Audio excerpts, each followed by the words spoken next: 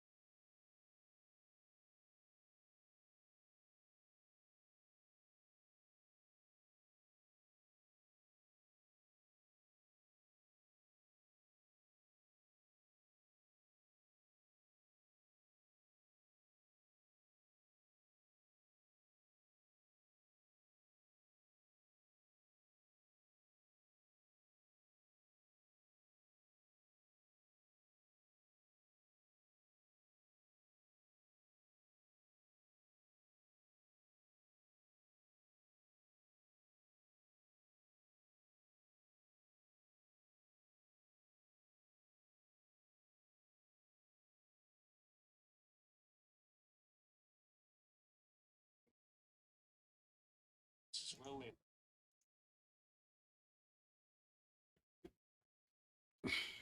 Alice, welcome back. Lewis, my friend. PC, welcome back, gentlemen.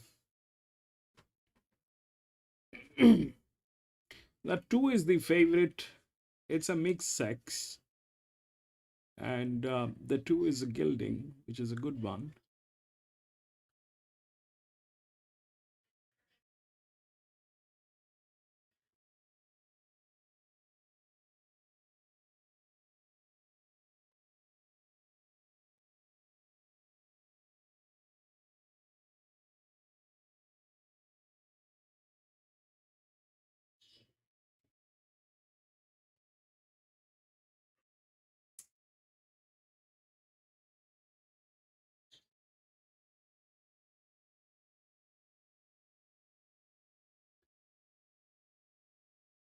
Ipswich, Lewis, 2. Top 3 anyway. So I think maybe there is some concern of her running a strong 2180. I think they'll have to be very neutral on her in the early and middle stages of this race and really give her all the help she needs to stretch out to this kind of trip. This is one of the transferred races from Eagle Farm last Saturday. They managed to save a couple and go to 9 races today. They were at the coast, of course, but you were talking to Craig Kavanagh Yes. for Tony Gollan, and he said he'd never seen rain like it Yeah. before the first race on the card there. Yeah, pelting down. Apparently it did for about 4 hours. Came in sideways, he said. The members all flooded and yeah, it was quite a mess. So no surprises those races were called off. Yeah, and we've been playing catch up a little bit because of the storms that we've been getting, playing havoc with a lot of our racetracks across the coast. 7 was a big Friday run. night, that's going to be an amazing card. 5, 7 6, races. 5. The best Friday night race in Australia's ever seen. I'm thinking that They're with good. some $11 in prize money. Like I know we see some good Friday night racing, but not $11 million worth. No, that's quite incredible, and some terrific horse flesh on offer as well. So, be a great night on Sky Thoroughbred Century. If you can't be there at the coast, and then Canterbury's on, and the Gold Coast for Magic Millions Classic Night. So it's going to be a beauty this Friday night. All right, they are loading up pretty quickly here. Let's have a last look at the market. Free Spirit is now your favourite again at 270 over Caesar Cake 280. Next best is Captain Good Vibes at 480. Then we've got Love and Games at $6. So here is David Fowler. Position. The distance of the first is 2180 metres. Start up the ladder. Turns on the line for the first of 9 times. They're off and racing immediately. And Cut Diamonds, one of the roughings, was slowly in the stride. Brief Spirit, Captain Good Vibes began well. So did Love and Games. There's no pressure at all early. One really wanting to defend their intention to go forward and lead full tilt. Caesar Cake's right up there as well. Ludwig going over onto the rail. Brief Spirit drops back to second last, and Cut Diamonds after that slow getaway is in last position. They go by the winning post, a lap of the track left to go, and eventually Love and Games' jockey did go forward at 100% and took the lead and moved clear. 3 or 4 lengths in front of the crossing of the 1500. Captain Good Vibes second, one off the rail, and Caesar Cake. Start 19 today, sitting third on the fence. 2 behind them, Blood Red in a clear fourth. 2 to City of Troy. Brief Spirit, one of the other favourites, sits second last outside of Cut Diamonds, down on the rail in last position. They turn to the back now, 1300 left to Rana. 11 Games, whilst having a 3 or 4 length lead, isn't going hard up front. It's a leisurely pace. 11 Games takes them down the back straight, with the margin now 4 or 5. Over Caesar Cake in second and Captain Good Vibes in third. They've been keeping company for some time. 2.5 behind that pair, Blood Red in fourth position. 2.5 to City of Troy, just being niggled at the 1,000. They're on the inside, Cut Diamonds, and now Brief Spirit has been relegated to last. But as soon as I speak, the jock takes off 3 wide and is improving its position. They go towards the back bend now with 800 metres left to run. All of a sudden, the race changing complexion. Love and Games comes back to them. Caesar Cake whips off the fence, goes up, sit 3/4 of a length away. She certainly gets her chance today. Everything's gone right for her. Blood Red improving to third. Captain Good Vibes back to fourth. Brief Spirit not going too flash at the moment, off the mid being ridden and responding only fairly. Then Cut Diamonds and City of Troy put up the white flag and drop Alice, down it's the okay. last. I notice you. 300 left to Yes, run. Alice, I have a little chest pain for the last few days, so I'm trying to Blood Red sneaking up near the rail. Speak a And little Briscoe not less. doing enough for the moment. But Love and Game still in front. They haven't got it as yet. Captain Good Vibes, Blood Red, try hard. Caesar Cake can do no more. Love and Game's in front. Hang on. And Love and Game's all the way from Captain Good Vibes, Blood Red, Bring Spirit, Caesar Cake. Got Diamonds behind that bunch. A long margin, the City of Troy, last over the line. So number 6, Love and Games, Nat McCall and Bailey Wheeler taking out the opening event on the card. Love and Games controlling the tempo, led clearly past the winning post the first time and established a 3-length lead down the back, not overdoing it, just going along with a nice steady gallop. So Bailey Wheeler getting the timing absolutely spot on there on the Nat McCall runner. And Love and Games has got up the score. Second will go to Captain Good Vibes, running well, taking a bit of a drop in grade, following a useful enough run in the Eagle Way.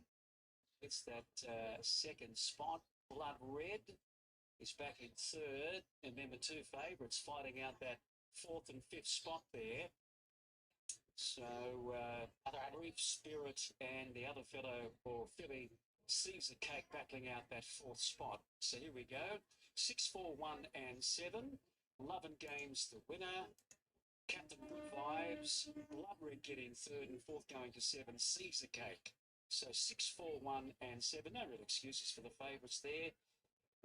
Maybe Blinkers, Brief Spirit sort of ran his racing patches, and Caesar Cake was up on the pace most of the way. No real excuses for her. Let's have a chat with winning trainer Natalie McCall. And Natalie, that was a nice turnaround from last start for this guy. Yeah, look, but he's a really big horse, as you'd see.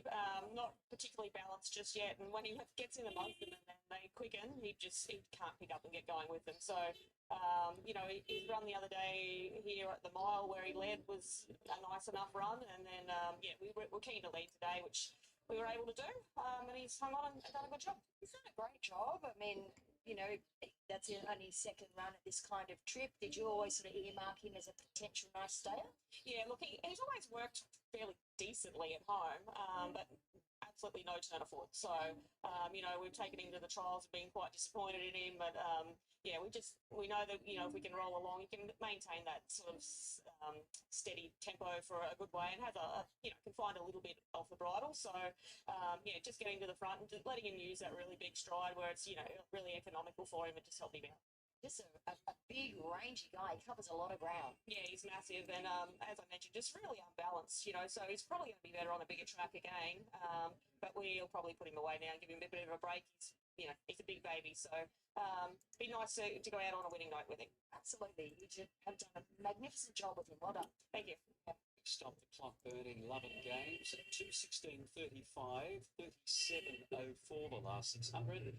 And the winning margin was a half a length with one between second and third. So 6 beats 4, 1 and 7.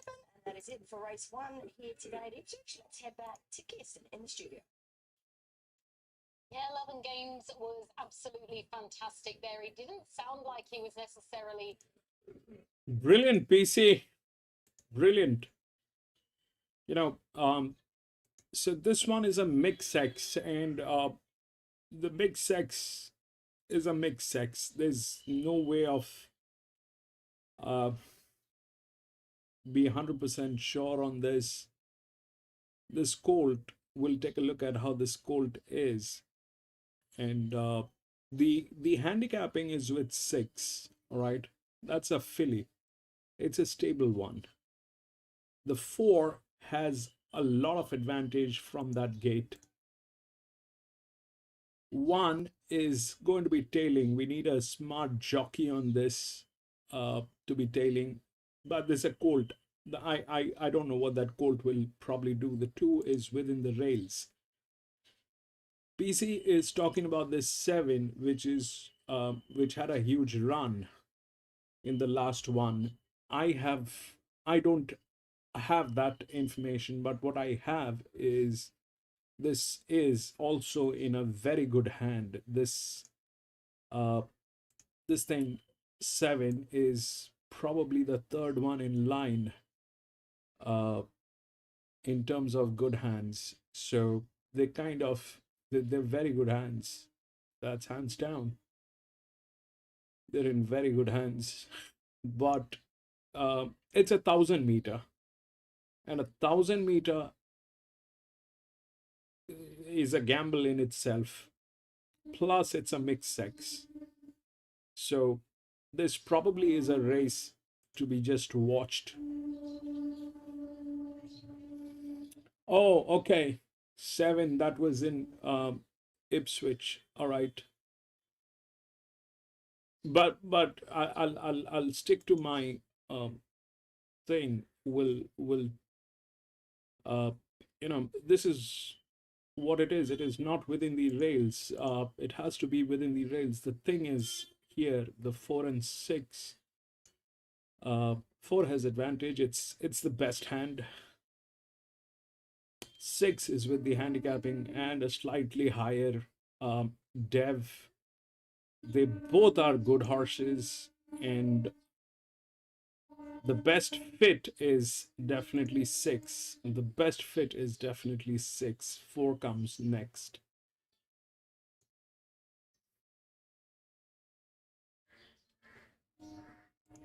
Gate 1 today, we know he's got good speed. If he leads or box seats, I think he's a great chance.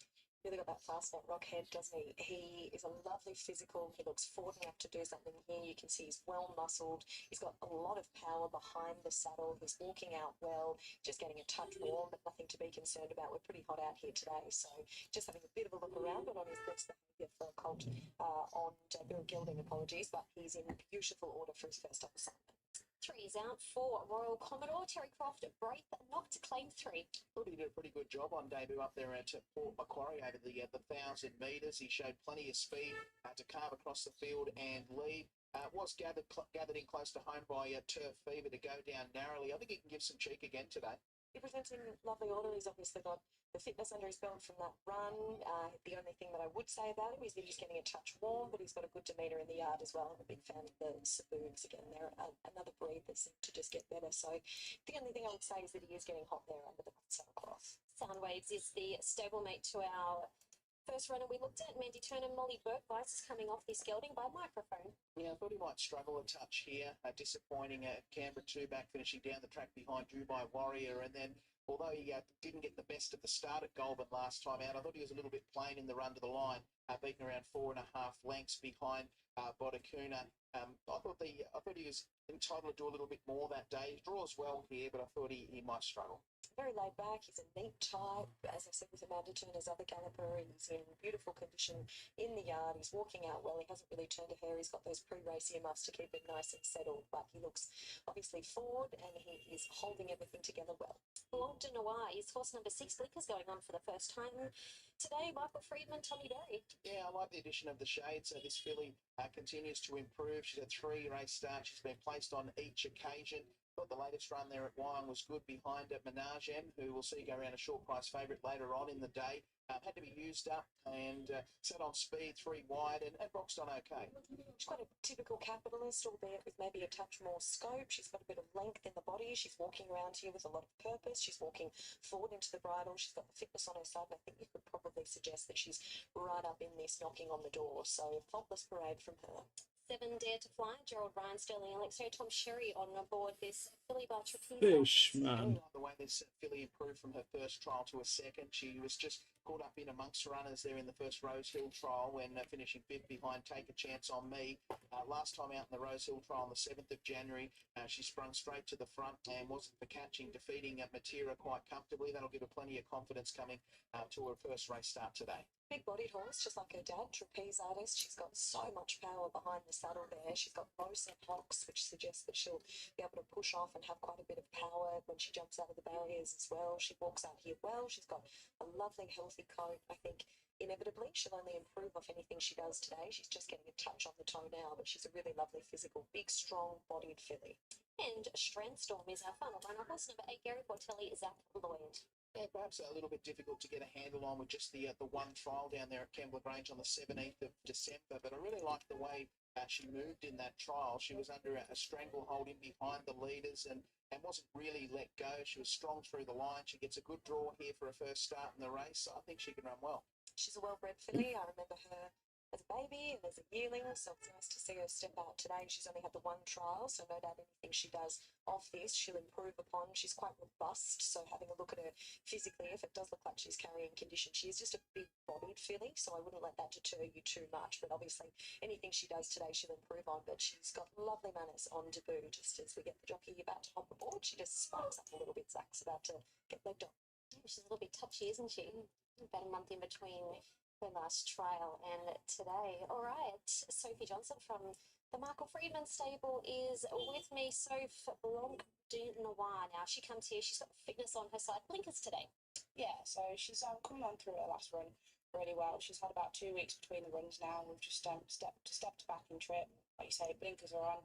Just giving her a little bit of freshen up and just hoping that today just pans out a little bit better for her. Where do you expect her to be in the run? I'd like to be pretty forward and positive. Like Tommy knows her well enough. He's sat her a few times at home as well. If she can just jump and get herself into a nice forward position, and then she should be able to trail along with the speed. I know she hasn't won a race, but she's never too far away. She's so consistent. Yeah, she is. She's always been in the placings, and we've had a good opinion of her from her very first trial when she was a 2-year-old.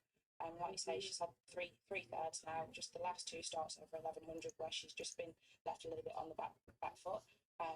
So bringing her back to the 1,000, hoping that being a little bit fresh and sharp should suit her. Now, you've only got the one runner today. You've got a few in on Saturday. Anything you can push the punters into? I know you haven't got good gates. No, they haven't drawn very favourable to us. This side, there's no way to do this.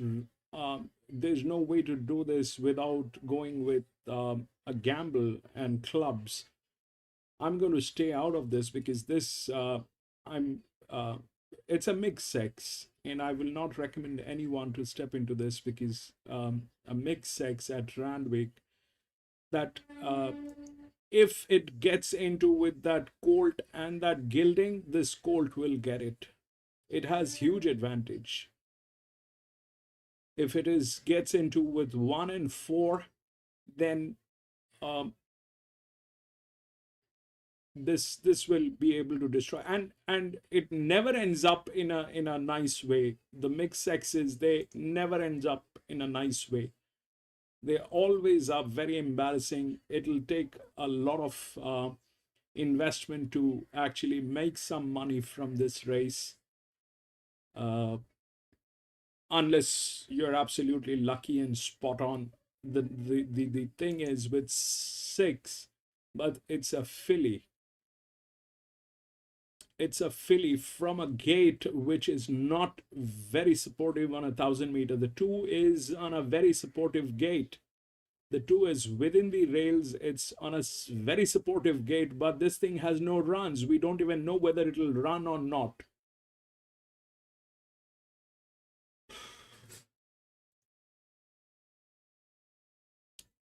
And that thing is probably getting tailed. Defeating Spaceballs by 2 lengths. Gets the inside gate here, so should be able to use that good tactical 2 speed getting that we know tailed. he's got, and I think it'll be hard to run down. 8 Strand Storm is a nice filly by I'm Invincible, trained by Gary Portelli. I thought she looked the part in her only Kembla Grange trial, finishing third behind Miss Big Shot. 6 Blanc de Noirs had 3 starts for 3 really good placings. I had to do too much work from a wide gate at Wyong last start, went third. 6 is the best back. 6 is in a very good state, but it's a filly and it's a mixed sex. I don't know if that'll happen. On documents, that's what it is. On papers, it's 6.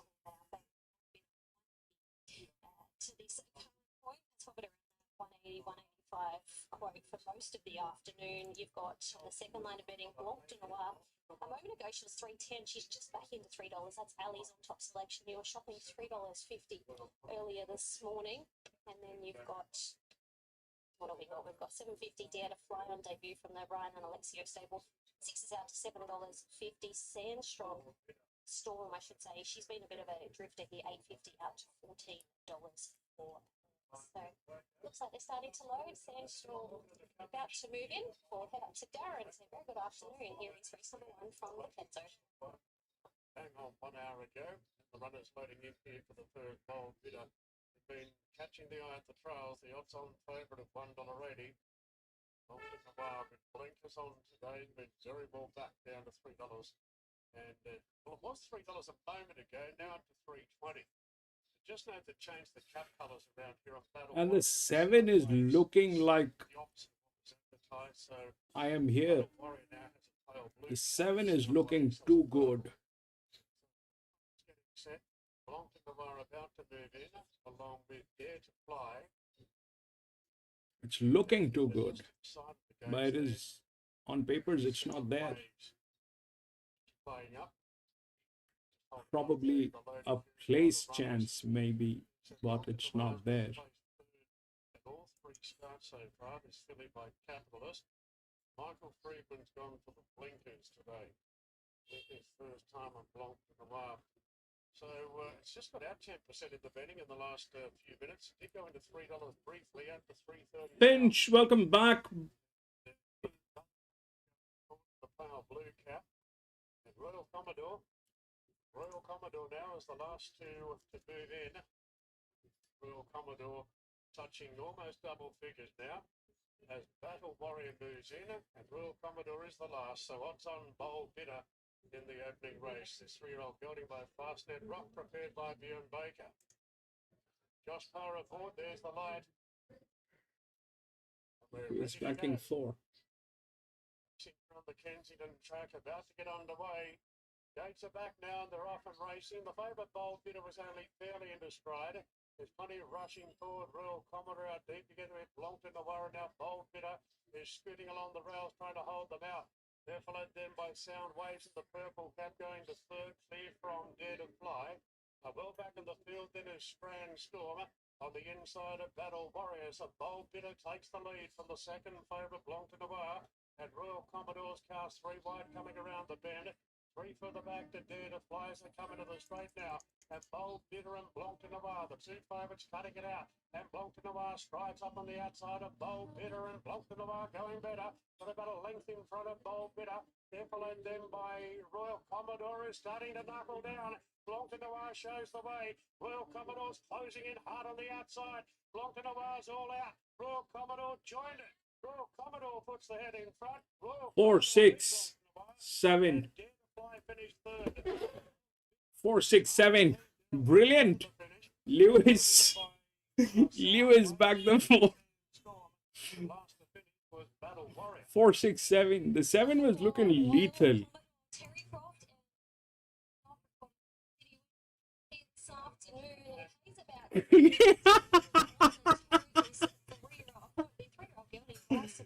Four, 6, 7, Frank. 2 ice cream, yes. Town and he's able to win at start number 2. Just when you thought Blanc de Noir was home and hose, he was able to get over the top of her and finishing off late. 4, 6. 4, 6, 7, and 2. Bold bidder will finish in 4th spot, Nick. Yeah, good professional effort, wasn't it, from Royal Commodore, who no doubt has taken... Look at the court. The court did not even run. Macquarie on debut, where he showed plenty of speed and was only gathered in right on the peg there over the 1,000 metres, showing his versatility a little bit today. I couldn't go the early clip. He had to do a little bit of work in the run, but when he balanced up, he's really let down nicely. A good performance from Blanc de Noir, another placing for her. She's Frank, welcome back, Frank. The short price favourite, bold bidder, a fair way from home, but no, so this works like that. It is, the moment this thing goes up, this the 2 are the best ones. The 2 are the best ones. So from every angle, those 2 are the best ones. But this one just had a little bit of edge. This one just had a little bit of edge.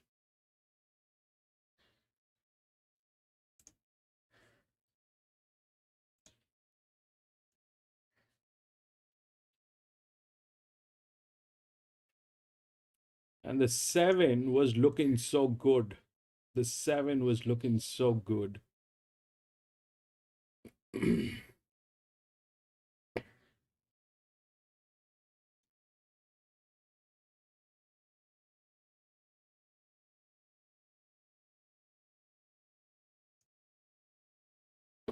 Anyway, that is it. We stayed out of it. There's always mix X's are always like that, but yeah, this is these are the twos. Then this one was there, but this one going as a favorite was a little too much. This one going as a favorite was a little too much.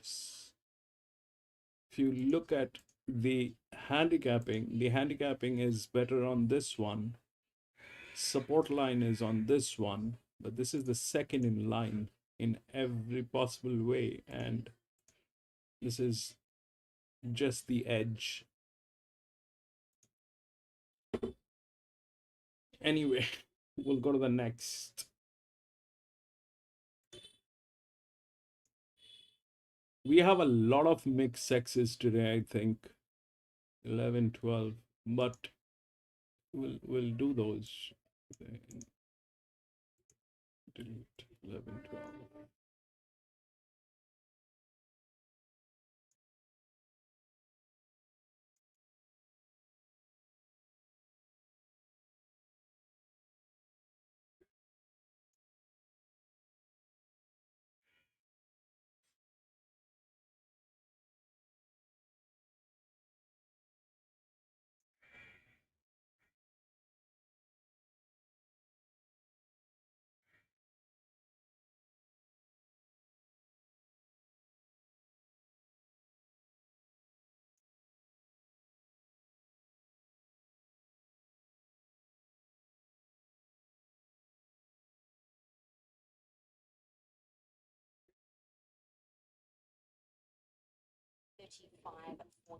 Kirsten, as we come back to you. Well, the trip for the Terry Croft team to Randwick definitely paid off, didn't it? Royal Commodore, so good there in the home straight at double-figure odds, $10.23. Flemington was slightly disappointing. She almost looked like it was her race to lose, and then it's like Royal Commodore sort of came up next to her, and she just wanted to make friends with him. She was almost too polite there. $1.50.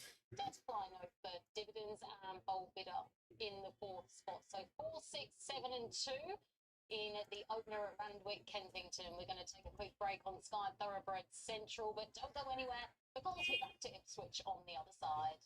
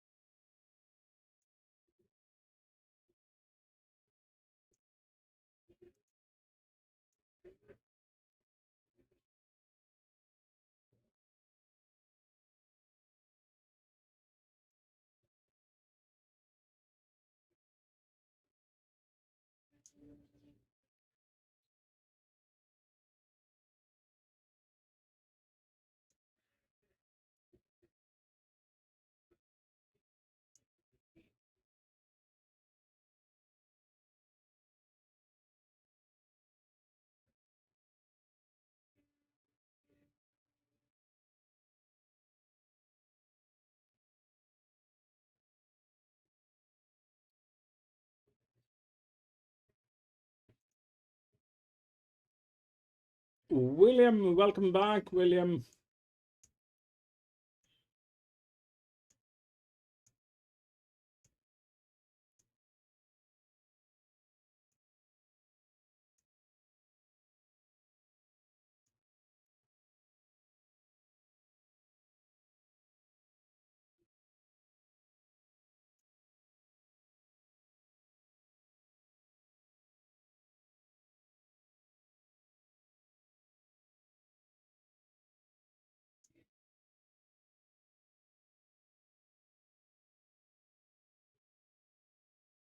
Yeah, I'm doing the Discord PC.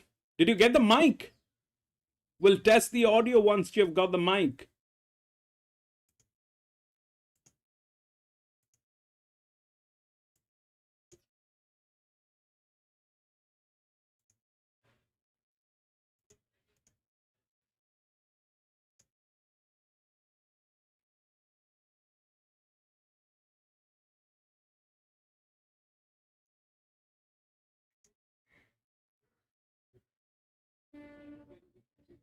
Send me a message.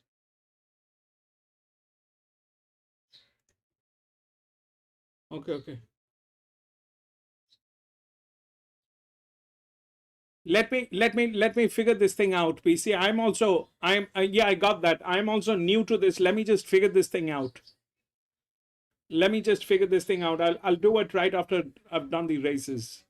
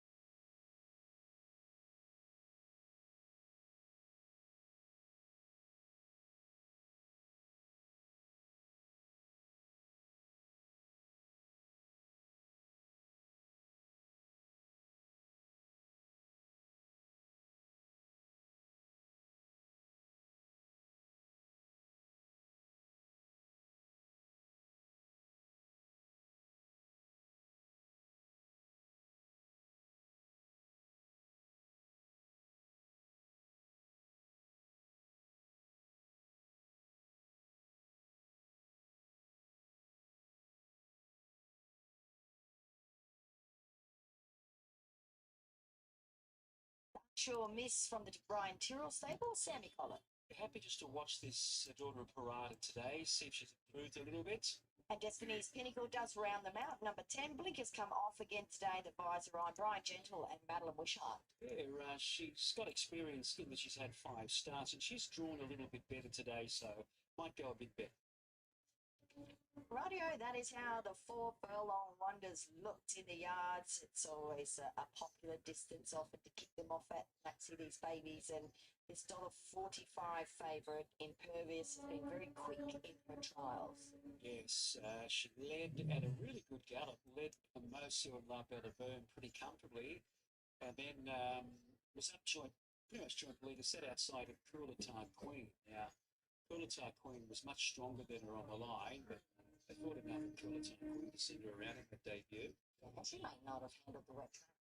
Yeah, that was back on New Year's Eve. So she's been well prepared for 2 trials, and as you say, the important point is that she's sprung the gates pretty quickly. And I know she's got gate number 5. There's 4 drawn inside. It's still slightly awkward if you don't pin the gates. So I think she hopefully jumps well enough to cross them or sits outside of one. Just gets it going nicely and around the bend, and hopefully she'll be able to sort of accelerate away. That's what the market's saying anyway.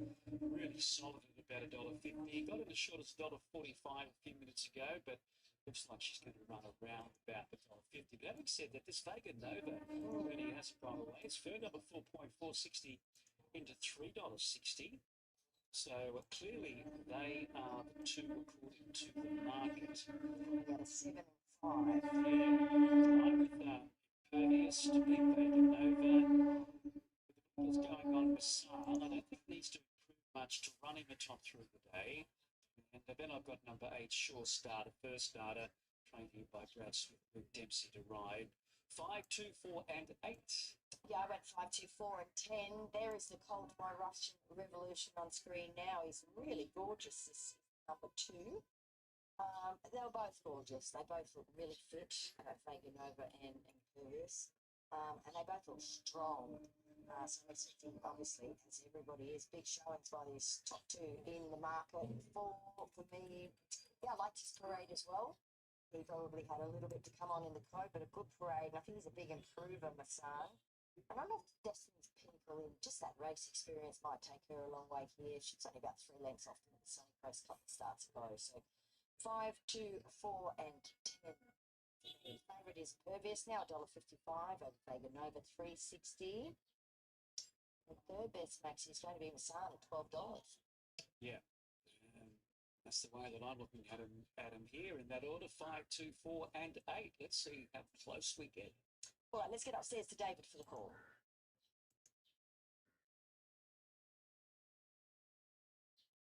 It's Brody's second race today. Runners up against the load.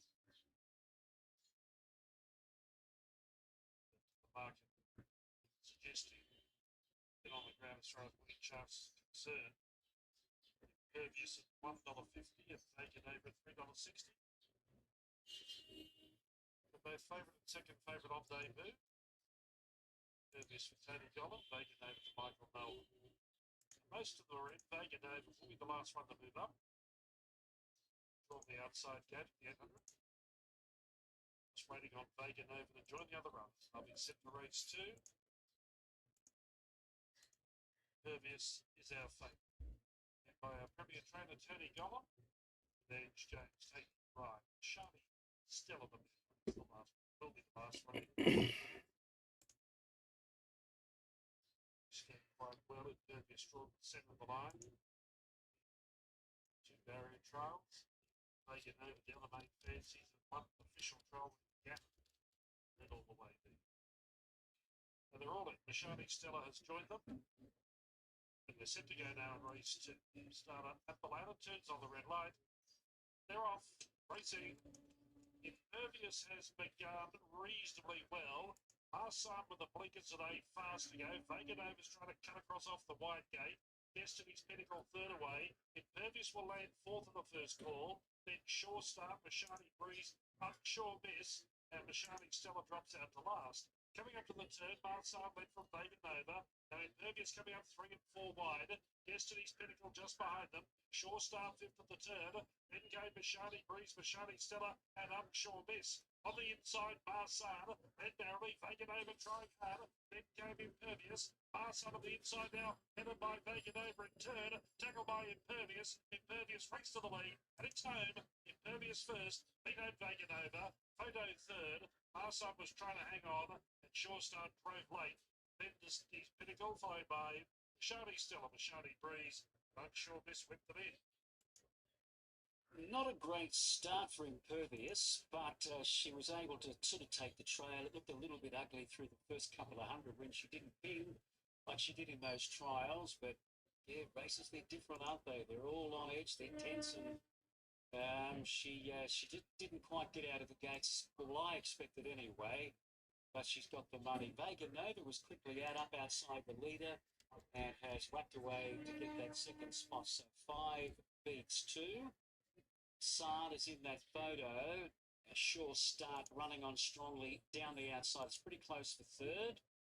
And then back in fifth spot was Destiny's Pinnacle. Here we go, 5, 2, 8 and 4. Impervious, Tony Golden and Ange Jones. A Vega Nova getting second spot. Third going to Sure Start. And 4, 2, Sun. Alrighty, let's have a chat with Craig Kavanagh on behalf of Tony Gollan now. And Craig, always a bit of pressure when they're $1.40 on debut. A lot can go wrong. Yeah, Paul. Bernie, there is a little bit of pressure there, but she's a real professional. It's feeling a little bit antsy in the gates, but slow to begin. But when you've got Angie on them in these half-mile races, you don't have too much to worry about. She don't get flustered, Angie, and she done the right thing and brought the horse to the outside and it won well. Yeah, and she just let her have that sort of slight breather for maybe a furlong. Yeah, like sort of, she looked after there for a furlong, and then she had a fair bit left in the tank. It's obviously very green still, like most of them in this race. She was sort of a bit lost on the corner, but that happens when you peel 3 wide, doesn't it? Yeah, especially here at Ipswich, you'll notice a lot of horses wide when they get to the corner. I don't know why, but especially first starters here. It's tight. That's why, Cav. Yeah, I just want to make a special mention to the Gold Coast crew too. There's horses down there, and they've done a good job with this filly. She's come through down there. Yeah, she's down the Gold Coast at the moment, and they've done a good job with her. The trials have been super. Yeah, the trial the other day at Doomben behind Fingerley and Birchley's and La Bella Boom was real good. And then the other day on the course proper at the Gold Coast, her and another one when they went 100 mile an hour of Chris Anderson's. They put about 6 lengths on them. She's come through that trial real good. She's got a real sprinting physique, doesn't she? Yeah, similar to myself, eh? I could see the similarities, sort of chunky around the midsection. That's it again. Strong bottom. That's it again. What about La Bella Boom? Did she come back to the Brisbane stable from the Gold Coast? Yeah, they come home from the Gold Coast on Friday night. They haven't missed a beat, actually, the 3 girls. So far, so good. It's spot on with them. We look forward to Friday night. It's going to be, I think, the biggest Friday night Australian racing we've ever seen, given there's about 11 million in prize money on offer. That's why I'm here at Ipswich today, so I don't have to go to that night meeting at the Gold Coast. It's going to be fabulous, Cav. Well done. Thank you. The length of winning margin, Bernie, with 3/4 between second and third. Good gallop. 45.94, 33.35. The last 600. She was a little bit sort of unsettled in the gates, wasn't she, just before they opened? Yeah. And as Cav says, she's very patient. DC, can you hear me? Can you talk? For a quick chat. 5 beats 2, 8 and 4. Yeah, I can hear you. Yep. Quick chat. No, she's just got to weigh in. Hello, hello. And she will come straight back up. But he's right. She's the master. Yeah, she's just Wait. quiet. I know Master of these speed races. it's open, they go lickety split, but she just sort of, I think she knew she's a little bit fidgety. We'll just get her out of the gates. She took the trail and slowly brought it to the outside at the top of the straight. We were just admiring your skill in these. Can you talk races. PC once again? Sum things up. Expert. Yeah, well, they make you look good when you're on a well-educated Hello, Grant. wherever they are, they can still show their ability. That helps, but we have seen you on other horses that aren't in the market. But with her, a little bit fidgety in the gate. Yeah, she's a hot little filly, and she showed us that in her trial. She's been very sharp, and I guess that was always a risk that she could do a few things wrong just being so hot. And we had to be behind the gates for a fair while, so she well to keep her cool. She was a touch slow, but she mustered well enough. And credit to her, she didn't lose her cool when she got cover, because they often do if they don't get cover in their trials. So it's good to see she kept it together and she knows what's going for. I really liked that sort of. PC, keep some noise on so that I can understand it. It's I'm changing the settings. I will not know if it's working. Some noise, just keep some noise on a speaker or something. Time to come back to you, Kirsten. Thank you very much, Bernie. We're off to the second Randwick Kensington. It's over the 1150. The Randwick Plate, a maiden where Coils is $3.30. In from 360, attracting steady support. Hoping to defy the drift is Our Little Star. Originally opened at $3.60, it is now out at $4. Reaches $4.60, $8 or more the rest. No firm market movers. So we're going to be leaning heavily on the thoughts of our tipsters and the rest of the team at trackside. Let's join them. Thanks very much for that, Kirsten. Horses in the yard for this second race. The maiden played over 1,150 metres. Let's kick it off with number 1. It is Flash Piper. Morrison, Ellen Halsey. They've had plenty of chances, and it's 8-year-old. There's had 23 runs for only the 2 minor placings. Resumed it now on a heavy track on the 12th of January, over 1,000 metres, and didn't do a great deal there when beaten around 9.5 lengths by Can't Touch This. I'm prepared to risk him. Just tough, these all too hards, aren't they? We see that with Alligator Blood, who makes his race come back, actually. He's going to return, which is It's pretty working. exciting. He's coming through PC, his injury in good order, but they're speak just tough, and something. you can see that in this horse. He's an 8-year-old. He always runs, I think, a Yeah, credible can you enough hear me? race, and he's turned out in. I'm also getting your Good order. He looks forward enough, though. You're on. audio You're on, from PC. background noise. Yeah, I'm Collins is just number saying I'm getting 3, your 6 audio and Tim coming Farkas through number 2. Discord. Yeah, PC, you're on. Yeah, I know. I'm just saying that through. Yeah, can you hear me? Yes, yes. Everybody can hear you now. Okay, that's good. Yeah. Yeah, I was just saying I'm getting like background noise from your Discord channel. PC, I think you need to hold the mic a little closer to you or increase the volume.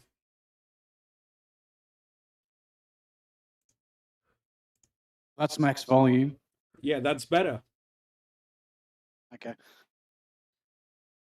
Yeah, I was just saying that I think I'm getting like some background noise from the Discord.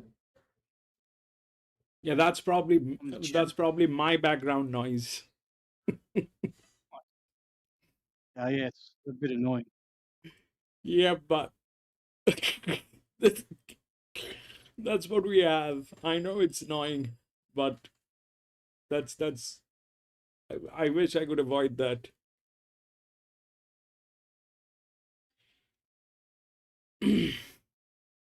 Yeah, so PC, you're set. We can keep this thing going.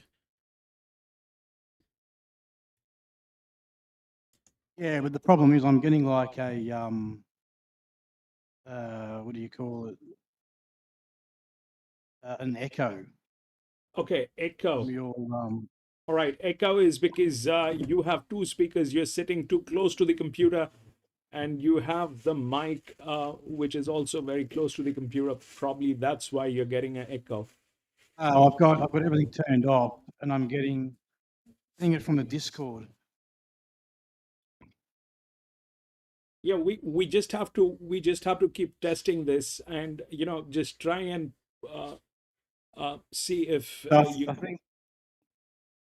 think the best way, I'm going to have to mute the YouTube channel. Yeah, just have to keep trying different angles. It'll get solved.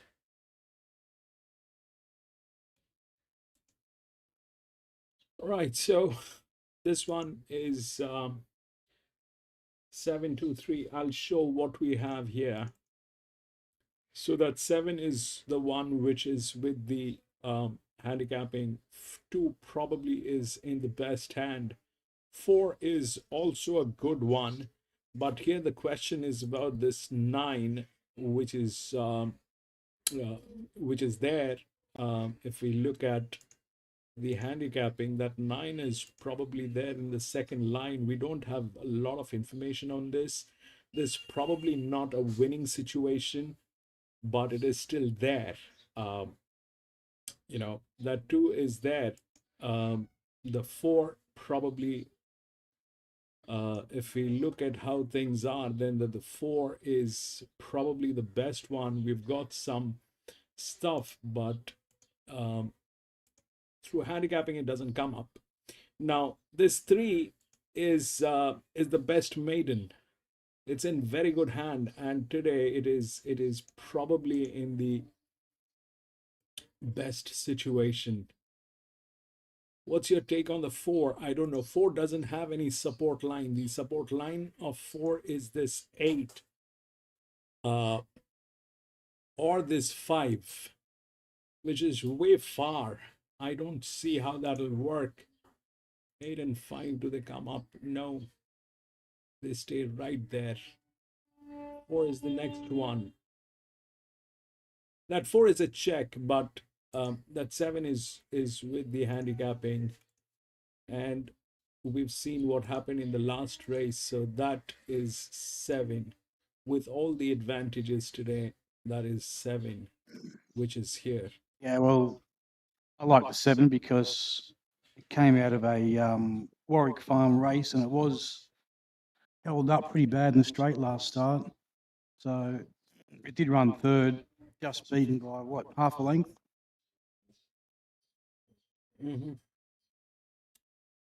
And that 2 is there from gate. Now these are very wide gates. These are very wide gates, but they both have advantage. So does 4. So does 4. That's a risk. That 4 is a risk. If we look at how that is working, that's probably third. It is not in a winning position, but it can definitely, kill this 9.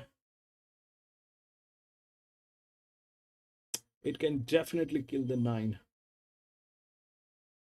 But it is a better gate. It's rhyming with 7. And these 2 are rhyming, wherein this one is one of the best maidens in a very good hand within the rails. That's what I have. Yeah, well, yeah, I like the 7 too because if you go back 3, what is it, 1, 2, 3 starts. It ran third, just beaten by a horse called Arriving Home in a maiden. And I'm pretty sure it won again on a Saturday race. That's pretty good form.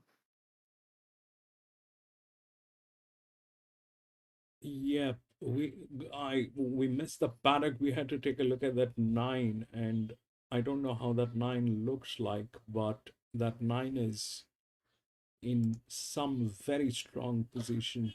That 9. 3 also we missed. We actually missed all of them. Lewis on 2.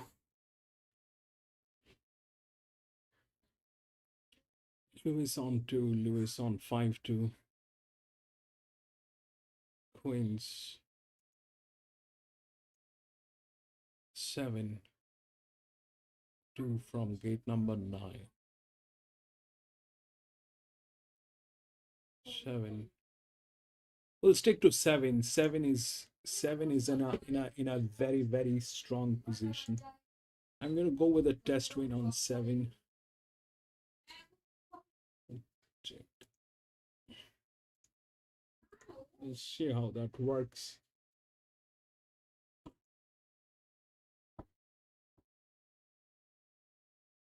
There's hardly any money on that 7.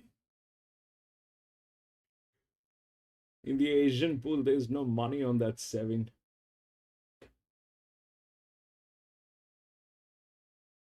Yeah, I'm not placing a bet because it will not make sense. But I'll back the 7. I'll back the 7. That the pool is absolutely disastrous. There's no money on this, and plus it's a maiden. So either it's going to be a volume movement. Putting 12 cents on that will not make sense. It's absolutely nothing on that 7.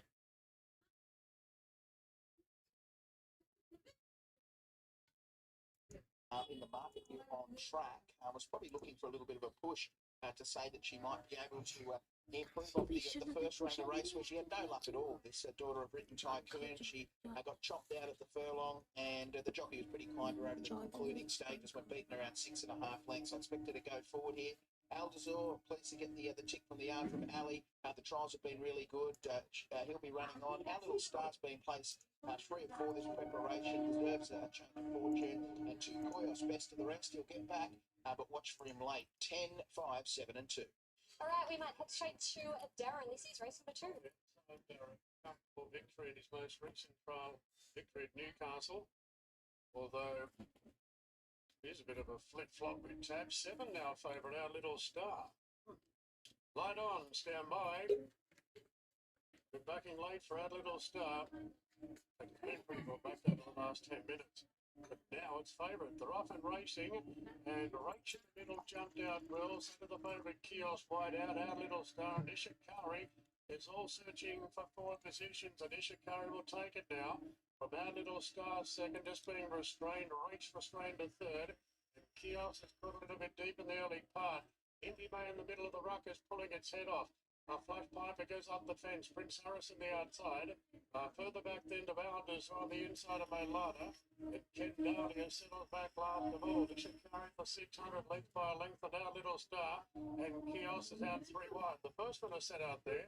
A length and a half further back to Rach. Prince Harrison's up 2 scores from Flash Piper into Maylada. Slightly balk heading to the outside. Into the straight now. Ishikari, Our Little Star, and Kios strides up on the outside.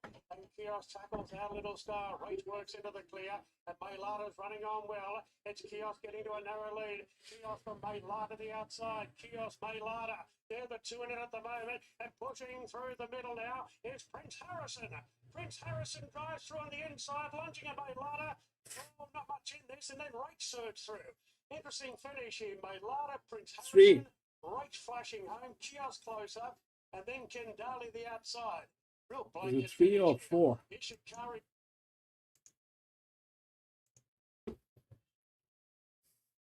3. 3.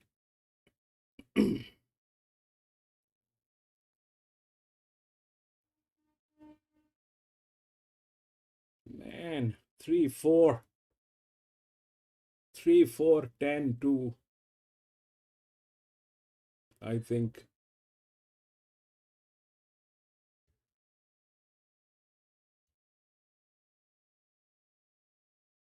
Three, 4.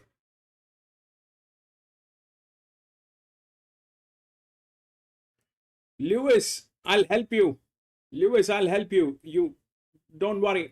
Give me 1 minute. I'll fix you up, Lewis.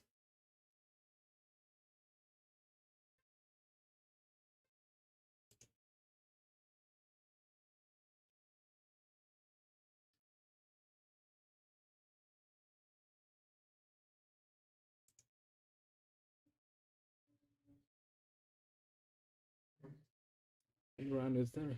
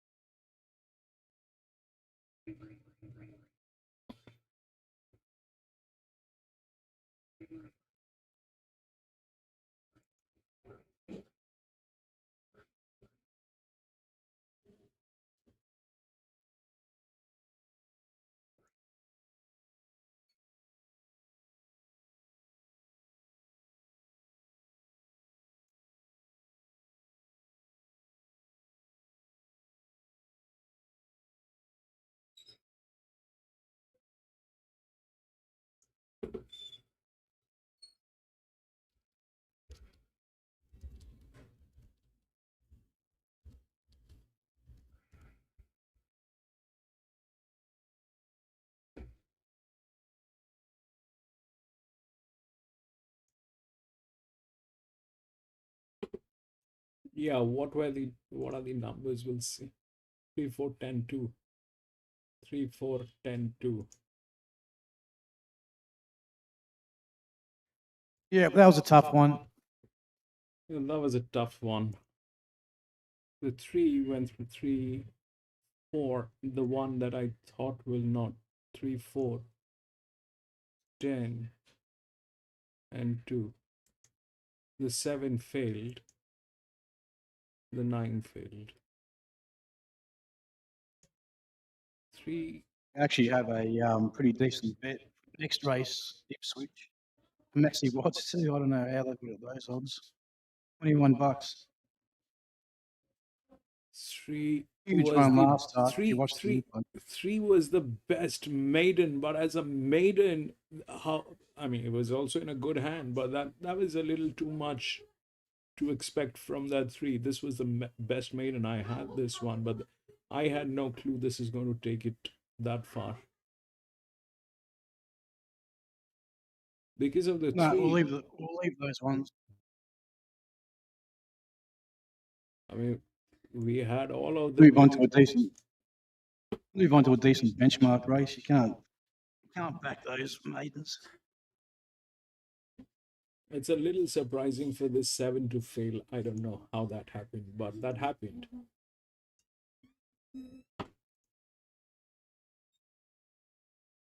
PC's up. Frankie, yes, another flop, man. That happened. We'll go to the next. We'll see what's going on there.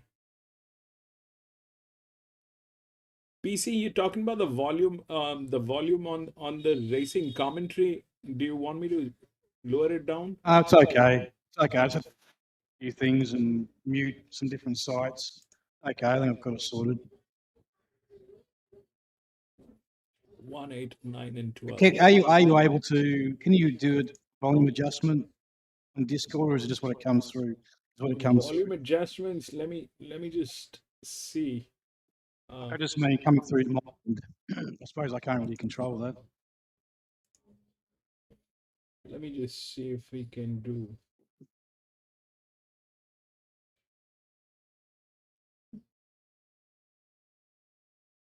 I mean, you want the volume adjustment on my mic or your mic? Well, if you do it on your mic, it'll change It's on things my on mic. The best through thing YouTube. is, if I leave, I think you will be able to talk better. Let me see. I'm going to disconnect. Oh, it's okay. Just leave it as it is. Just leave it. No, We'll I am work it out. I'm anyways talking on the mic here, and because of my mic, maybe you are getting suppressed. So let me disconnect from the Discord. We'll see if that makes it better for you. Can you talk, PC?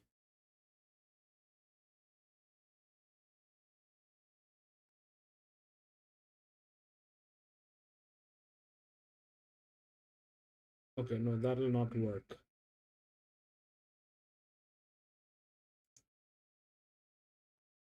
I think that'll not work. I'll put myself on mute. That probably is going to help.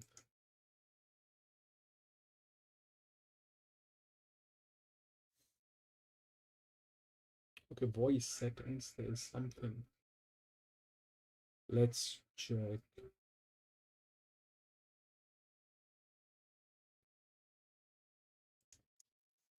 Hi.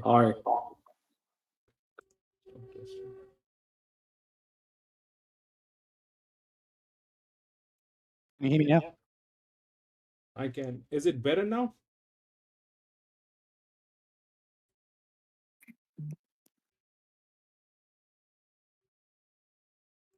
Anyway, my next bet is Ipswich. Is it better now? Yeah, that's fine. Lewis has joined. Lewis, can you talk? Hello guys. Do you hear me? Do you hear me guys? Yeah, it's all good. We are now PC, can you say something?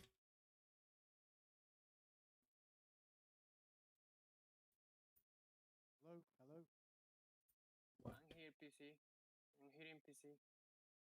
Yeah, I can hear Louis. I can hear Grand. I can hear both. Fabulous, fabulous.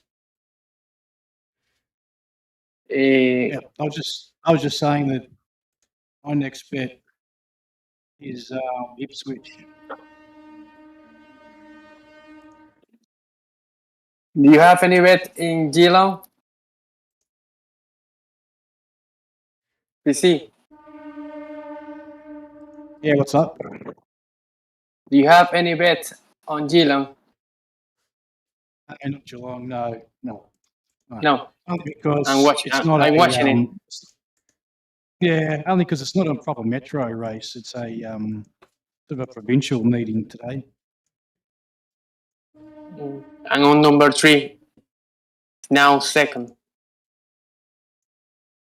We are going to the Ipswich, race 3. What number? Race 3 in Ipswich. Yeah, I am. Aren't you on Geelong? Are you on Geelong? I'm on number 3.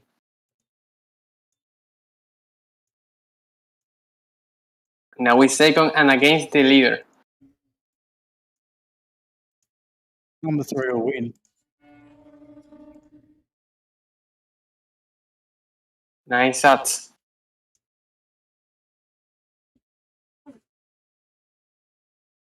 Nice ride. You got that? I'm on it.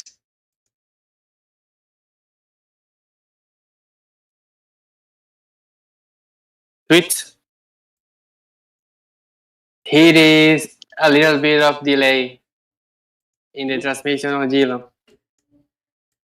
But Where is the delay? $3, the price of that winner.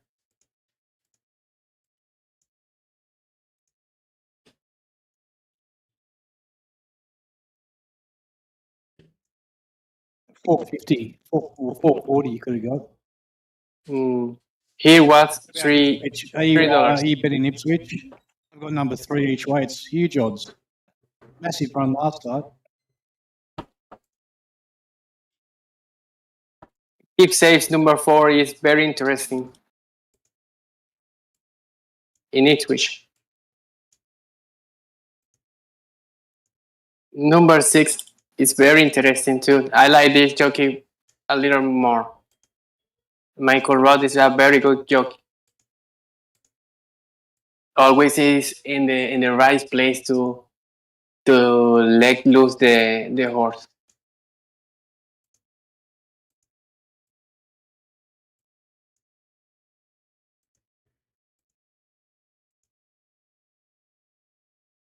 Number 9, Acapulco Girl, is a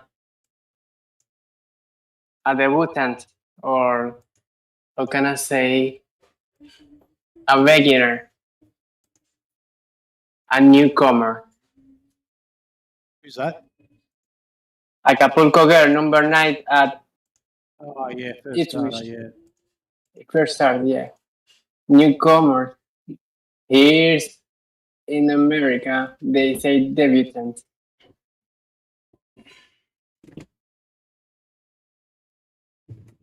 But I think I'm going with the number 6, $5 price. It's a good price to me. What do you think, Stan? Yeah, well, it came out of the same race as the one I backed, number 3. And number 3 missed the start by like 4 lengths. And weaved through the ruck. Ran third. Your guy ran second in that same race. So, yeah, to be close. Yes, and very nice at $26 price. It's a good price.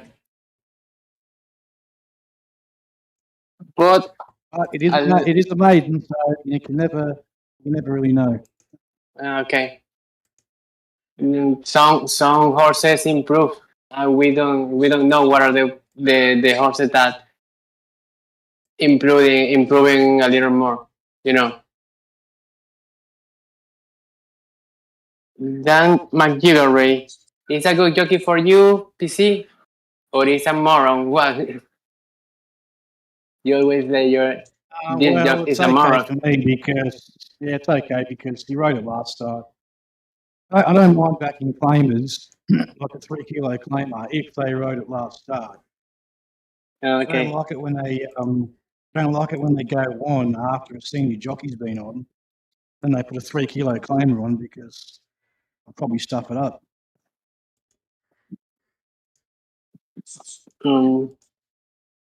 Jasper Franklin is claiming 3 kilos too. At least the jockey knows the horse to a degree.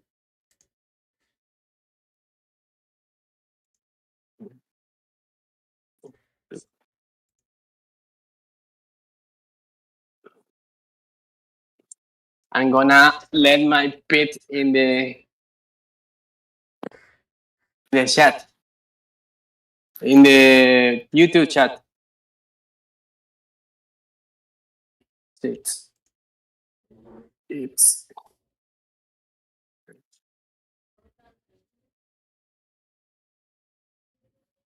Three EW. It's great. He's looking good. It's a good. Oh man, went under blanket. I don't know what that means, but Number 3 is good to Maya Queen. Yeah, well, I also like 3 because it goes from 1,000 meters to 1,200, and it looks like the way it hit the line, it looks like that's the extra 200 meters. So, it'll be interesting.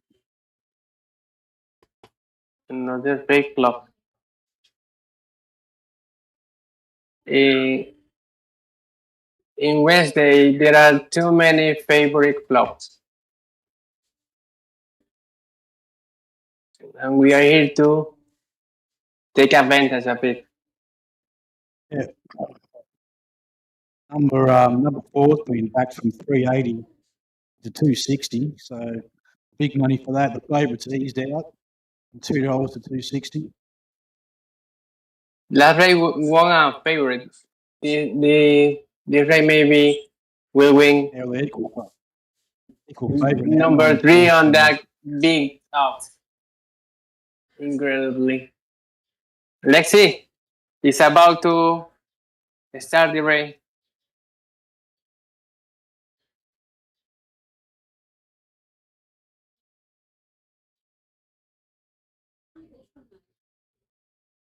best of luck, gentlemen.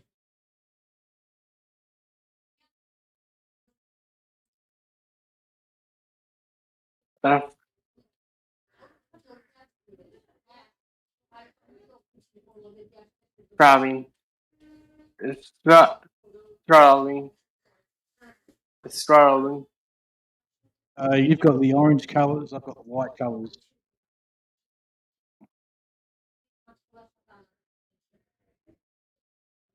It sounds a little.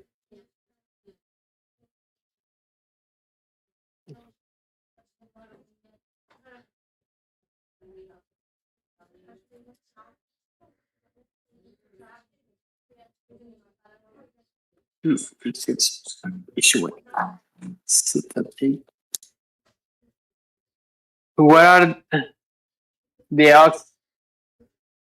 The biggest odds that you have bet on this day at Randwick? PC.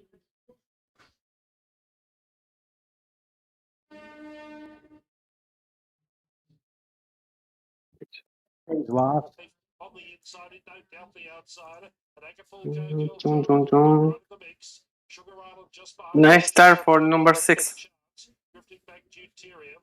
Then towards the inside, better Neo Vici, Daisy's Pride. But after the slow It's on the last. defense. Left to run. Keepsake led the way. The best back runner holds out best for lead. Acapulco Girl. 3-1 the halfway mark. Fourth the rail swim chance, then Sugar Island. In no doubt, Daisy's Nice. Neo Vici, Deuterium, and Kraken Thorpe a tiny Bunchfield last. No more than 5 off the lead. Onto the turn now, 350 left to run. Should have pressed the button. Fistful into the outside, Acapulco Girl. Wider was in, no doubt. And Daisy's Pride is trying to swing down the outside. Keep safe with plenty of the locker. 1-2 with the Shillelagh. Led the way, Acapulco Girl can't get it for the moment. There's a wall chasing, but Keep Safe in front. And too good. The money was spot on. Keep Safe won. The either Acapulco Girl or Sugar Island. And driving between the pair, Crackerthorpe and Eyecatcher. Jasper, very Jasper's wrong. third, I think. No doubt better the Came from last. 4. Nice ride for Jasper Franklin.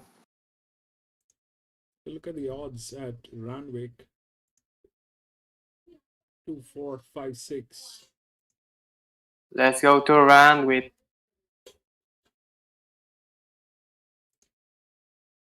Okay, I'll show you what I have.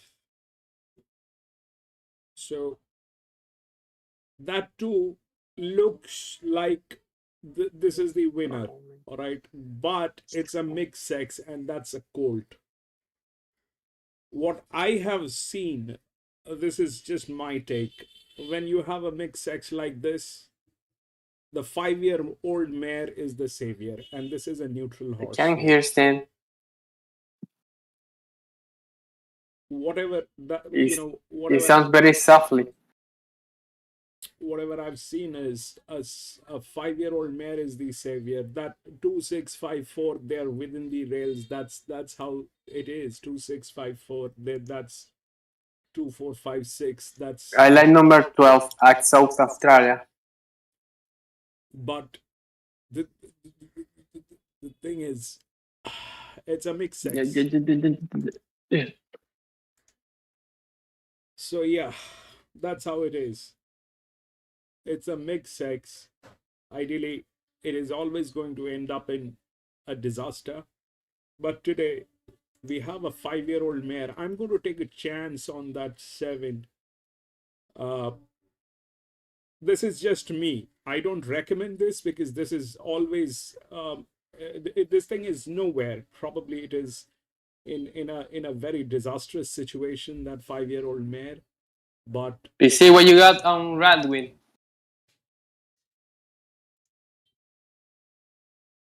Yeah, I don't know. I was just looking at it. It's a bit tough. Okay. I don't really have any selections, but the favourite, number 2, the huge run last start, but it's short as.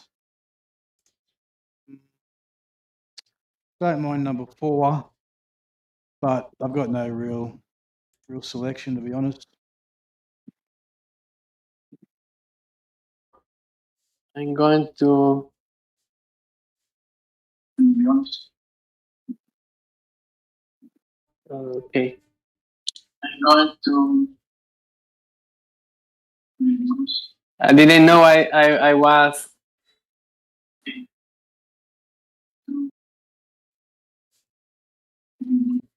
I didn't know I was. I didn't know I wasn't. I was listening to in the channel of the grandstand, the big channel of grandstand.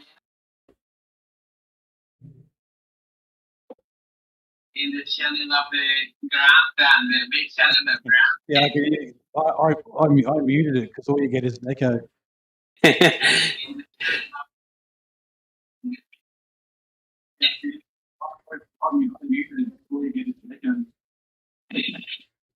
Is Green talking so I can't hear him? I have. Green talking so I can't hear him.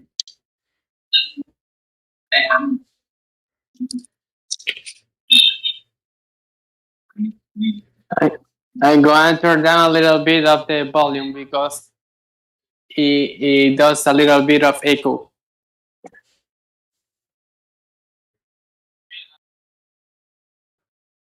He does a little bit of echo.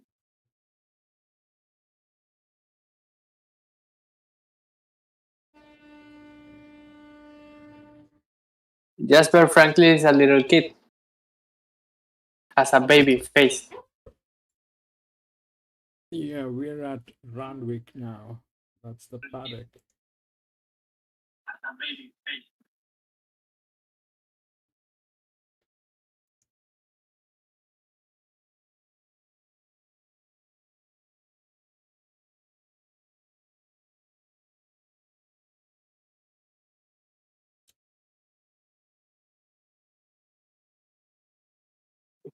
That's So, do you like the Andrew asking one at Randwick?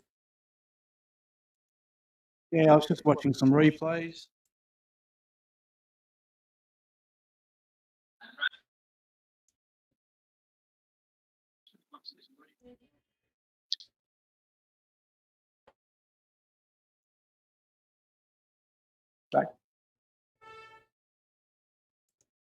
I Yeah, like. Flemington Market all coming out. They all coming out of the same race anyway. Pretty much. I like number 6 because Zach Lloyd has been on 2 favorites in the last races, and this one has a good chance leading the race.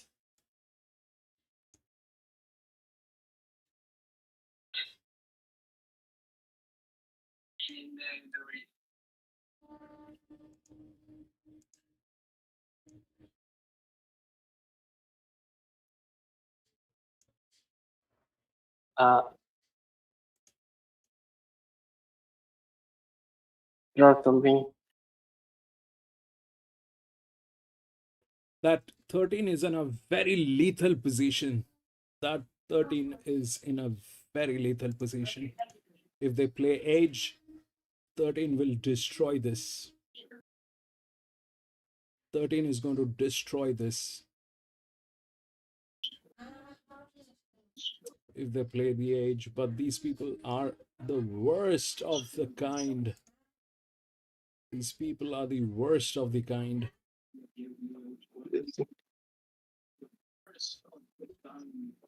If they play the age, which Randwick does, this thing is going to destroy. But these people are absolutely morons of the highest order. It's 1400 meter. Number 2.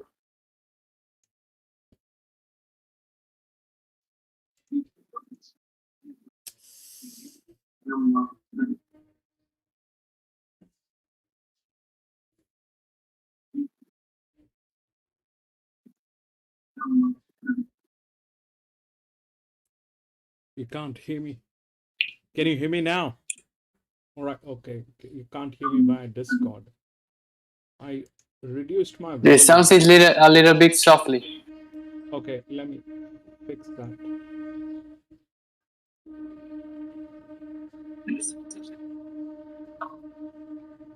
Is it better? Is it Way better. All right. Keep it like that. PC, is it better now?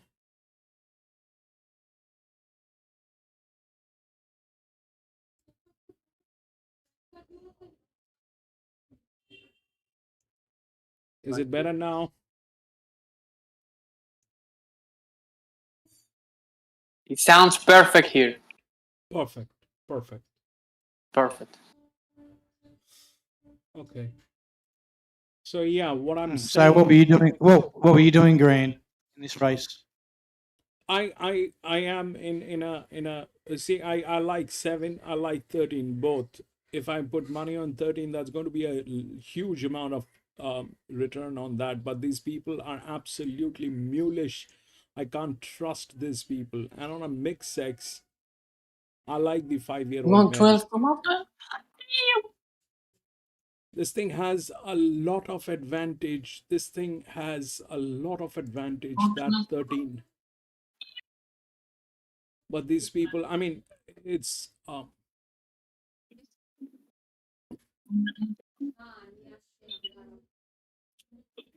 if I mean, I would love to pull up the other races that had the that played the age, and if we look here, it is all almost same. 3-year-old and 4-year-old, plus it's a mixed sex. Mixed sex 5-year-old mares are disastrous, and this thing today, it is in a position which is unbelievable. But these people I can't trust. I don't know what to do with them. a little bit of support on these guys, if they had a right teamwork going on, this thing is in a killer position, that 13. That's what physics is, all right? And generally speaking, that's 7. Yeah, I could, I was sort of going between 5 and 2, and I might actually go 5 because guess what? Last start, it had Jay Ford on, now it's got Kieran McAvoy. So that'll give it 3 lengths. So it should win on that basis.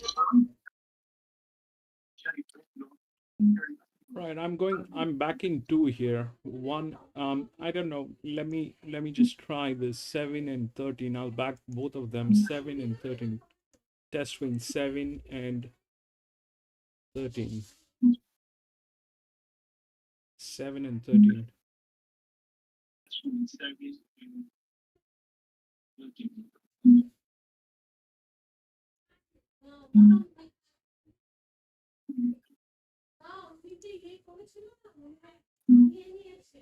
There's huge money on 7.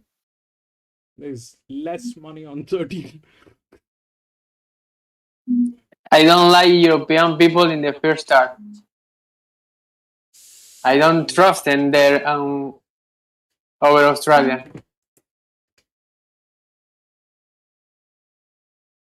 I don't trust in their 13. European horses. I told European people, I don't trust European horses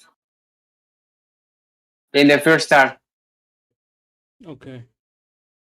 I mean, I just don't know. There's a lot of money on 7. I like 7.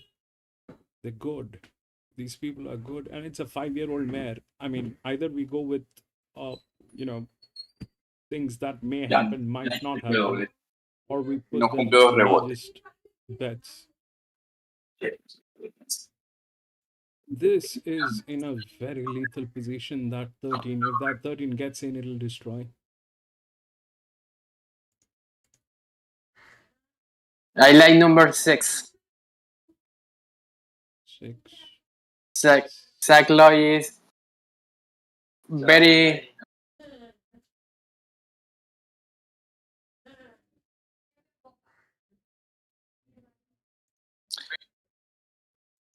He's very dangerous, Zach Loy. He has to favor in the last races. Zach Lloyd. In the first, it's on number 6. Yeah, it's either, see, the 2 on papers, it is looking very good. All right, 2 on papers is looking very good.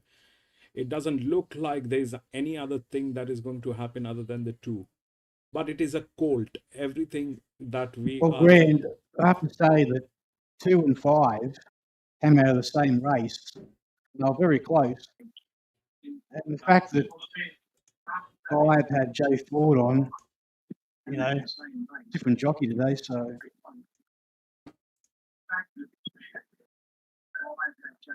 Number 5 has nice pedigree.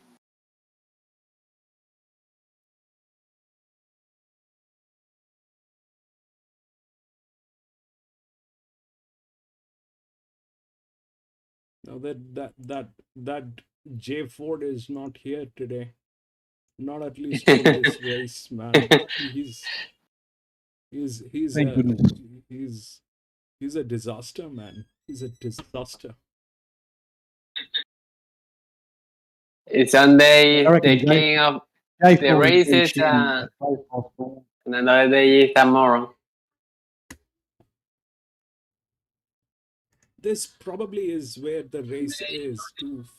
I mean, 5 is fabulous. 5 is good.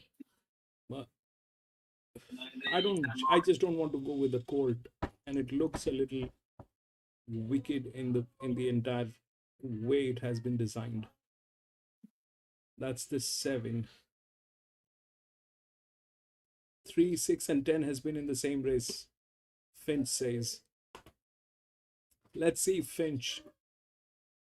All right, my bets are 12 cents, so I am at no risk. My cost of acquisition is very less. Blue Vein here. Tommy Berry aboard, $1.60 is the call. There's the light. And we're ready to run. It's 1,400 metres. Good luck, finish. There, racing. Cold Brew left really well off the inside. The favourite Blue Vein a lot better out today, and Del Rico moves up the outside. Then came Omnic, Howler improves the rail from California Secret, then Genevieve's Spirit. Jay Cherie taken back, and the roughie Pompey Rose will settle last of all. Del Rico goes on with the job now. Del Rico wants the front and gets it. Del Rico out by a length to the King going on Nick, who's pulling hard up on the outside. 2 lengths away to Cold Brew, just restrained to get good cover. 2 further back to the hot favourite Blue Vein, racing on the outside of Howler. A length and a half to California Spirit, to the Irish Legion Genevieve Spirit. Pompey Rose and Jay Cherie are the last 2. But 9 lengths covers the field, and Del Rico did the Nomnic was pretty keen in the early part, and it gets close to the outside. Come on, Zach. Come on, come on, come on. Then came Howler. Come on. California Secret not travelling well. Into the straight and Del Rico on Come on. Because the 7. And so Blue Vein on the outside. Cold Brew makes the move together with Blue Vein. Come on, Zach. The front together at the 200. Blue Vein moves up on the outside of Cold Brew. A gap to Genevieve Spirit racing to third. But Blue Vein getting the upper hand now. And Blue Vein starting to draw away. Here comes the favorite. And that's a comfortable win for the Blue Point. And the Molly's the race. Won it by 2 lengths to Cold Brew. Third Del Rico kicked on in front of Omnic. That 7 came in fourth. A gap back to Jay Cherie. A big Two, gap two. into California Secret from Howler. And last to finish was Pompey Rose. Last to finish was Number 2, Pompey. Blue Vein, John O'Shea and Tom Charlton. There are no surprises here. Yes. 2453. 2453. Number 4, Cold Brew is nearing a Yeah, lead. that was too good, that one. Bit too short, though, to back it. He's bombing into one better, but his time will come very soon. And just waiting on the rest of the These colors are dangerous. Always are winning good races. spot. I'm just listening to Darren. Geelong colors are dangerous always. I don't know if she's finished in 4th spot or Omnic has held that 4th spot, but we'll wait for the numbers to go into the brain. But 2, 4, 5, Mick, Blue Point, Blue Vein, a Blue Point Cold, far too good. Yeah, really good performance, wasn't it? And it's not often a race that plays out exactly as many thought it might, and that's what happened today. Del Rico and Omnic vying for early supremacy. Cold Brew was the one that had That was a wide chase. These are the colors of P16. That was a wide chase. You can't do anything. That looked so good on papers, but it's just that it is a colt. I mean, I can't trust a colt. Simple. I will never play colts. But you look at that, that's the best fit, and how will you do that? But that's what it is. We'll go to the next.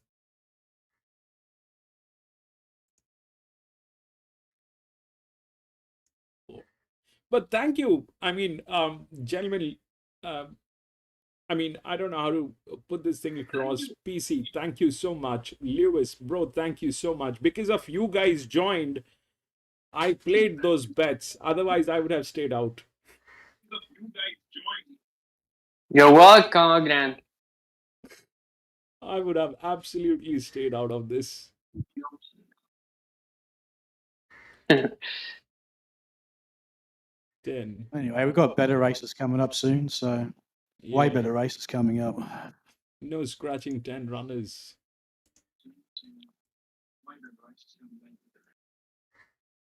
Another maiden in Geelong.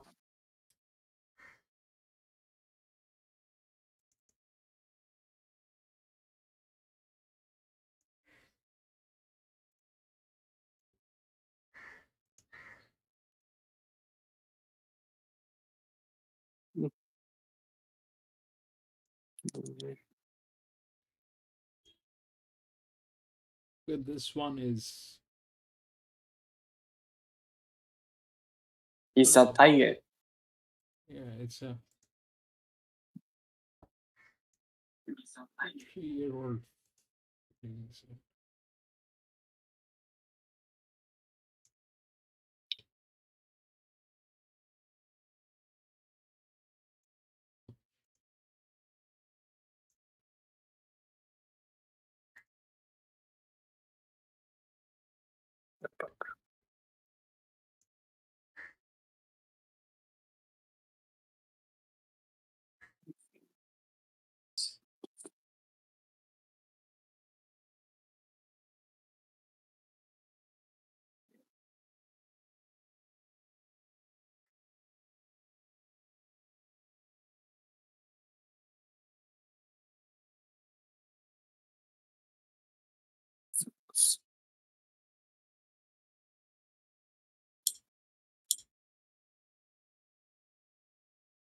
I'm going to bet some money on Geelong on number 3.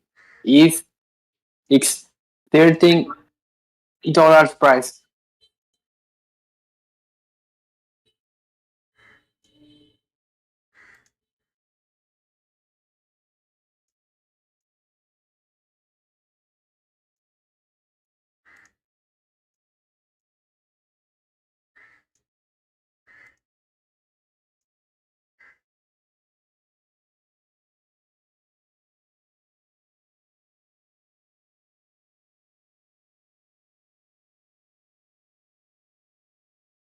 $13 at Geelong.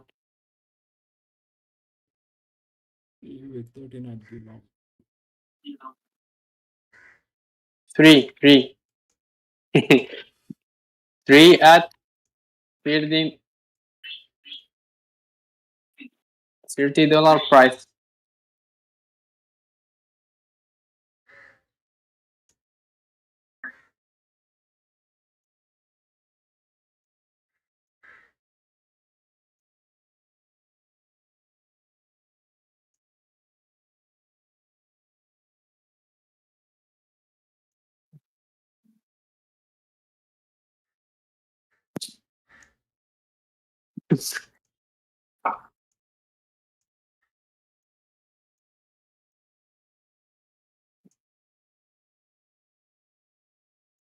You-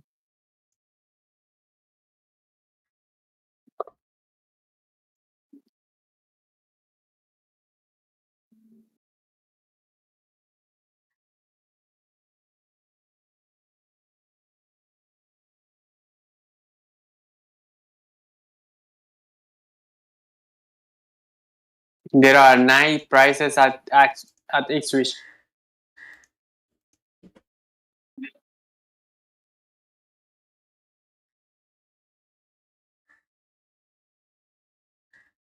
The favorite is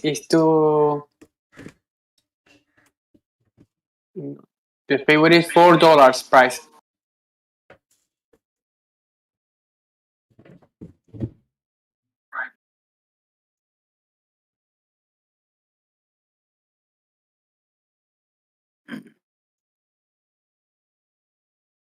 Are you talking about Geelong, Louis?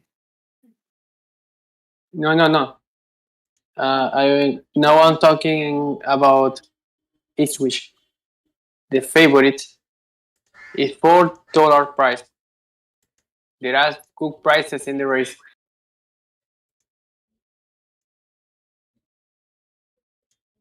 Yeah, well, I was looking at a few replays. I might back the favourite, but Geelong was pretty unlucky.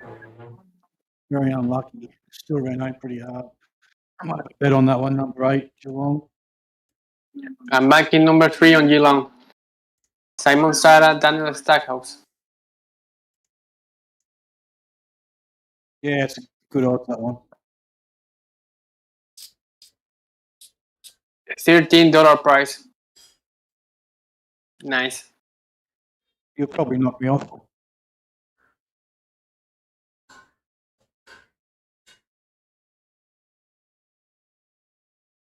And the horse looks behind the starting gate.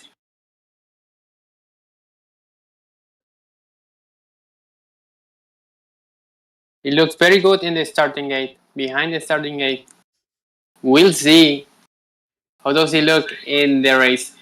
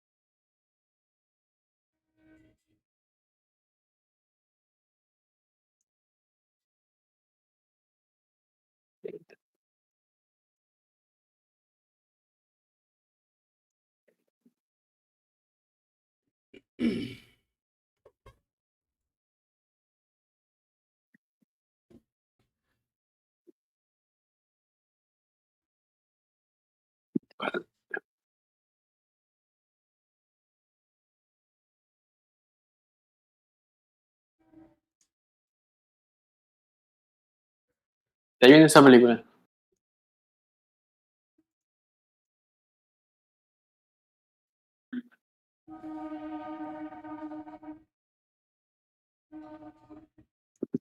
Eso es cierto, te dije, te hablé de algo y se escuchó ahí.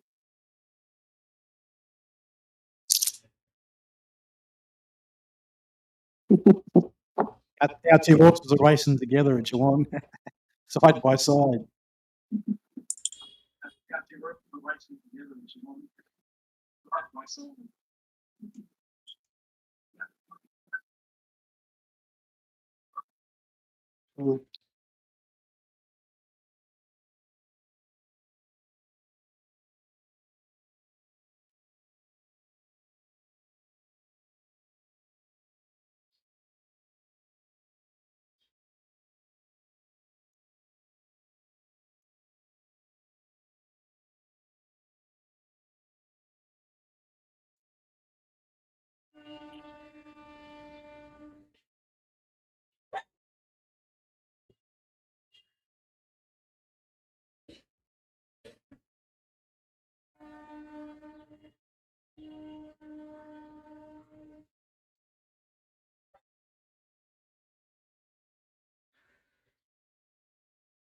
A Geelong.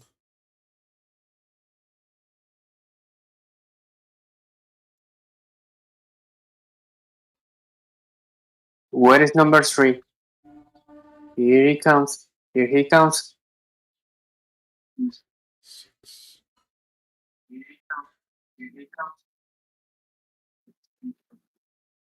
Start and gave a really good kick. There's plenty to like about Hello Love. Kelly Sweeter trains the 9 Liberata. Kelly CJ Graham. Yes, finished third 2 starts ago. Finishing behind Hello. Ay, chamo, va a ganar.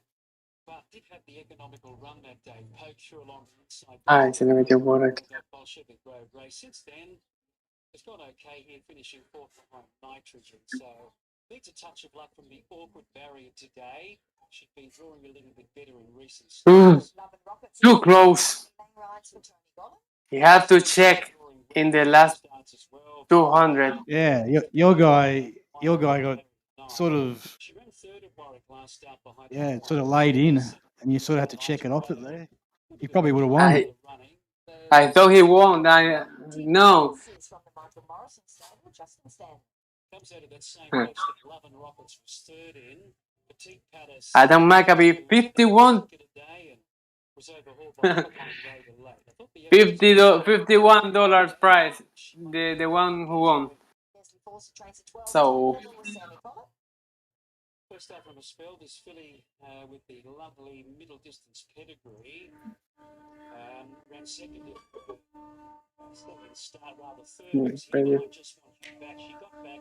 $220 that paid in New South Wales. $220. That's unbelievable. Can't believe that. I'm expecting her to run a lot better today. Now, she had a quiet trial recently, just prior to Christmas. he charged inside and then he lost the race in that. I want to see her going the other way.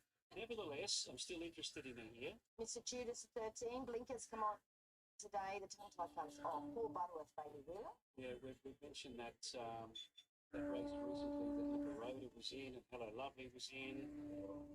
I didn't bet each way. Sort of back in third in that Bolshevik Road race, but didn't come on at all. It was just a run. Bitten by Princes, the 14, Sean Dwyer and Damien Thornton. There is some money. 101 down to $51. Been progressively dropping. 101, 91, 71, 61, 51. Look, the first up run was okay for Sunny Coast. Ran 9th behind Red Feather Bar. It was a moderate maiden, but the tempo was moderate too. Very much up in the run against it, but gradually making ground in the home straight. So that run, second up, good draw, Michael Rod. Punters having a bit of a piece of her at a big price. I was slightly interested in this mononym Maxi, this 16, Barry Lockwood, Luke Dempsey. Yes, Harry Angel, 3-year-old. So certainly one of the sires at the moment, Harry Angel. Just the one start at Gatton. Did start at $20 and sort of ran like it. So maybe Yeah, maybe a bit further today after 13.50 might help, and it does draw nicely for the second start. And Jack Bayless rides a 17 Rafale for Paul Jenkins. Yeah, hard to recommend on what we've seen. Okay, so that's how they looked in the yard. Hello Lovely, it's firm 420 into 370. Outright clear and hot favourite at the moment. Petite Palace next best. It did start the early favourite when Muppets first came out. I like number 12 at Ipswich. Fives into 4 Each way. So good firm there. Looking for something else. Dracena's in half a point. 6 is into 550. Haratiri's gone out a point to $7. So there is the favourite in shot now, looking fabulous. Yeah, I'm going to go number, what is it? Number 9, Ipswich. Hello, Lovely. Hello, lovely. A man called Hello, I Love You. Yeah. So I hope David's yelling that out up the running. She's pretty tough, this girl. And 12. she's been able to overcome awkward gates and run 2 really good second placings this time in. So hopefully she can go 1 place. Or do you lie, Grant? I don't know. Ipswich, I have nothing on Ipswich. I like 12 each way. 12. Okay. I'm back in 12. Okay. Welcome back. Okay is also going to play the 12. Finch, my friend, please join the Discord. Manuel, please join the Discord. Hello, Manuel. Join, guys. Come on, get on. Yep. Alrighty, I am with the 3 here. Thierry, I've contemplated. Good morning, Ascot. And 6, I'll be surprised if one of those doesn't win. He's our Ascot. I'm going to have Thierry here from the Scotty Monty stable, who I think you really just need The great gambler. 2 starts ago. Doomben behind Celestial Blaze, who beat less than a length. So she had a good draw on that occasion. She drove reasonably well enough today. She's going to come out of barrier 4 now. I expect her to be right on the speed with the favourite. Lovely. So I'm in that order, putting the 9 in, Liberata, and of course 5, Dracena. I'm really interested in Dracena. It's just the others might have a bit of match practice on her, but I'm very keen to see how she goes today, first up from the spell. Yeah, I'm going to watch the next race. Yeah. Randwick. I think he's had about 7 or 8 days just trying to camp code. He hasn't been registered there in Hong Kong yet, but he's registered to see how it goes. He obviously dominated a few of those competition, a little bit questionable, but we'll be watching this space closely to see how it goes. Absolutely, and great to see some of the battlers get a bit of The Richardsons, yeah, 41 for Harry 4 weeks ago. Yeah. He paid a bit of money for him online. And Cameron, of course, the trainer of Cody, but they were a real family affair. And Cameron himself, ex-army, became a trainer after he left the army. And as he said, you wait your whole life to get a horse that, not that they're generally into selling horses, no. But for what they got for him, it's like winning a lotto. Yeah, Zuma California? They had big offers for him. Yes. Big offers, but rejected those, saying that I need a pretty decent horse to get myself going, but they grabbed them up. Good on them, I say. All right, there's Dracena taking her spot, and Petite Palace is now your new favourite. Here's David. Lovely at 420, your best make runners. Red light on. No delay, they're racing. Out wide, Petite Palace pounded out of the gates, began with a lot of gusto, as did Hello Lovely. So the 2 big guns of the market, 1-2 away. Dracena going forward, off the wide gate, but Mr. Tudor just pushing up to keep it deep in the early stages. Aratiri landing 50 of the rail, and then mid-10 scoot away from a third. Then came Mononine, followed by Love and Rock. What is number 12? On the fence? By Prince of Clear last 12 off the lead. Towards the Wow. meters, the Petite Palace steadied. Hello Lovely and Mark Barley, they sit quietly on the outside. So the top pair in the market control the tempo. Aratiri in third, and Dracena. Yeah, 12 second last. It's before the last. Fourth, 1 out, 1 back. 2.5 to Mr. Tudor, 2 to Liberator on the way forward. Monolith the rail. Then came a No, it's starting to make a move. and bit by Prince Whips them in. up to the turn, 400 left to run. Hello Lovely's now giving the eye to Petite Palace, and they start to up the ante. Dracena in third at the turn, Iratiri in fourth, being niggled at, and Mr. Tudor headed the rest. Hello Lovely, quickly put pay to Petite Palace. Dracena now comes after Hello Lovely, and might be a danger. Then Iratiri, and Love and Rockets down the outside. Hello Lovely in front, Dracena on the outside, and Love and Rockets, like a shot out of a gun, went to the pair, Finish. and swept away 10, 12, Love and Rockets, a big finish, meaning Dracena. Oh, that thing popped it. 10, 5, Number 10. Top level, 10, 10. passing a few. Then Rothelli, Mr. Tudor, Liberator, Monodin, Wellback was Number the 10. third. Mid by Prince, Petite Palace stopped very quickly, finishing towards the tail. 10. Yeah, Petite Ah, Right, this is what I have. So that 4 is the best fit. Huge advantage everywhere. That 4 is absolutely in a killer position with the largest dev. 4 is in a killer position, and 4 is the favorite. If we go through that support, then 1 comes up. That 1 is there.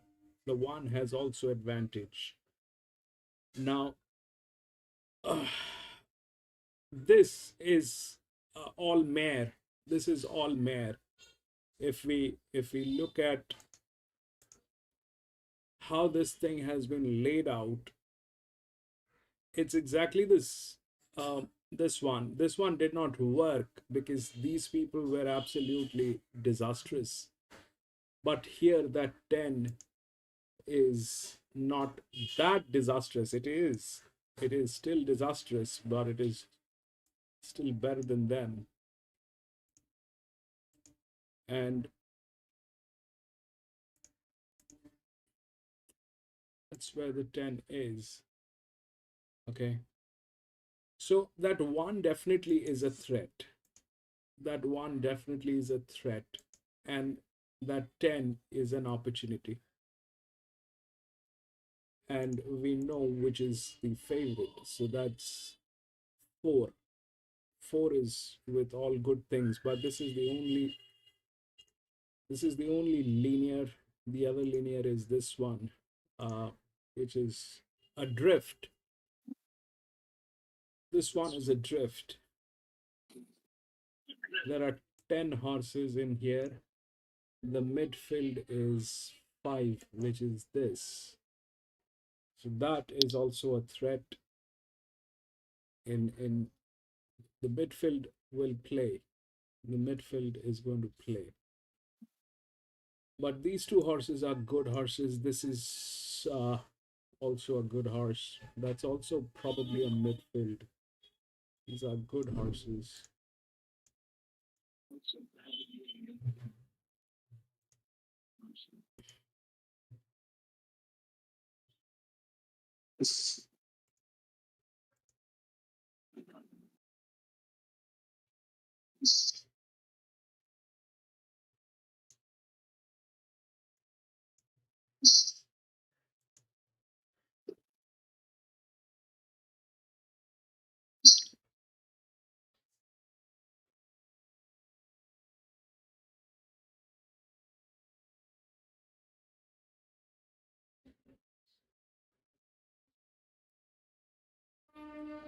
Ascot, wait, I'll fix you.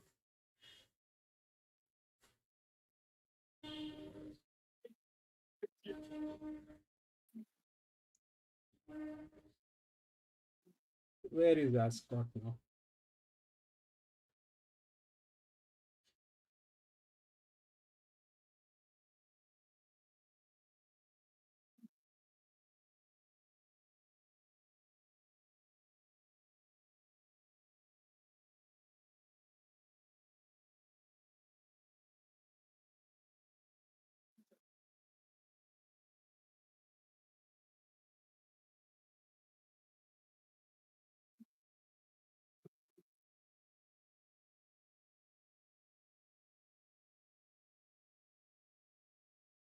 Ascot, join the YT co-host.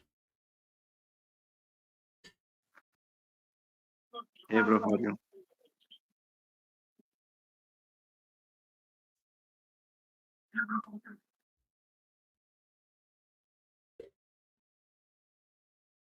Okay, in the summertime, 23-1.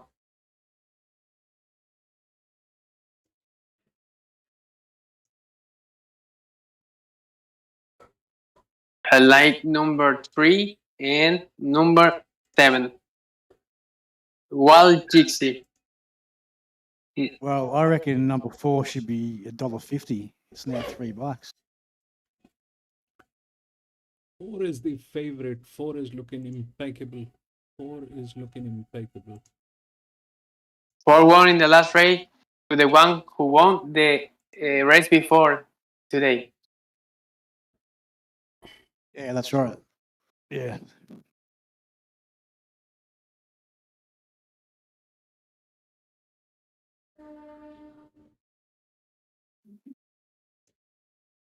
Doug Lloyd has chances with number 6, but I think he's not riding well today.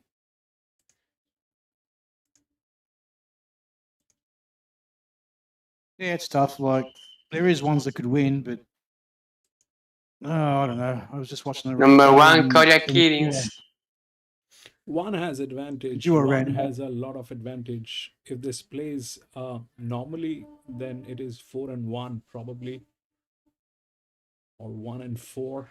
But if it plays edge, then that 10 is there. The 10 will destroy. Number 3 was a favorite in his last race. Maybe he can be the surprise in this race.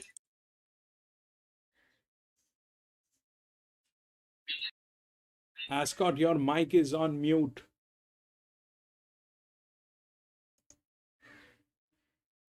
Yes, bro. I read the. Let me just read the race card. I'll tell my picks. Okay, all right. Hello, Ascot. Hey everyone, how are you? Okay. 3 and 4 are really nice. It's the 17600. Please do have 10, 3.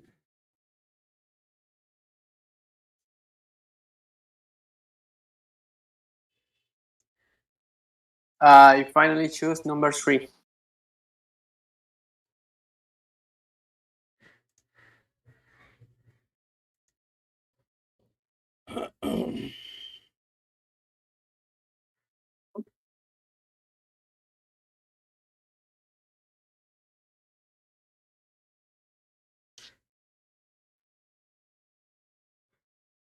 Too many chances in this race. Yeah, too many. There are loads of variables in here. If we look at these two, or the 6-year-old mare,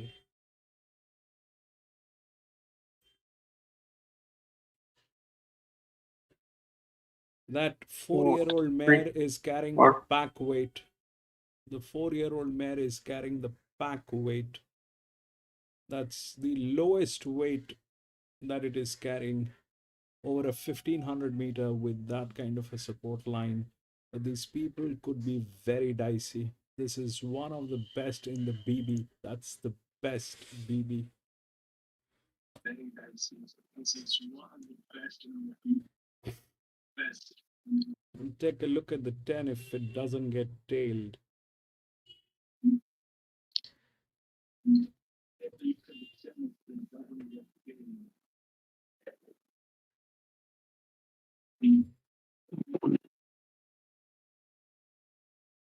Two, 3, 4. 4 apprentice jockeys in this race too. In this race too.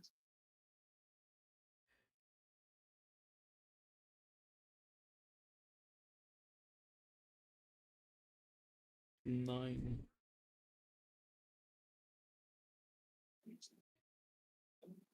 Come on.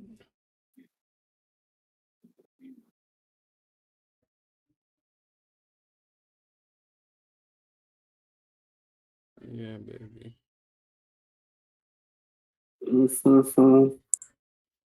How is this jockey on the 10?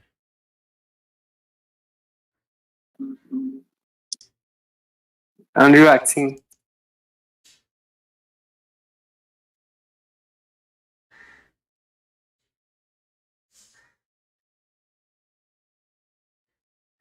Japana. The one has a lot of advantage. That one is there. 1, 4. These two are the linear ones. But this side, probably we don't have it because of something. I don't know what. Yes. Not calculating 4 and 1 is definitely in a good position. 4 and 1. 37, 59, 10. Number 3 is a son of American, a daughter of American Pharaoh. It's a triple crown horse of American.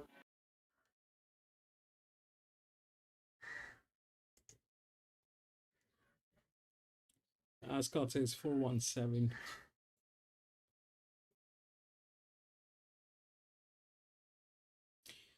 Yes, I think four. Well,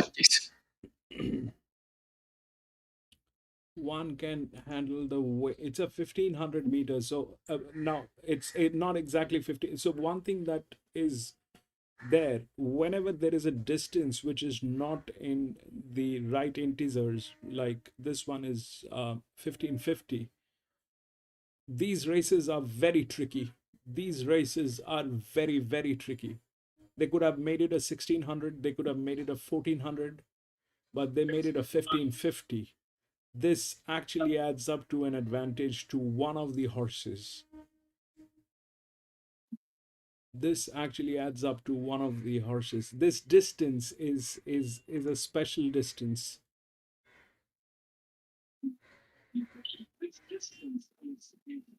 This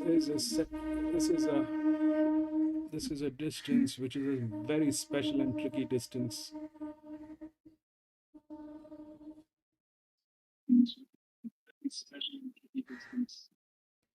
That 4 is looking impeccable. The 1 has advantage. So ideally that is what it would have happened if this was a 1400 meter. But this is not a 1400 meter. This is a 1550. This would have happened if this was a 1400 meter. This still is possibly is going to happen. That's how the numbers are. But a 1550 is a tricky one. Run for Chris Wallace 746. Yeah, that's more or less how that is. 7, 4, 6, 6 within the rails. 6 definitely in. And the question is 10.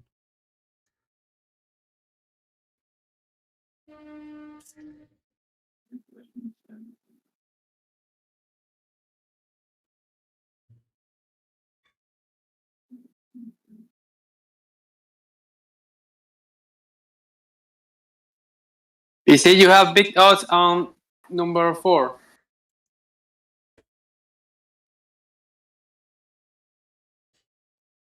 That's 2010. Number 4. Yeah, I'll back Big number bet, 4. big bet. Big bet or regular bet? No. This is not the race to go for a big bet. Yeah, pretty big bet. Yeah, I actually took best tote.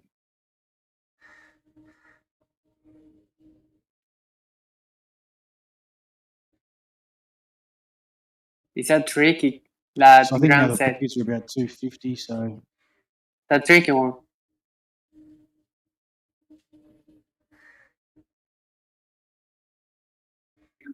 Rico in a major at the 1400 metres on Boxing Day at Randwick. Randwick Keener last over the 1400 metres is the clear second pick. So the filly Number 3 is and we're all set now. There's the line. American Pharaoh Triple Crown winner. One of the quaddy on the Desire. stand by. Finch. Right racing now. And Endure was last out of the gates. And will settle last.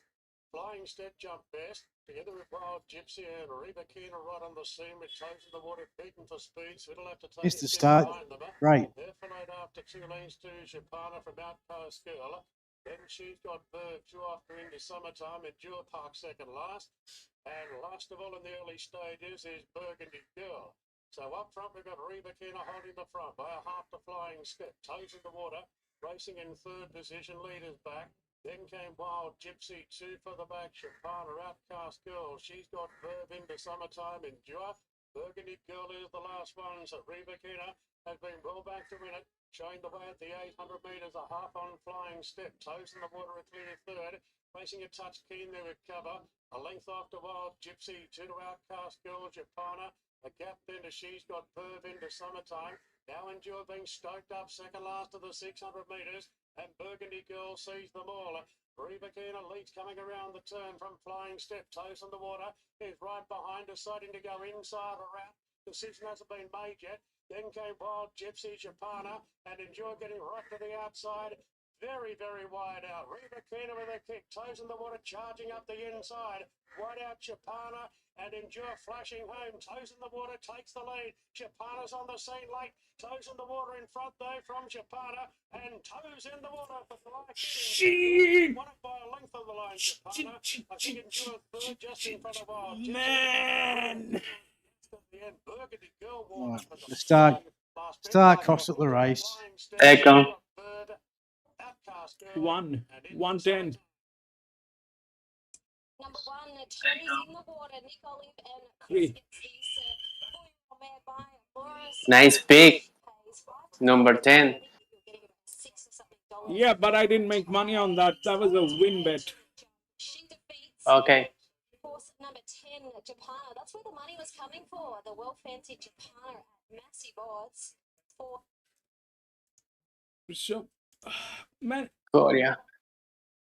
She's a good jockey, but recently he hasn't riding very well. That's why I didn't want to bet on so number 1. So one definitely had the thing. One definitely had the edge.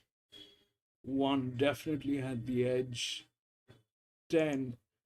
Man, this is the problem. The people are, it is because of the mismanagement that they have. It is because of that this thing got ruined. It is because of the mismanagement in the team. That's all. There's nothing else to it. This is a winning position.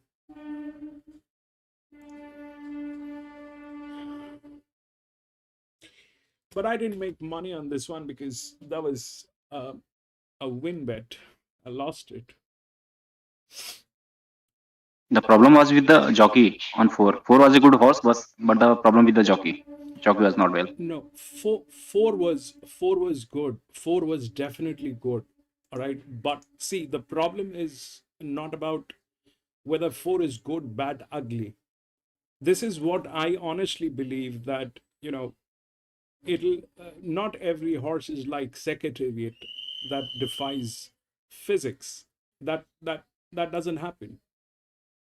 Secretariat wings, they defied physics. That's why Secretariat is Secretariat, wings is wings. Not every horse can do that. If you look at what happened here, so this is handicapped. All right, 4 is handicapped. This is relaxation, and I agree. with an edge on that. All right, this is handicap. This is pressure.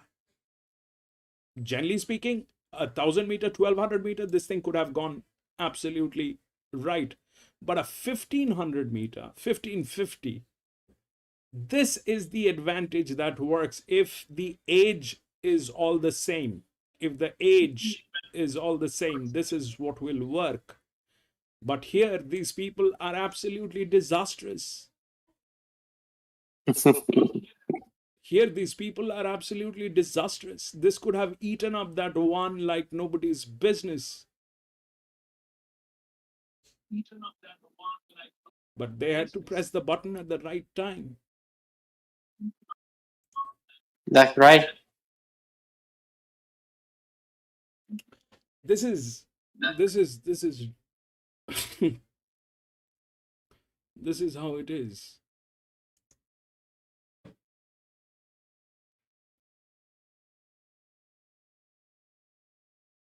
They were the second dev.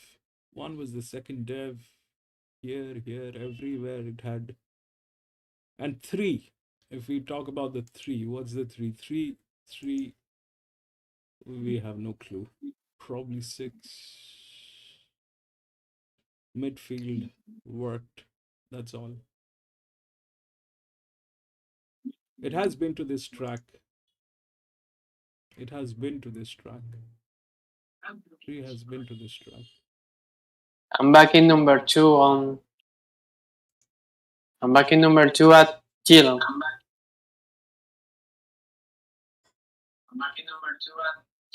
But this is better. This is better, PC. This is better. Lewis has got. At least I'm putting bets. Otherwise, I wouldn't have.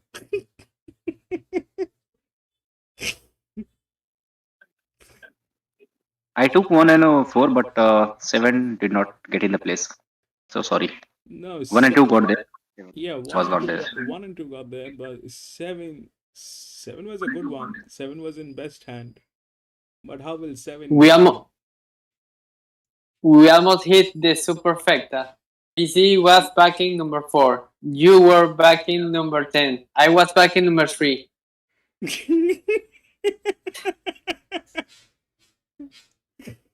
Yeah, that is true, Lewis. That is true. And none of us backed the one which had the advantage. It had the edge. Definitely, it had the edge. Ascot, where were you thinking?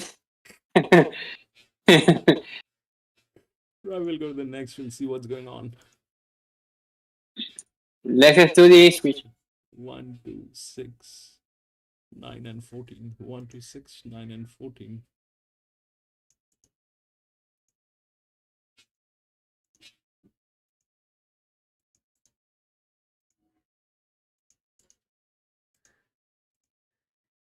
Again, there's a mix X. Anyway, we'll do this.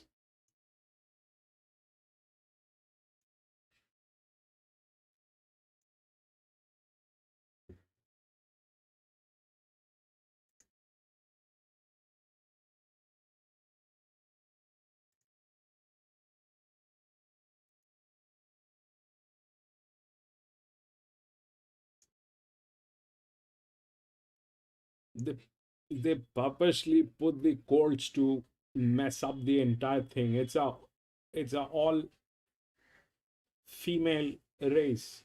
There are probably 9 lady horses, and they put one colt.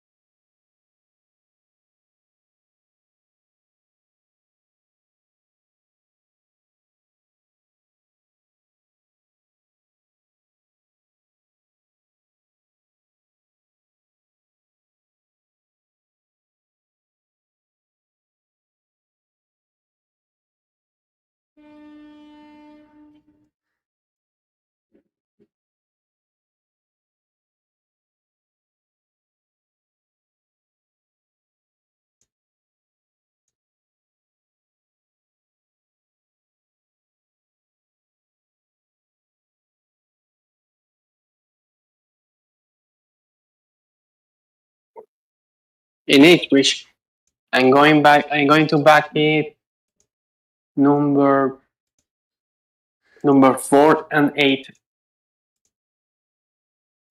An exacta. Perfect exacta. Number 4 and 8. 4 for the first and 8 for the second. I'll put all my money in this bet.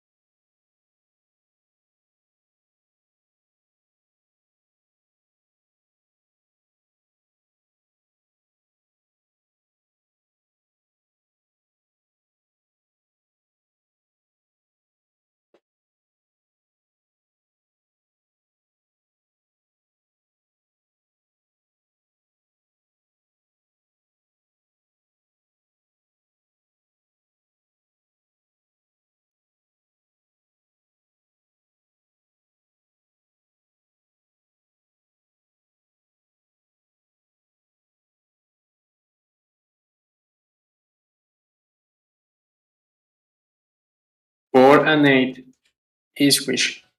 My last bet. My best bet.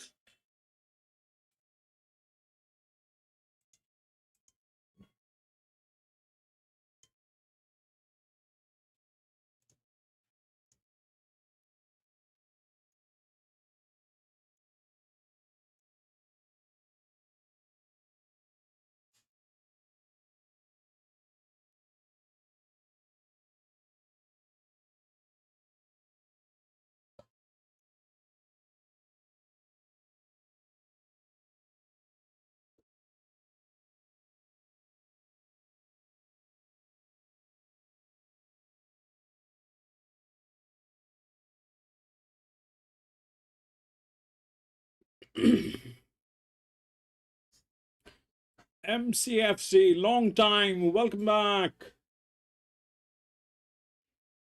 PC is on 8 Ipswich.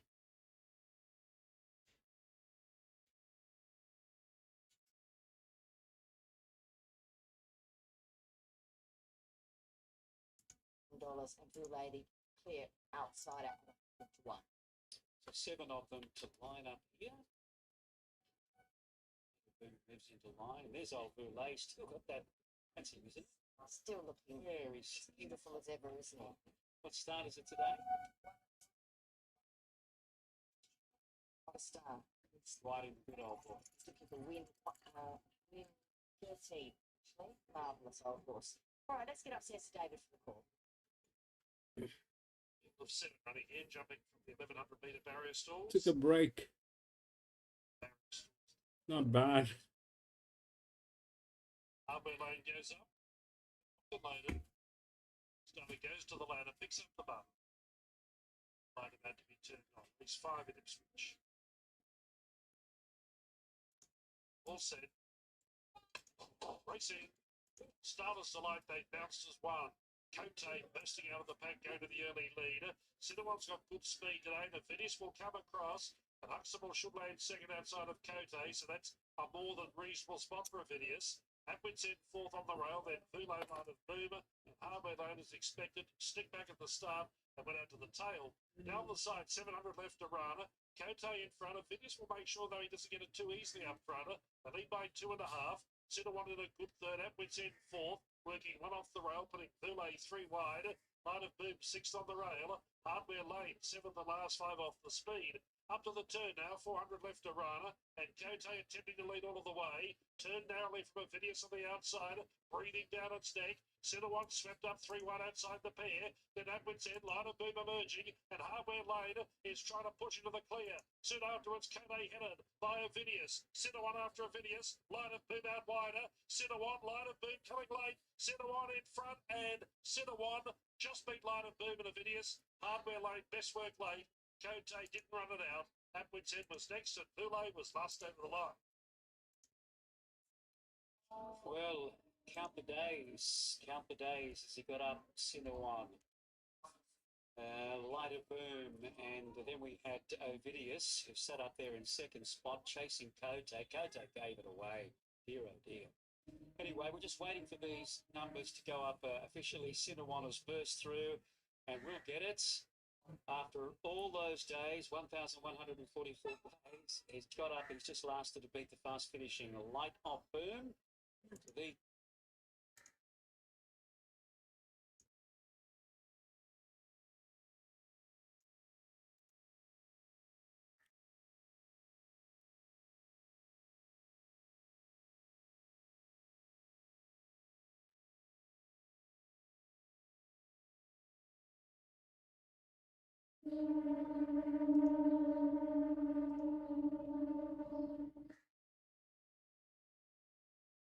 Okay.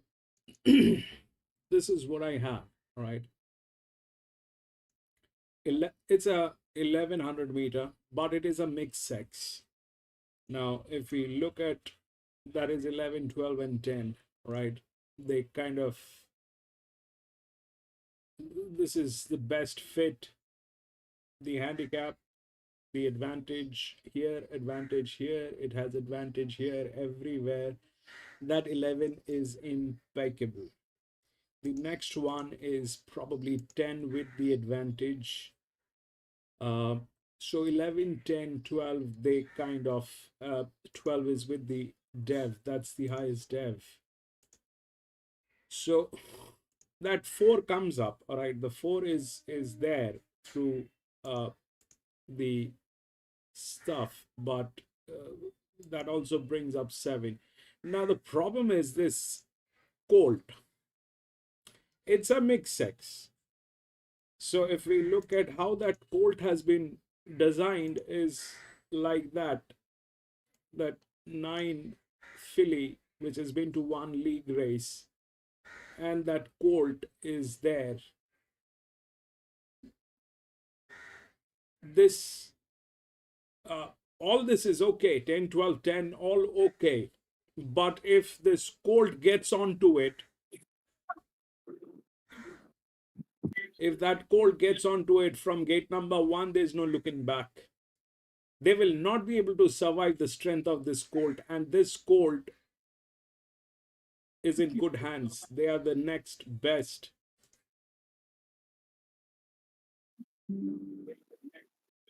Watch out number 4 with J4, the dangerous man in this race.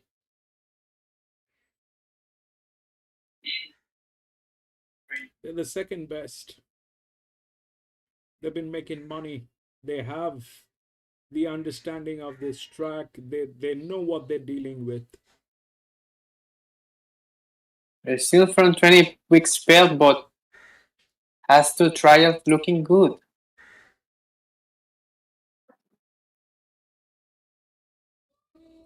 Number 4, I'm talking about. Ellis. His Yes, enemy Ellis. is J4. Ellis, yes, of course, we're going to be there till the last one. Lewis, can you tell Ellis that we are going to be here till the last race? Ellis, like I don't understand Spanish. He doesn't understand. He's not very Let me see what he's talking about. Hello, hola Eli, ¿cómo estás?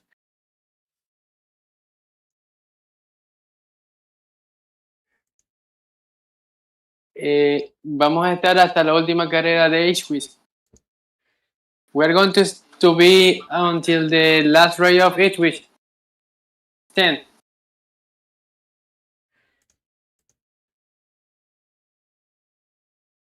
Elix is asking about until what career, until what room.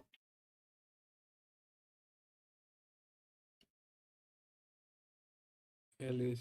He's asking about if we are doing last race of H-Quiz or last race of Randwick. What is the last race in the string?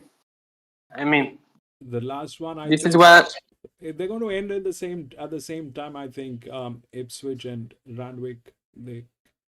Ipswich has more races, but Ipswich started before Randwick, so I'm expecting them to be ending at the same. Probably one race here and there. I'm going to tell Ellis. Ellis, la última carrera que vamos a hacer es la última de Randwick o la de Eastwick. La última, la que sea última. Así que vamos a estar todavía un buen rato por aquí. Espero que sigas con nosotros y yo también estoy en Venezuela, soy de Maracaibo. Un saludo, Eli.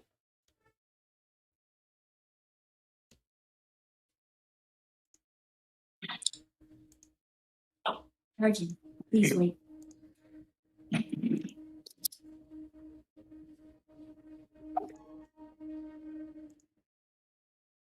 Can you guys hear me? I had a lot of time without speaking English.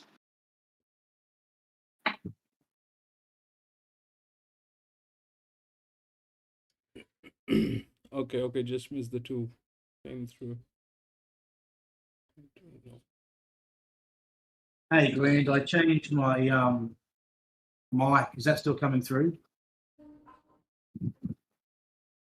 11, 12, 13.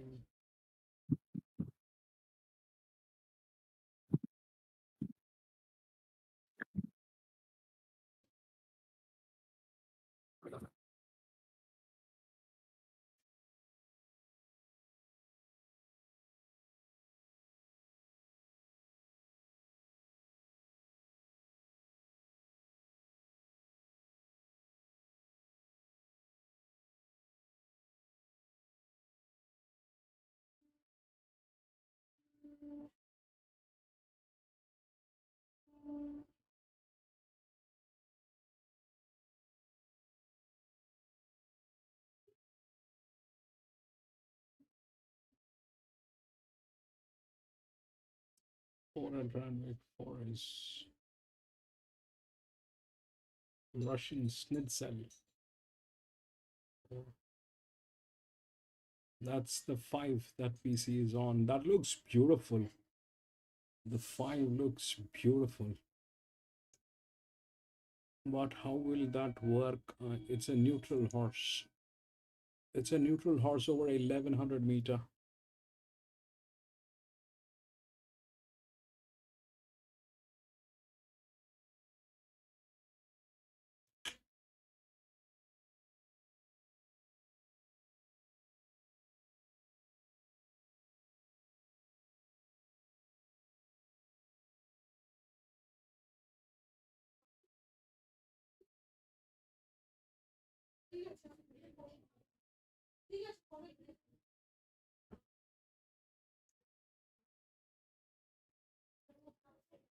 Urgent.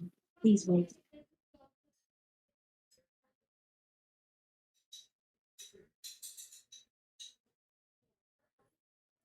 311.5 Rand MCFC.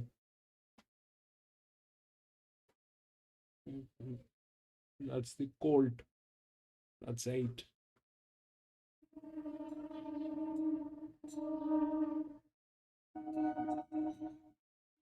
It is going to be very disappointing, that I can tell you. It's a mixed sex. This probably go with a, you know, like PC did, long shot maybe.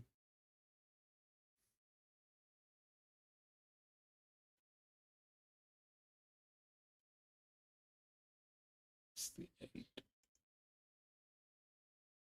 6.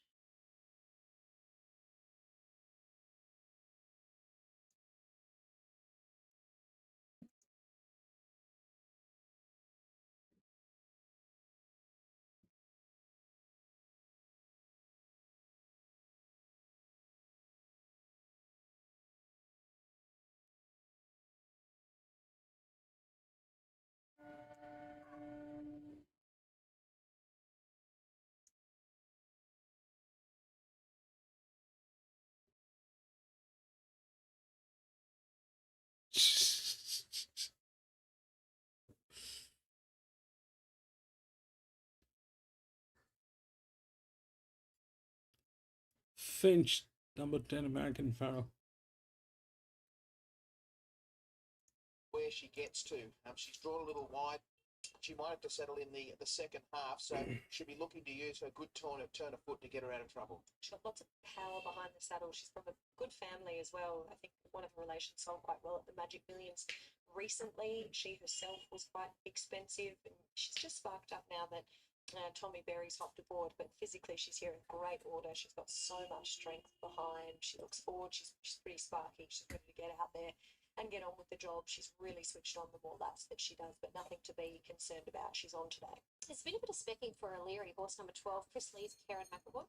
Well, she may well get some mat favours here and was placed here on the Kento, who went third behind Alan Neal with a 2 back, and then broke through for an emphatic maiden win on the Beaumont last start, defeating a subsequent winner in Heron by upwards of 2 lengths. So you'd think she's going to roll forward, and if she gets an easy time of it, she might be hard to chase down. Oh, this filly always presents well, and today is no different. And our final runner, Royal Bombardier. Sherry Croft Wraith Knock. They're combining again, hoping to get 2 winners on the board. Yeah, he's been there and thereabouts. His last couple of starts, his most recent run was up at Port Macquarie, finishing 5th behind Broadway Bouncer, beaten around 4 lengths. We know he does possess a little bit of early toe, so if they elect to push the button early, he could be right up on top of the speed. I was quite keen to get a good look at him, given that he's the relation to, or the full brother to our winner previously that Brave was aboard, to see if there were many similarities. And physically, obviously, we can tell that there are. They're both quite scopy, leggy. They're both, actually, he's probably a little bit more robust than his brother who we saw in the previous race, because he's quite lightly framed. So really interested to see him. I didn't get to have a very good look, but he's quite laid back as he walks through the top. Horses on the yard heading to the gates. Peter Snowden is with me. Menage, you've been patient with her. She only debuted late last year. How is she? Oh, yeah, good order, Shani. I'm really pleased with what she was flying the other day, and it'd be good to see her hopefully do something today. You took your time with her. Was there any reason behind that? Just been immature. She just needed time to grow into herself, and a big, strong filly. But she's certainly done that now, and but she's got a great mindset on now, which is fantastic. So I hope we can go on with it, be what we hope she can be. Where did we expect her to be in the run? I think let that speed go and just drop behind. It's not what we did it wrong the other day, and she's. I was surprised she did that actually, because in a trial she was pretty keen, but when Break asked her to come back, she just dropped her head down and relaxed really well and quick and very nice when we asked her to. So I hope we can do similar things with that. You've got Lined in on Saturday. He debuts. What are your thoughts on him? I wasn't good when I've seen 11. Yeah, I'm not sure whether I'm running for that game. I'll see what happens to the weather and see what happens on the day, but. He's a nice horse going forward, but it's pretty tough to draw 11 when you first start the race. How's Memo? Hey, she's good. They're all good. We've seen plenty of races. I would have stepped out of this one, but today we'll make an exception. It's supposed to be good, so hopefully get those days and get a decent track on Friday afternoon. If it was wet and if they'd had raced on Just Saturday, would 8. she have handled the wet track? I can't tell you that. She's never been on a wet track, but they tell me mother was booked. That doesn't mean much until you put them on it. If it doesn't behave at the gates, then I will not push the button. Make use of it and have no luck for a change. If the fence is on fire, it'll suit her. Yeah, no, hopefully it is. She's in good order, so wish her the best. Thanks, Pete. Best of luck. We'll check the gates. Who did you settle with? I'm looking forward to getting back up there on Friday, Shani, and having a look at the 2-year-olds, but I've gone with the 10 here. Altercation had her on top last start, or at least she was in my numbers, and she hasn't gone backwards. She's come on from that. She saved all her energy beautifully, conserved herself well as she walked around. She looks forward in condition. She's big, strong there. It's a mixed sex. It'll always be very surprising. It'll always be very disastrous. We don't have a gelding. We don't have a 5-year-old mare. And that colt is from gate number 1. Late mail numbers here, race 5. 1100 meter. Putting Menage on top. Tipped her at Wyong, where she was super impressive, defeating Van Lee by 3.5 lengths, and I think she can make it 2 from 2 here. 10 Altercation. That's okay, PC. Fix it up, please. Second to Photographic. Didn't get a lot of room to move until very late in the piece. Strips Fitter here up to 1100 metres from a good draw. She'll run well. 12 Illyria will push forward. Thought it was a nice win on the Beaumont last start. Went sent out a short price favourite in a moderate affair, but she got the job done. Back to the Kenzo today, where she did place 2 starts back and 3 split decision. Looks an each way chance at odds. I think she'll probably get back a touch here, but watch for her to finish off late, coming off an even effort at Newcastle last start, went fourth behind UCAN Rose. 11, 10, 12 and 3. Okay, loading process is about to begin. We've got one moving in with the barrier blanket on. I'm not too sure. Man, that is under blanket. It'll never work. I'm out. One has blanket. I mean, the favourite here is 5 obviously Menage. She's at $1.55, 8 so she's got to from get to barrier 1. I think that is under blanket. She's back out to $1.55 now. J Ford. I'm out. Exactly the way you want a short That price 8 went under favourite blanket. too. Here is race number 5. Goes forward. I think they're just working on split decision now. Menage, Out. the hot favourite. She's being loaded up into the gates. She's buzzing up a bit there, Menage. Yeah, she's buzzing up there. She's proving a little bit difficult to load. But now they've got her in the tasseled filly. She's off the map here at $1.55. She won very impressively at Wow. She's been back with a lot of confidence here today. I really thought at the time Blue Vein would be the shortest price favourite of the day, but Menage certainly challenging now. Blue Vein was an impressive winner there. Now, Arts Alive's about the last to move in. Arts Alive goes forward to the outside draw. I know, but I have seen disasters under that blanket. Stand by. I just want to stay out. Would have gone with the 8 Windy over there in the back. without the blanket. Set now, and they're racing. And a lovely line out of the gates. Russian Schnitzel was one of the first into stride from Royal Bombardier, and now Leary showing plenty of speed. Right behind Revolt is positioning up, followed by Royal Bombardier. Then the favourite Menage is wedged between runners early stages. Arts Alive the outside, split decision the inside. And All Too Lucky's back last of all, so Russian Schnitzel's often gone in the lead. Up by 3 under Leary Royal Bombardier, then Canberra Bold Altercation. Menage moves into a 3-wide position now with a bit of cover. Then Split Decision, the rail from Arts Alive, and All Too Lucky sees them all. Russian Schnitzel turns the corner in front by 2 lengths on Leary. Then Canberra Bold Royal Bombardier. Come on, 10. And Arts Alive running on the outside. Altercation goes back to the inside along with Revolters. O'Leary races up now with Arts Alive, and now Menachem trying to work into the clear. She wants to hang in under pressure. 12. She's on the pain train, the favourite, and dashing away O'Leary. 12, 10. And it's all over. All Too Lucky 5. rattling, but O'Leary won it 12. by 2. 12, 5, 10. Second, Altercation the third, and Arts Alive. Menachem wasn't a pretty watch down the straight. Didn't take the gap when it was required. Russian Schnitzel got tired. Then came Revolt from Split Decision, and Royal Bombardier was 12, about 12, the last 12. to finish. Number 12, Chris Lees and Karen McAvoy take out the big 12. race from All Too Lucky. 12, 5, 10, The and 7. 5, you've got 12. 10, Altercation, I think, has finished in the third spot, and just waiting on that fourth number. 12. So numbers should read 12, 5, 10, and waiting on that fourth number. Mick, what did you make of that? Yeah, really good performance from O'Leary. She's improved out of sight off her win on the 8 and 11 last ice time cream. out. It was a pretty soft victory in the end. Was able to coast down to the line under a good hold, and I know the stable's always had a No, I would have gone with the 8 if I would have gone with the 8 if it did not go under the blanket. That was, but 12 from gate number 4 with the dev. It's been to this track. 12. It's a good one.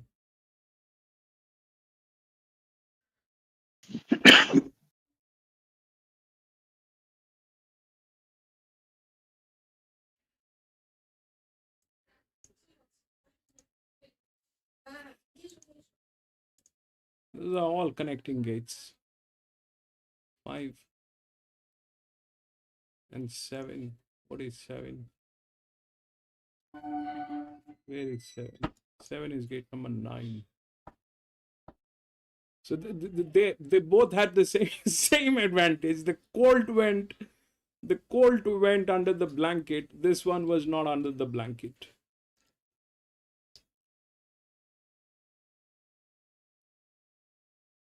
They had the same advantage. Plus this one had a little more advantage. 7.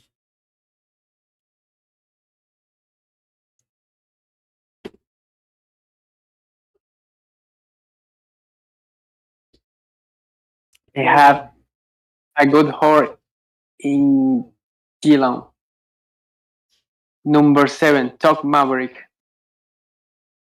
Training for Clayton Douglas.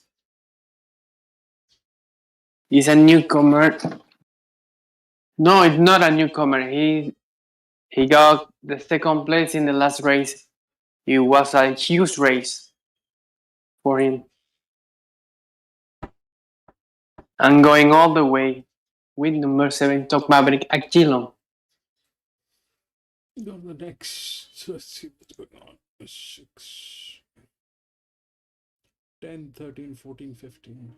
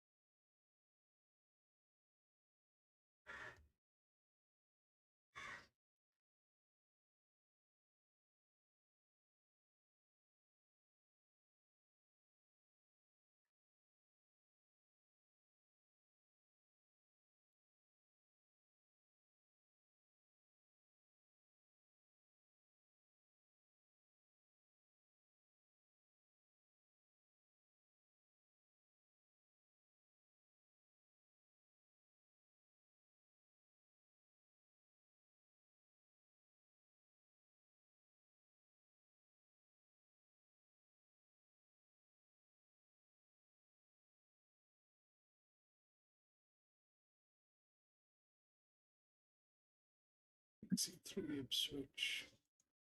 Three Ipswich flag. Yeah, well, he was going to be one of these horses, Andy, so we can take him out of our speed map. He was about $11 chance at time of scratching. He was my pick, Maxie. Okay, there he is. Look at him. He is seriously chuffed. Now let's see if he does stop at the 4 stalls. He might. Generally, they know that they come from that area, so we'll see if he does stop. But he's not doing anything silly. He's just cantering around the track. Enjoying himself outside there, but I dare say he'll start to come under pressure in a few moments. Very humid today, and he is on his second lap. But good support with this new car to Metro Racing New Mahar. 5 down to $3.90. So it's all up to Jasper Franklin here. We're putting a lot of pressure on him just to tuck this horse in behind somewhere. And it might be that he's able to succeed in doing that. If there's pressure on up front like we think there might. So I'm with this guy to make it 3 wins on the trot number 3. His last 2 wins into Woomera have been absolutely, totally effortless. Number 10, Kairos Louis. I'm hoping he can get to his forward position that he usually likes. Then 11, Prado to bounce back and run better. And Evocator is the one that could be the last horse standing here at my home straight. This is the horse that I'll be watching. I'm going to be back from the washroom in a jiffy. Yeah, I've got him on top now as well. I did have the scratching as my number 1 pick. New Mahar on top for me. I am very nervous about barrier 12, but as Maxie said, perhaps a good fast speed this first couple of furlongs might allow him to have a little bit of luck. We will need her to drop in. For Dangerous Alignment, definitely Texas. He comes through 78, a 70 last start, a 78 again prior to that, and he, was a winner 2 starts ago beating Freeland. It's a great race actually for Texas. He's got a better draw. Can you mute me, Louis? And he's got 3 kilos off. So he's still got the 59 and a half, but he is massively down, so 10 points in grade here today. It's been 11s into 950 back to 10s now. $4 Evocator in the mix. He's always getting home well. At 10, Kairos Louis is back in trip, but as we said, if they happen to run along quite well here, it could suit a stayer coming back in trip. Well, he's on his 3rd lap now. It's Willy Wonka. Did he go past us again? He did, and there are another half a dozen people over there turn out of the straight where the start for this race. Half a dozen people there tried to sort of corral him, slow him down, but he picked up speed. He actually went at a full stretch gallop. He dodged a couple of people. Yeah. Then the pony, the clerk of the course, was hot in pursuit. He's now out of puff. He's just hacking along now. He's just sort of down to a hack now. He's got no dash left. No, he's not doing anything silly. He's just cantering around. So there's one of our stewards. No, he didn't want to stop for him. Yeah, maybe Kevy might look at a longer race for him, Maxie. Well, he won't have to work in about another week. He's obviously very much. I don't think the pony that tried to catch him sort of had enough revs up. He did a really good job for about 400 metres. He was out on his. He didn't have the same fitness as Willie Wells. Well, Willie goes around every 2 weeks, doesn't he? He's very fit. So we're in this holding pattern. We're coming up to 3 minutes past the advertised start time for race number 6. This is the first leg of the quaddie, so a last opportunity to get your quaddie bets on here. Mahar has been the best bet runner. Number 3, $4 now on tab. Ahead of Prado. Now Prado's down 2 points, 7 down to 5 on the QOP. Comparable with Tab, second favourite. And then we're looking at Tambourine Man, right down the bottom there. He's firmed up 3 points on the QOP, 10 down to 7. $7 well on Tab, and the others under $10 are the 10 Pyros Louis and the 2 Texas. So it has been a good betting race, but most of the support, solid support, has been for number 3. I would like to see Tambourine Man win for Kevin Martin because he took over. I support him for months off Chris Marr when Chris backed up. He works very hard, just has a couple of his own horses in work, and I'm confident he's going to run very well. It's a tight race. He needs to find the right race at these midweek metros, like the race half put on for him, and this could be it. He's drawn number 3. He's got a bit of speed to put himself in the first half dozen Tambourine Man, and there's a good chance that he can run in the top 4. All right, they have caught Wow, it's Willy Wonka. He still doesn't want much of a bar of the pony, but Still a bit fresh, Kempy. You might have to take him for a track in the morning, unwinding, bring him back the other way around. Maxie, we kick off Friday night with the Sub-Zero. Yeah. Not a race under $1 million. Yeah. 2 worth $3 million. Race to start with, because a lot of people had their best bet in that race. Belvedere Boys. That's right. We knew we were going to be on a pretty seriously rain-affected track, and that was going to suit him. But I think he's pretty good on all types of ground, and he could get us off on a winning note on Saturday there under lights. Coming off a really good win in the shootout at Eagle Farm, where a lot of the other horses in that race, Bernie, well, they're not on the back up anymore. They were originally, weren't they? Because they ran to the Sunny Coast in the Tab Way. Yeah. So they've had another, 5 or 6 days. That's right. So we've got to approach this meeting slightly differently. Especially La Bella Boom, who was biking Magic Millions Classic. She was on the 7-day backup, but not anymore. Yeah, that's right. So it could be an advantage for some of those horses that have had the extra week in between runs. All right, they are going to start loading these horses very, very shortly, I would imagine. Loose Horse Wow, it's Willy Wonka. Wonka has been caught. And we are currently, obviously, past start time, so they should be starting to load soon. I was actually trying to get up all of those races on Friday night, Mexico. So the internet's down, is it? Who's got the chopper? There's a beautiful chopper that arrived about half an hour ago. I was hoping it came to hand up die, but I don't think it's yours. Pick up us. Far to come from the desert. I believe it could be the Wagners, Max. Okay. I've heard that, but I'm not 100% sure. But well, if they're taking their time to bring an entourage in this chopper, we've got to find out the horse. We'll have to find out the horse. Our listeners know. Get a shot of that chopper. It's Finch delay, I think, yes, but they're loading now. Okay, finally loading. Twisted Mistress takes her spot. There goes Evocator up and in here. So let's get upstairs to David Fowler for the call. Tambourine Man, Twisted Mistress, and Kairos Louis. So Osnuma has been the best back runner. It's still been a good betting race. There's 5 runners at single figures. In goes Tambourine Man. Meadowbank runners went up, back down at the last moment. They make another attempt with Tambourine Man. Just props at the last call. Spoke to Raj if the rank outsider goes in. Prado's right to go. So there's only a handful out. Master Copy applications. Tambourine Man and the favourite Yuma Hair. Master Copy goes up. Tambourine Man budges again. It's the one just holding things up presently. Just joined us. Wow, it's Willy Wonka. Slodge the rider. Got Talia Finland. Wow, it's Willy Wonka on late scratch. It's around the $11 mark. Tambourine Man's right to go. Applications Kairos Louis. Texas will be amongst the last to move up. Also Numa here, runs from Whitegate. Something a Sky one screen Strathalbyn holding, so good cooperation there from the stewards in SA. I'd say starters at the ladder, field of 11, light on. Racing. Applications bounce with plenty of purpose. Grinzinger 9 began well. Tambourine Man's got speed. Kairos Louis and Master Copy from out wide going forward, as is Numa Hair, trying to circle them early. Then Twisted Mistress, Texas Prado, Avocador, and dropping out the last spoke to Rajiv. Into the first beaten, Tambourine Man led, but Numa Hair joined it on the outside. Franklin took bad luck out of the equation at the get-go. He went forward, and now he's one off the fence, but Tambourine Man holds the lead. Applications about 2.5 away, third. Grinzinger 9 fourth the rail. Kairos Louis caught 3 wide and fifth, then Master Copy. Twisted Mistress over on the rail, followed by Texas. A couple away Prado, and then 2 to Avocador, and Spoke to Rajiv second last and last.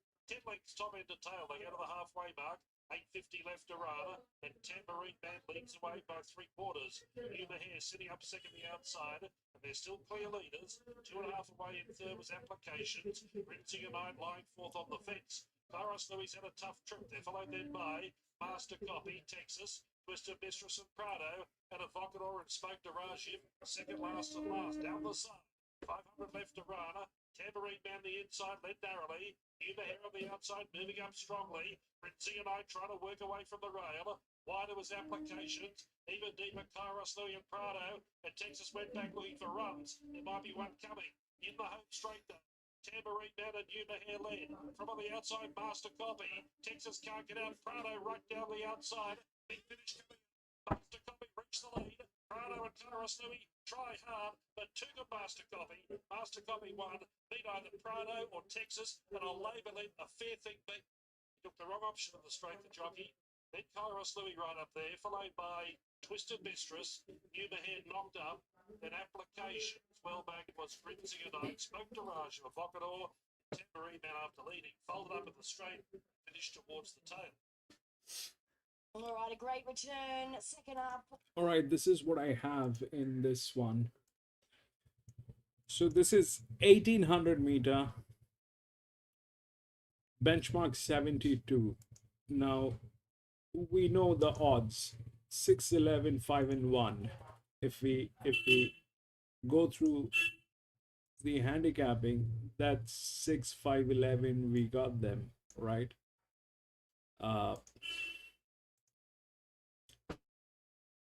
That's how it looks like.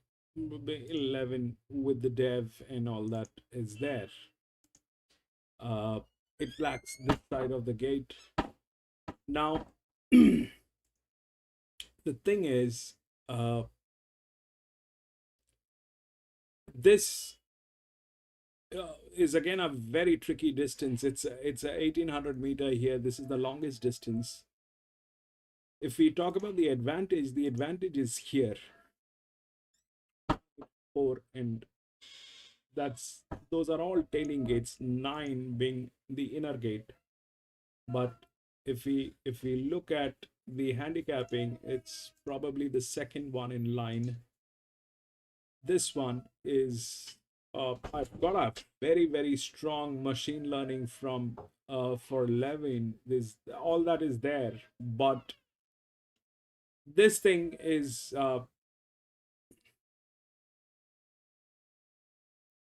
this either will you know, this is a huge drift. This one is a huge drift here.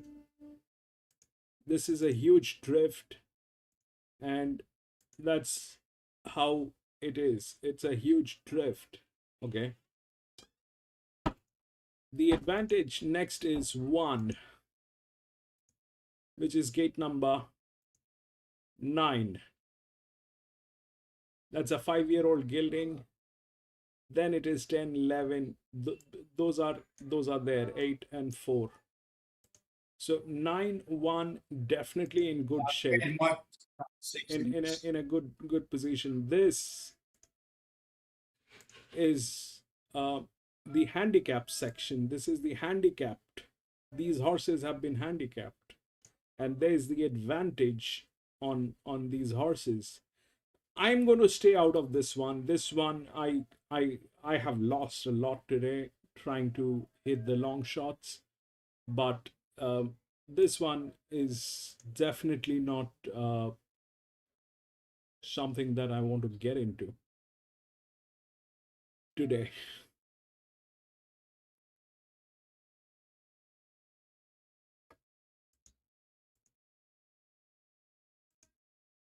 That 7 is also there in some way or the other.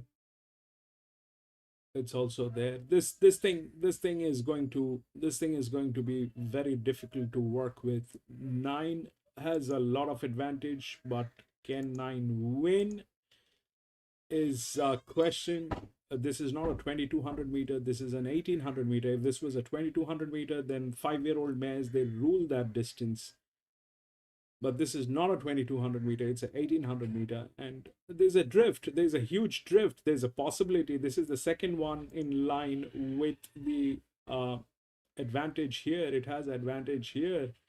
It's all good, but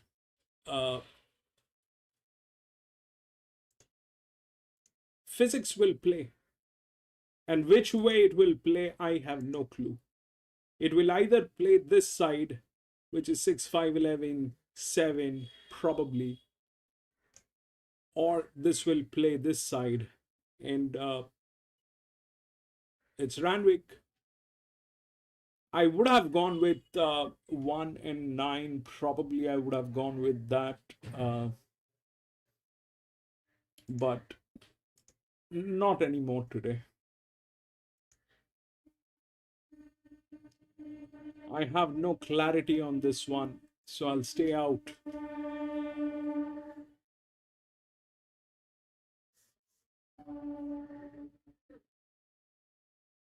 £6. 6 is there. That's this side of the game. That's this side of the game. It's Fabulous is doing all that stuff which is there. Then this is in the best hands. That's 2. The neighboring gate is 9-3. And we've got a FF on this. So this I'm going to stay out of.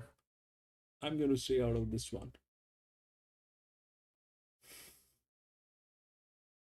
In her step as she makes her way out through the tunnel, and as expected, she looks fit too. Like Fluky is the 11. Chris Lee's Tim Clark, good money around for this mare today. Well, she's been in great form this preparation.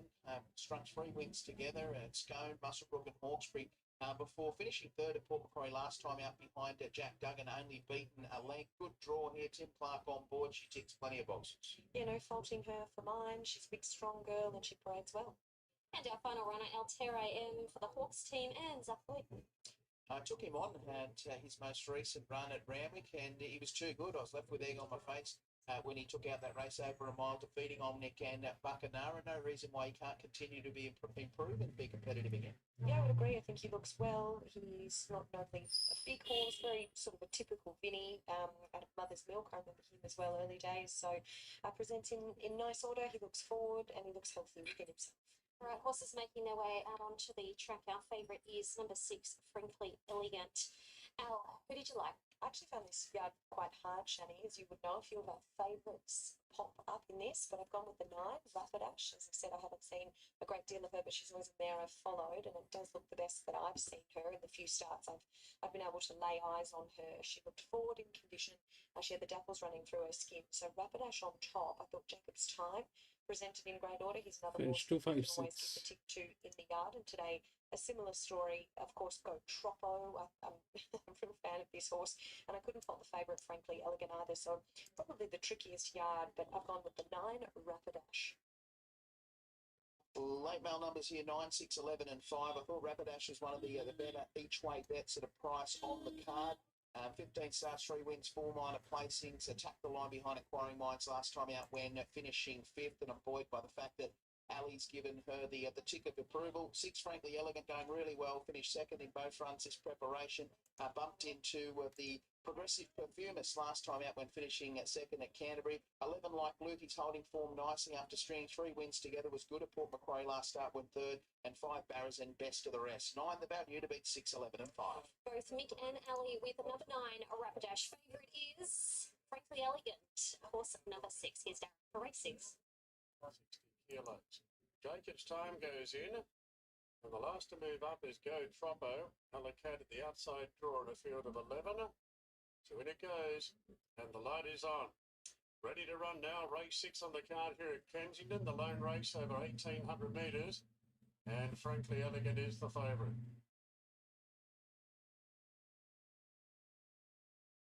All stand well. Ready to go. Gates are back. Off and racing. Frankly Elegant, the favourite, jumped really well. Our Anchorage is nicely in a stride with Barras in. Fortune being sent forward. Go Troppo being sent forward as well.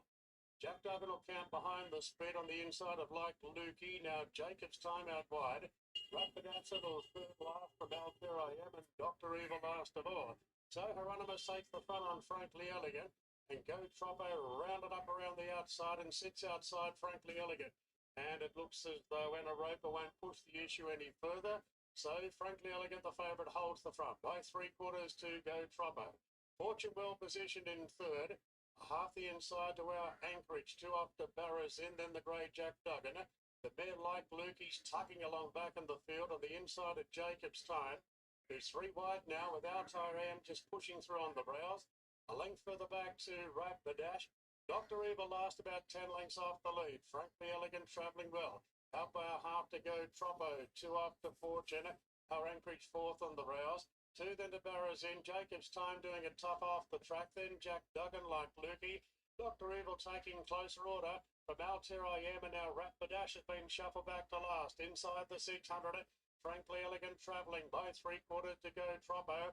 Is under a punishing ride now. Fortune tries to get off its heels and peels 3 wide. Then came Our Anchorage further back to Jack Duggan. Barras in and a gap back to the rest. Frankly Elegant. Hieronymus comes to the middle of the track. Frankly Elegant still a length in front. Fortune trying hard the outside. Our Anchorage running well on the inside. Then Go Troppo between them. Our Anchorage darts up the inside, joining Frankly Elegant, and Our Anchorage getting the upper hand inside the 50. And Our Anchorage ran away from Frankly Elegant. Jack Duggan 3rd. Photo 4th, Fortune and Barrazina. Then a line of horses, Dr. Evil, Jacob's Time, Go Troppo, Rapidash, Like Lukey never in it, pulled hard back in the field, and Altera I Am was last to finish. And number 3, Our Anchorage continues the great run for Fiona Baker. Josh Parr on board this son of Galileo, and he salutes the here best this hand. afternoon at start number 23, win number 3. He defeats number 6, Frankly Elegant, the 7, Jack Duggan, and it was a photo for 4th between Fortune and also Barrazin, number not in the frame just yet. But Our Anchorage first up today over 1,800, a great training performance. He's never won first up before, Mick, but he gets the job done today. Yeah, it was a really good performance, wasn't it? As you mentioned, he'd had 4 first-up runs previously for just the 1 minor placing, but did have a pretty good grounding with a couple of trials leading in. The most recent trial there on the 3rd of January at Warwick Farm.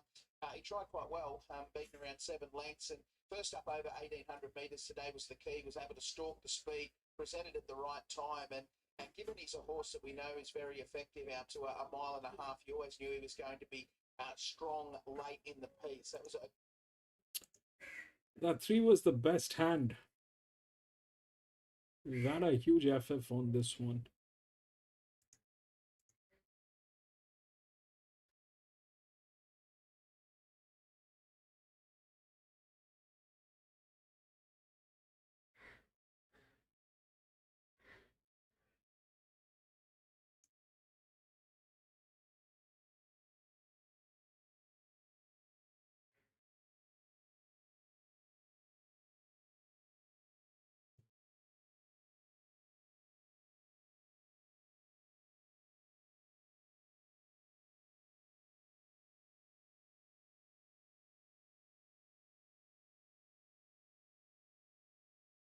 Three definitely in. I don't know the others, but three is in. We'll take a look at the numbers. Six, I think, got in as well. Six is the second, probably. 3, 6.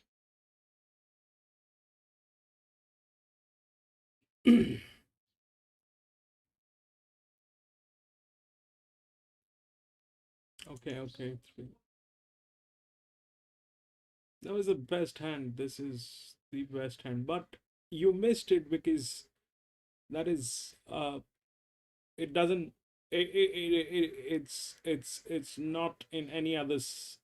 It is not in any other selection.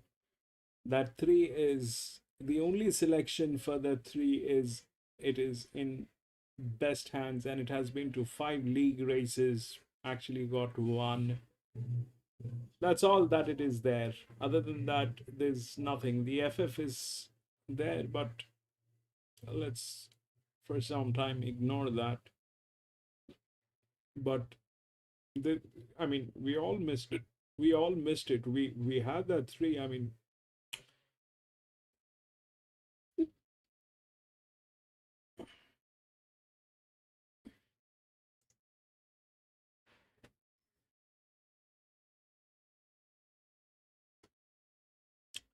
yeah, I mean, there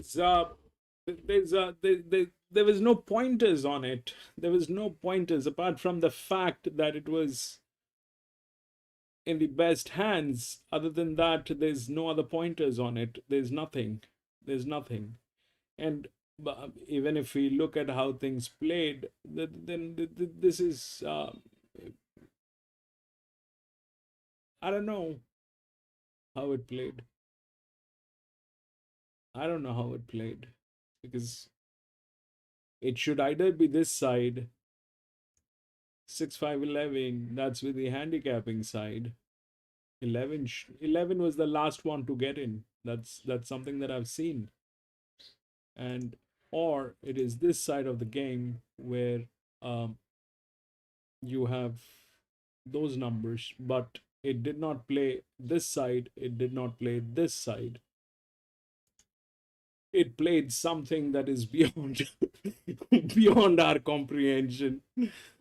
But tomorrow I'll figure out what they actually did with this one.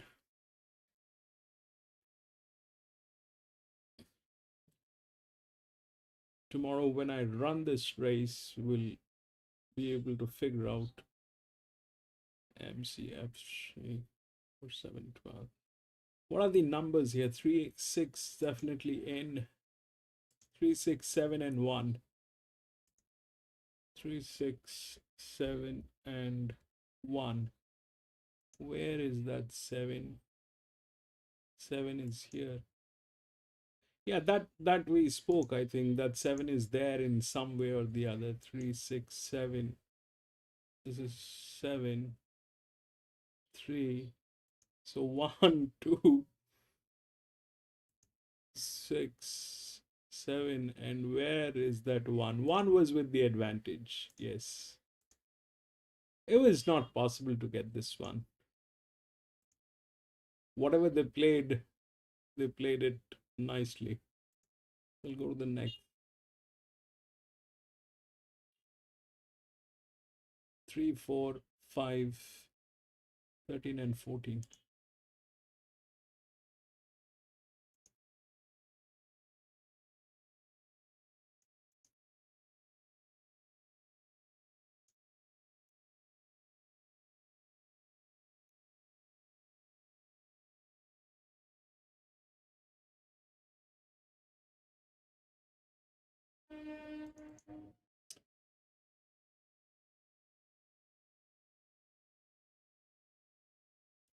Fap, welcome back. Fap, you can now join the Discord. Fap, now you can join the Discord. You can speak if you have a mic.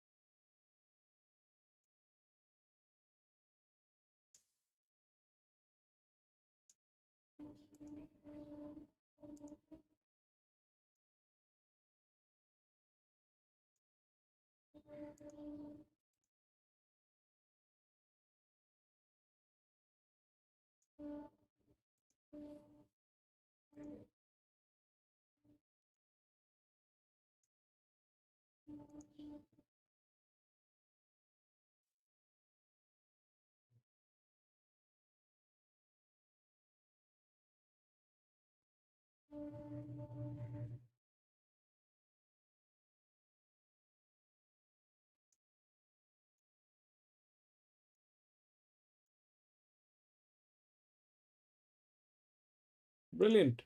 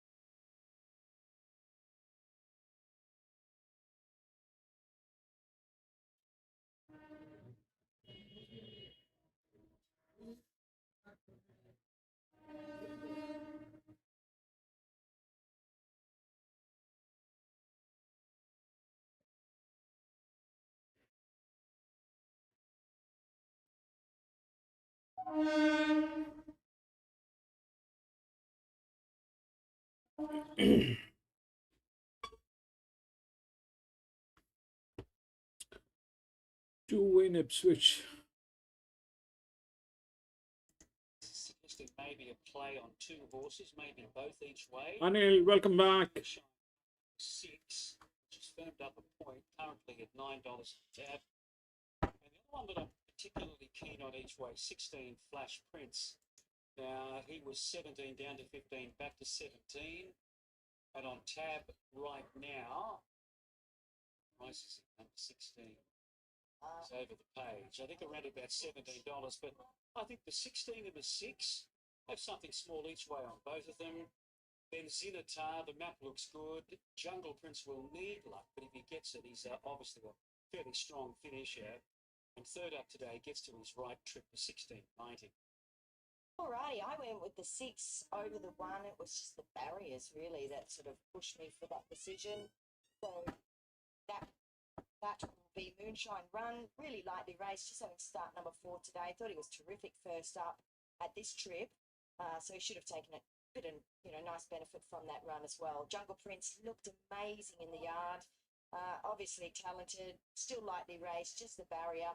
put in the 5 Able Seaman and 3 4.5, but there are others that you can most definitely like there. 6 feet 1, 5 and 3. There is Fort Denison taking his spot. Here's David Fowler. Pull it now. Ready to break, the red light on. Racing. Jungle Prince off the outside began in neutral. The car towards the inside was nicely away. Moonshine Run going forward. Zeno Tar third on settling down, and 4.5 was fourth, but a bit wide. Off the track, you're moving up was Nitrogen. He's now going back between runners. Daddy's Boy's the one that's wide. Able Seaman sneaking up along the rail. Followed by Blueprint, and then came Jungle Prince. He's trying to slot into a spot. I think he has, yes. Midfield went off the rail, so a nice piece of riding there. A few lengths away, Sunbeam Legend, followed by Flash Prince, Adelaide's Lace for Denison, and Make Haste in the big fielders last of all. I'd say 15 off the lead. Along the back straight now, 1,000 left to run, and McCann's in the lead. Leads Moonshine Run by neat length. Daddy's Boy third, but he's going to do it the hard way, 3 deep. Able Seaman on the other hand, getting a cosy trip, fourth on the rail. Just behind that quartet was Zeno Tar and Nitrogen. Then 4.5, followed by Blueprint. Jungle Prince in the second half of the field. Spots of about 8 lengths with 700 left to run. Then came Flash Prince, Sunbeam Legend. Make Haste beginning a 3-wide run with Fort Denison and Adelaide's Lace the last pair. Down the side now, 500 left to run. The car leads the way. Moonshine Run being pushed along. Daddy's Boys had a hard run and Able Seaman. Followed by Zeno Town, pulled to the outside. Where's Jungle Prince about midfield? And 6 off them as heads were turned for home. The card kicked in the straight, led the way. Able Seaman tries to come after it. Nitrogen running on fairly. Then Moonshine Run. Where's Jungle Prince? He's way off the track and a minute back. On the inside, the card in front. Able Seaman the danger. Ranged alongside the card. Got the upper hand. Move clear. Able Seaman 3/4 to the card. Nitrogen third. Blueprint in fourth. Then Zeno Tar, Flash Prince. Moonshine Run. Followed by 4.5. Jungle Prince didn't raise a sweat even on a hot day. Then Make Haste well back was Adelaide's Lace for Denison. Daddy's Boy. Sunbeam Legend. I hope no more. It's last. Terrible ride. The placings 5, 18, 7.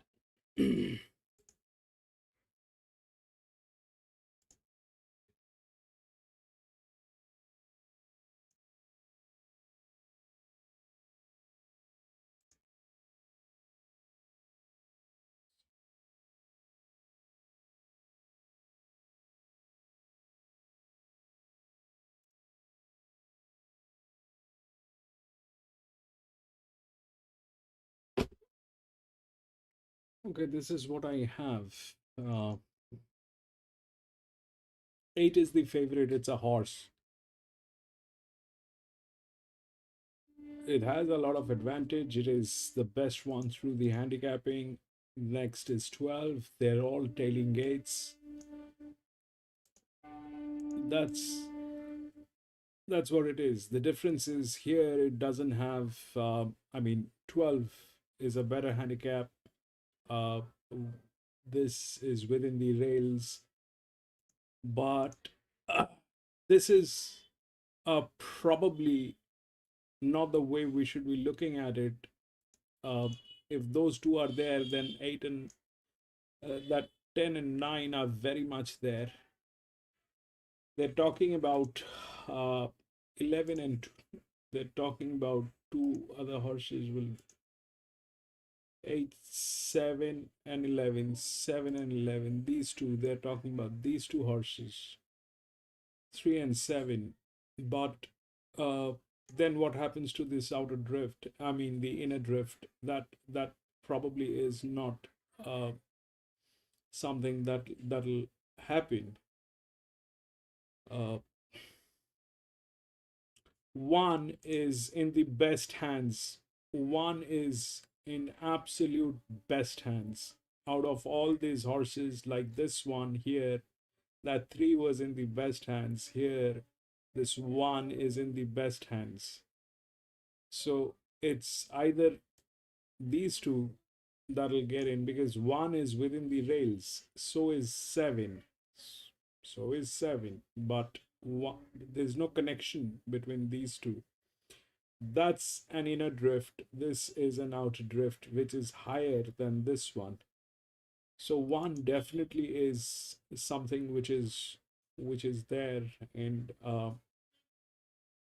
if that's there, then 2 is also there.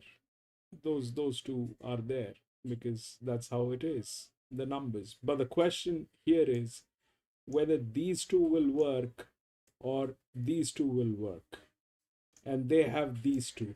6 nobody has. Okay, I don't have 6, they don't have 6. The question is, these two I understand, these two they kind of are there, and these two, 10 and 9, they're very much capable of dealing with this, especially that 9 has 3 league races.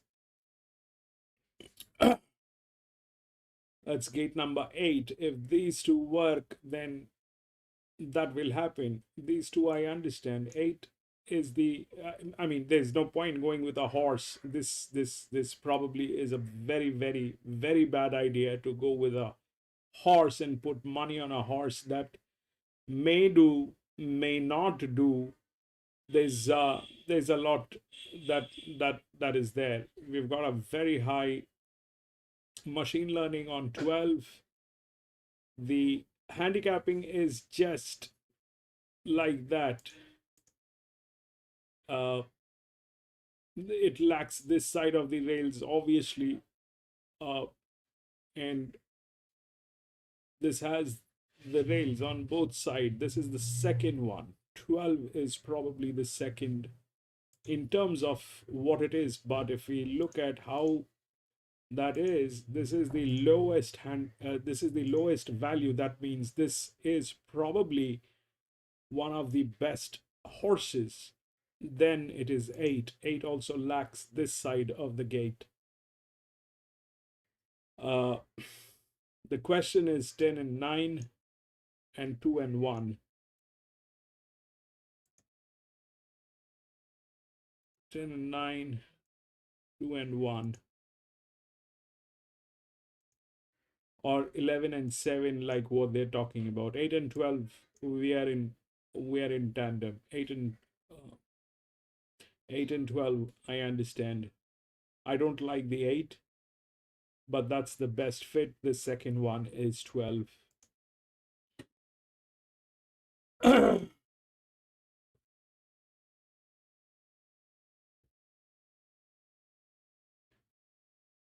That's the 8. The horse.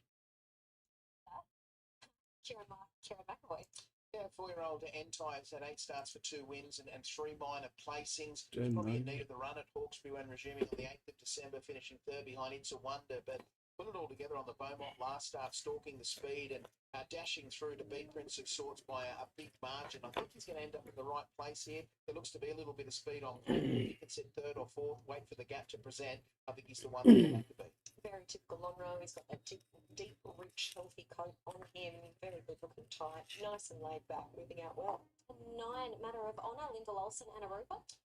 Yeah, he's been struggling for best form this preparation. The most recent run was on the 28th of December at Randwick in benchmark 78. Was beaten around 8 lengths by High Blue Sea. I think we'll just wait till he turns his form around. Yeah, big-bodied horse, so if you do like him on form, I couldn't fault him. He's not doing anything wrong. 10. Jumeirah Beach is the 10, Jason Deemer, Andy Atkins. If there wants to be a blowout in this final event, it could well be Jumeirah Beach, who I thought did enough first up here on the Kenzo over 12.50, first up on the 6th of December. Closed off well behind Spirit of Varanasi to be beaten just over a length. Presents second up here, albeit with a gap between runs. Needs a little bit of luck from an awkward draw, but I think he'll be fine in the line. I dare say they've kept him right up to the mark at home. He looks forward enough off being, he's now about 6 weeks between runs. If my maths are right, they might be wrong. They kept him up to the mark, so he's kept that residual fitness. 11, Direct Fire, Teresa Badup, Amy McLucas. Teresa Badup's done a wonderful job with this fellow. He's had 5 starts this preparation, finished no further back than 4th. That includes 2 metropolitan placings and a good win in a midway going back to the 9th of November, defeating Molly Supreme on that occasion. He'll roll forward, make his own luck, and he'll be hard to chase down. Teresa's horses always present well when she brings them to town, and no different with this guy, Direct Fire. He's got the fitness on side as well. And the replicant on the quick backup, Joe Pride, Tyler Schiller. Well, I think you can be confident that he'll run well. He always does. The knock on him is that he doesn't win out of turn. 33 starts, 3 wins and 19 minor placings. Was under the pump a fair way from home at Warwick Farm last start on his preferred wet surface when finishing 4th behind Swaysive. That run might have just brought him on. Take nothing away from him on the quick backup. He's quite switched on, probably the most switched on that I've seen him. I had him on top a couple of starts ago. I always think he presents in good order, and today no different, but probably a little bit more forward. Okay, and Neil Payne is with me. Wesker, he was scratched last week due to the track downgrade. Much better conditions today for him. Yeah, exactly right. Look, yeah, it was very wet last week, as everyone knew. So we again had elected to scratch him. Race him today, like the track looks like it's racing fine. Unfortunately, getting off the fence a little bit, and it's not suiting the leaders. So there's a few crosses against us here, but look, Adam's just going to let it work out. In front, see whether he leads or after a furlong, work out what he can do. It's a horse that can carry weight because he's got the 61.5 on his back. Oh, weight's no worries, Shinny. Weight's no worries for I'm going to be out. That eight has some valid numbers, but I'm not going to go with a horse. 12 is the next one in line, and 10 and 9 they have a lot of advantage in this race. So is 2 and 1. Definitely 1 is in the best hands. This is a very confusing race. This and nobody has 6. That's very strange.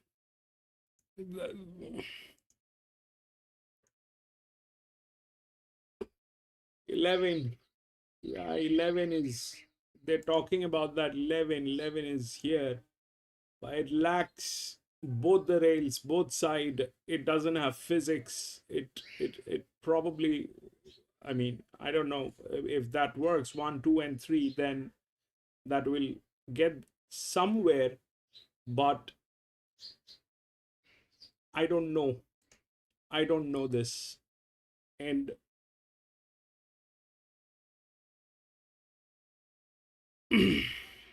I'm out.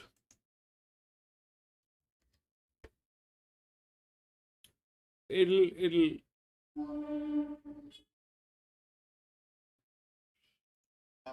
Only had the 8 starts, 2 wins, 3 minor placings, just on the upward spiral. And just the way the race is likely to pan out, he could be the one that ends up in the perfect spot. You're going to have horses like Direct Fire, Wesker, and Scorch vying for early supremacy. And DeBaby's got that soft draw, so should be able to posse up maybe 4th or 5th, one off the fence. And if the gaps present later, I think he's got the turn of speed to finish over the top of them late. 7 Piraeus, I don't really like the map for him. I think he's going to get a fair way back. But he's had a bit of a let-up since failing in a midway last time out. We mentioned that he was very good late last year, finishing second to Kingston Charm in the 4 Pillars. That was 3 starts back now. If they do run along, he's 1, 6, 7, 9. Hitting the line hard late. 12, the Replicant's going to get a nice run, you would think, from an inside draw. Is always there and thereabouts, and it wasn't too bad last time out at Warwick Farm, and has raced well at this track in the past. And we'll put in the 11 Direct Fire, who makes his own luck up. Not bad. Finch, not bad. Ticking over nicely, all preparation. And he's going to be up there in the first couple, offering a kick in the straight. The chances don't stop there. I thought maybe Jamira Beach might be able to run a big race, second up from a spell. I know he's had a bit of a gap between runs, but at around about that $26 mark does look over the odds. And even old Noble Soldier, he's another one that could make his presence felt if they ran along a little bit. He's been building towards a peak performance. 8, 7, 12 and 11. A tricky race to round out the program here. Good luck if you are having a bet. Maybe's our favourite at $4.20. Got in as short as $4, back out to $4.20. And then you've got 3 horses all at $5 per race. So 7's into $4.60 for Brace, back out to $5 for him. Direct Fire, 6's into $5 in a point. And the Replicant, 7's got into $4.80, back out to $5. So very, very open affair. We've got a couple of riderless horses behind the line. Piraeus had the blindfold on. I think Adam Hieronymus was out of the saddle there on Wesker, who is currently sitting at that $8 quote. Scorch at 10. That was Alex top selection. Okay, this is the final race from the Kenzo this afternoon. The rain has held off. It's brewing. It's coming. I think we're going to escape it though. Here is Darren for the final race. And Jamara Beach, the remaining runners to go forward. The last of 7, we've been able to dodge any rain here this afternoon. There's certainly plenty of rain around the state. And looks like some decent storms are rolling towards the city. And the lights on, we're set to go. The last of 7 here on the Kensington track. Very open betting race. Doomben is just the favourite. Set now, and they're racing. Matter of Honour up into the gates very swiftly. Wesker there, direct fire surging forward. The replicant will sit handy on the fence in advance of Noble Soldier. Scorch easing back from Jamara Beach, and Parais has been well back. Will settle last and goes down to the inside running rail as Matter of Honour's trying to cross direct fire and achieves that now. So Anaropa takes the lead here on Matter of Honour and draws out by 2 lengths direct fire. Wesker third the outside, the replicant travelling strongly fourth the rails in advance of the favourite Doomben. The gap in the field is Scorch outside Noble Soldier. Jamara Beach is bucking up back in the field, pulling its head off on the outside of Parais. Matter of Honour a clear leader approaching the corner by 2 on direct fire. Wesker creeping close to the outside. Then the replicant, Doomben given every hope. Further back Noble Soldier, Scorch now. Jamara Beach pulling out wide, and Parais being reined along last of all. Matter of Honour turns the corner in front by a length and a half to direct fire. Wesker being stopped up. Then the replicant. Further back to Doomben. It's got some chasing to do. It still sits off the lead. Matter of Honour at the 2. Run. 12. Run, you mule. Now the replicant starting to run on well on the Run. No. Rated in the lead. Matter of Honour's going to run them off their legs, and Matter of Honour led all the way. 9, 12, 11. 9, 12, 11. Noble Soldier, Wesker and a photo for 4th. Parais made some very minor headway. A little bit better than the favourite Doomben. It did nothing in the straight. And one of the last to finish, Jamara 9, Beach, 12, 11. Scorch has pulled up pretty sharply there. It might have an issue. Number 9, Matter of Honour. Lyndall Olsen and Anaropa. She took 3 off this gelding's back. No, bro, it's not that easy, Lewis. It's not that easy that she had to run. She'll run if she had the 9, 12, 11. What? That 2, I think. What is that? 12, 11, and 2. 2. 9, 11, 12, and 2. So what happened? Where is that 2? Yes, that 2. 9, 11, 12, and 2. So 2. That's there. 9.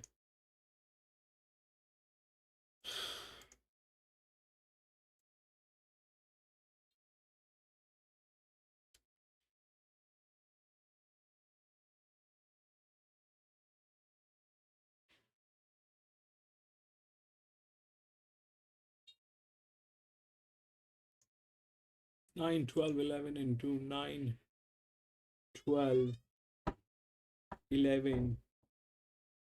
That 8 did not do anything. That horse did not do anything.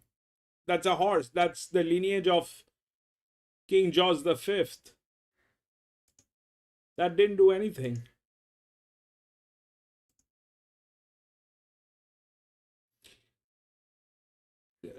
Yep, probably. But that is it, ladies and gentlemen. We had 7 races here today. Very disappointing day. But that's what racing is all about. And I think that's what we're dealing with. But I'm going to be racing back on Friday again. So if you have a little time, please come and join me. We will race together, do a little chit chat here and try to have some fun. And thank you so much for being there. Lewis, bro, thank you. Thank you so much for joining in at the Discord. PC, thank you so much for being there and getting into the Discord. Finch, thank you so much for being there, my friend. MCFC, long time and welcome back. Thank you so much for being there. Fap, thank you so much, Fap, for being there. Please get into the Discord. We'd love to hear from you. Anil, thank you so much and welcome back. Okay, okay. Thank you so much for being there. Okay, if you have Discord, okay, please get in. I think that is all. Ascot, bro, thank you so much for being there, my friend. Thank you, gentlemen. Thank you. I'll see you on Friday. Thank you. Have a great day. Geelong, we have Geelong. Let's finish Geelong. How many races are left in Geelong?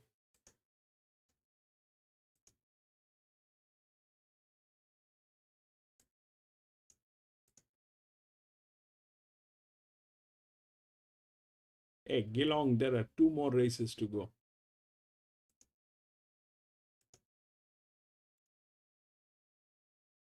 Yep, I'll see you on Friday, gentlemen. I'll see you on Friday. Thank you. Thank you. Have a great day. Bye-bye. PC also Ipswich. All right, I'll Ipswich. Let's see how many Ipswich. I'll stay for the last race, Ipswich. I'll stay till the last race, Ipswich. I'll stay for the last race till Ipswich. Let's keep it on. 6. Well, that wraps up a great day of racing here on the Kensington track. It's about to storm. It's very, very windy. We're getting busy. I hope you've backed a winner or two throughout the afternoon. It's bye for now. Yeah, today it played. I mean, I kind of I had no clue what was going on. This one. The 10 definitely had a chance, but it did not work. The 9 was a league horse, and there's a lot of advantage going on here.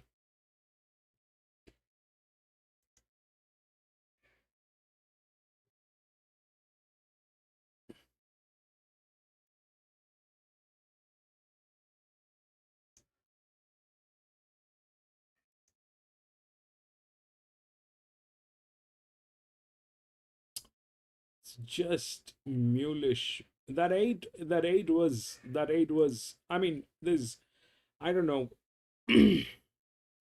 It's so difficult to work with the male horses. It's so difficult. I mean, I don't know what the owners go through. I don't know how the trainers go through this, but it is so difficult to work with the male horses. They kind of will probably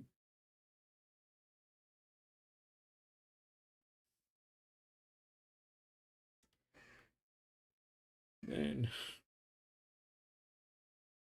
5 win Geelong.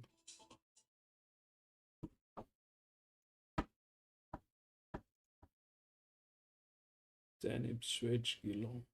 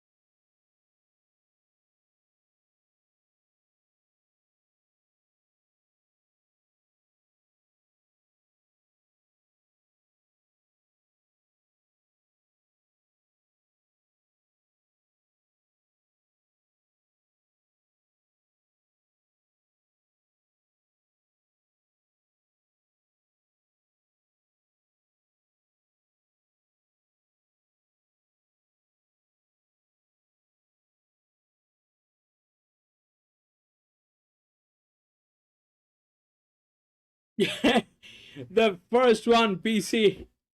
Congratulations.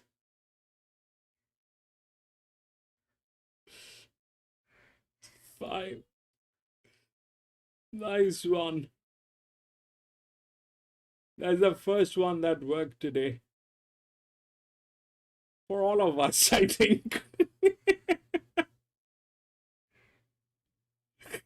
That's the first one that worked.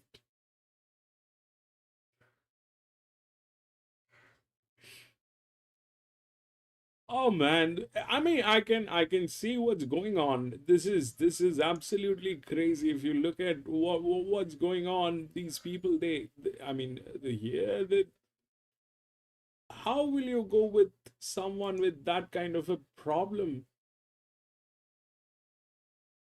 I think there's a lot of ego that plays between the trainer and the jockey. Hey, PC, thank you so much, PC. Thank you so much, my friend. Thank you so much for doing that. I don't know how I can show my gratitude, but that seriously helps a lot, PC.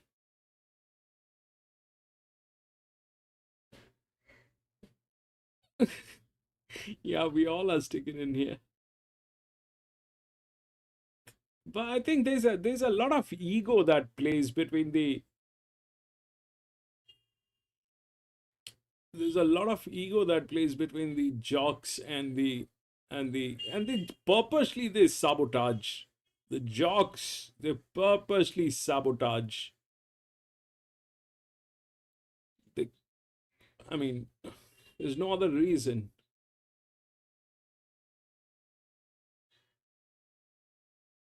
Switch.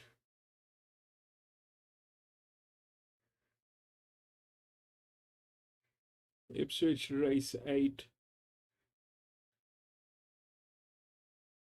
Lewis got what, PC? Lewis 5 with Geelong. 10 Ipswich.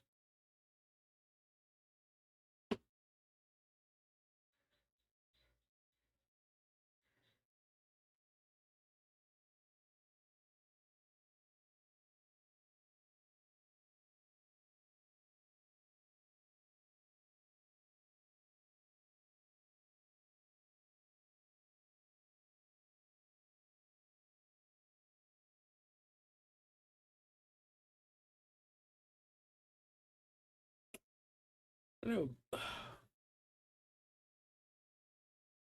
I don't know. There's no. Yeah, I mean, the jocks are in a position where you have to believe what they're saying at the end of the races. If they say the horse did not respond, that gets recorded that the horse did not respond. But did you actually try to make it respond? Or you just sat there and laid eggs?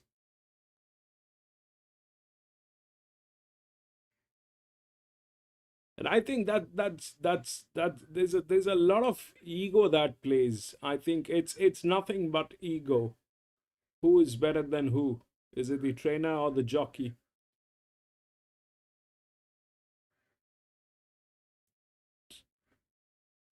Ten.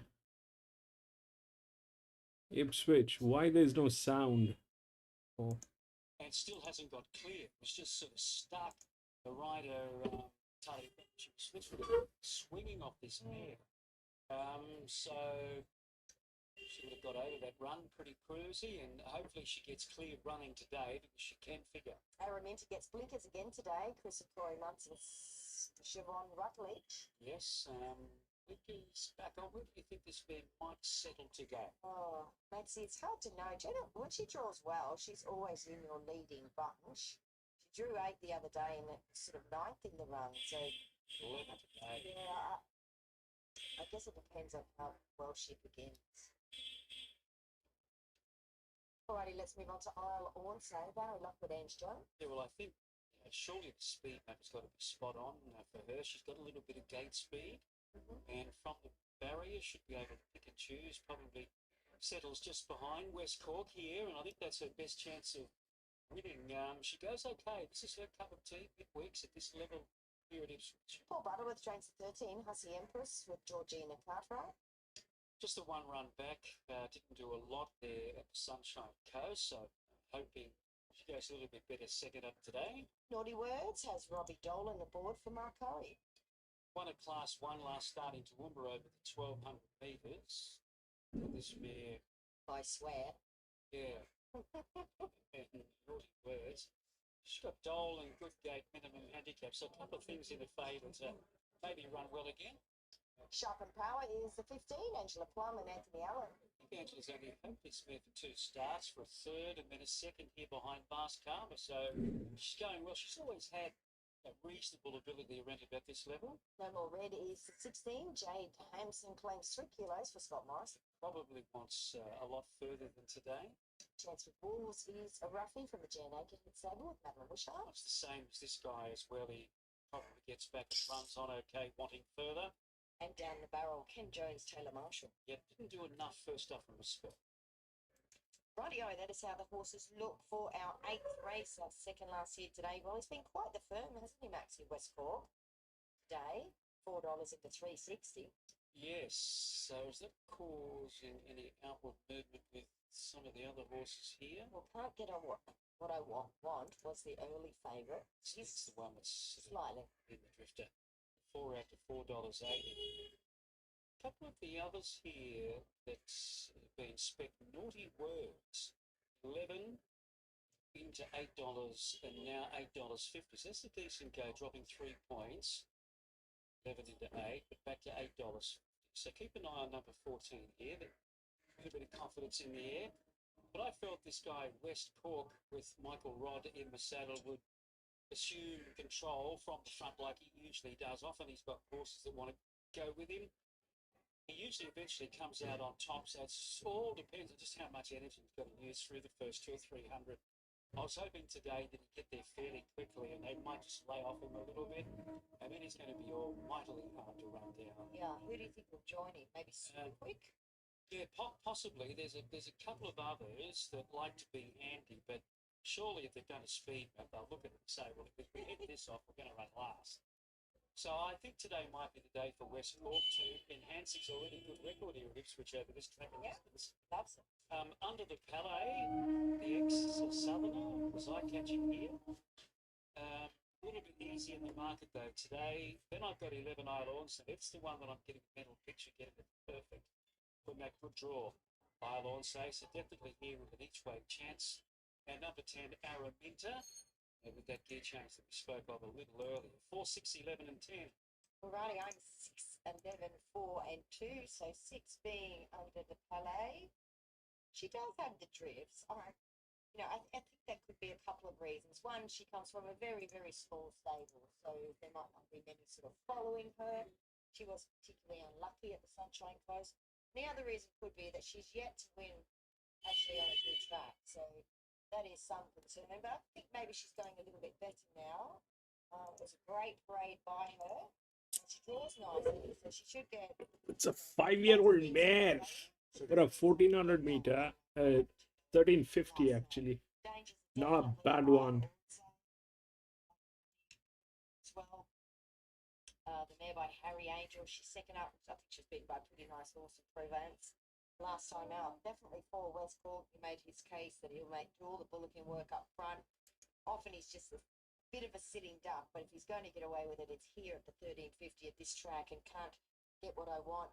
Great parade. I'm not sure really where he gets to from that draw, but a great parade by him. And it was a reasonably strong race, even though it's Warwick form. It was that Country Cup, Major Dan's Country Cup qualifier. It was, wasn't it? Yep. Yeah. So West Cork here, best supported runner. Don't just around Emily Lang. Emily rode a winner early today, so she'll be just hoping. I mean, what can she do in the starting goes? This was the kick every start. What Yeah. can do? I'm going to find Jimmy Henna. I'm pretty sure the mother might have used to do that. Yeah. Around the world. Yeah. She had a big finish on her from memory. This guy does as well. Just if you're on, you just have to sit and just watch it start, see what happens. But It's a good one, 6. level, and he's going to put a bit of a margin on them. And I'm sure it's just the people. If the people are mulish, then there's nothing doing. 6 is good. Alrighty, West Cork, your $3.70 favourite on the toe, $3.80 here on the QOP. Let's get up to David for the call. It's an interesting move at 6.50. Two others worth mentioning. They both beat Firmers at $8.50. 11 Ireland say, 14 Naughty Words. Ireland say was just a performance first up here, but he can improve and will be fitter. Naughty Words comes in as the last start winner with the rails gate. In the top 5 in betting, the 5 runners at single figures. Super Quick is the last one up. Now we're set for the second last race today, 1350 metres. Starter has the button, red light about to be turned on. Stage at Ipswich, all clear given. Set racing. They jumped at a good line. Our wide Super Quick was fast away. Showing early speed was Ireland, say who began well. Going up towards the lead with Sharp and Power. West Cork wasn't the best out. Now he's gathering speed all of a sudden. He's driving through. Let's sort them out as they link up with the course proper. Sharp and Power. First to the rail now. Leads West Cork. Will have to sit outside. Can't get what I want is in third. Momentarily, Huxtable was just poking up, keeping West Cork a bit deep. So the favourite is using petrol in the middle stages. I'll say who jumped first is now fourth. Followed by Under the Palais. Then Super Quick. Followed by Naughty Words. A few lengths away came Chance with Wolves. Then down the barrel. A long way back was No More Red. Hussey Empress and Don't Disaround the last pair as they travel inside the 600. Araminda's in midfield. Soon afterwards, West Cork took control. Can't Get What I Want rolls up to second. Super Quick up to third, but he's off the track. Under the Palais travelling to the picture. Sharp and Power gone. Araminda's starting a run. And I'll Lord say Naughty Words. Chance with Wolves. Don't Disaround to the outside. Forget the rest down to the 200 metres though. And West Cork was beaten off by Can't Get What I Want. He drove to the lead. Under the Palais tries hard. Then Super Quick, Araminda, and Don't Disaround. Can't Get What I Want in front. Taking a good punch. He's too good for them. Can't Get What I Want. Beat home. Super Quick, Don't Disaround, and Under the Palais. Then West Cork, Araminda, followed by Naughty Words. Wider on the track was I'll say. Ahead of Chance with Wolves, Hussey Emperor, Sharp and Power down the barrel. No More Red last 12. 2. So Can't Get What I Want is the winner. Number 2, Kevin Campaign, Justin Huxtable. Getting through. 2. Scoring a good win from Super Quick. Don't Disaround has made up many lengths. Yeah, probably. I told this probably is just the people. Didn't much well. Took 600 metres. It's a tough watch. But not so if you're on Can't Get What I Want. Third up today. A couple of encouraging runs. 5th here and then 4th at Warwick last start in a Quade race. We mentioned the depth in that Magic Millions What country. kind of a moronness is that? I don't know. Gets the job done today. Their hands 3-5. So a little bit of a bittersweet day for winning trainer Kevin Kempy. Had a Vidius run really well earlier, Bernie, but Willy Wonka was naughty, but this guy has done it for the stable today. Willy Yes, Wonka. so Kevin can go home. A very, very happy trainer now. So first of all, how is, well, it's Willy Wonka. Is he all right?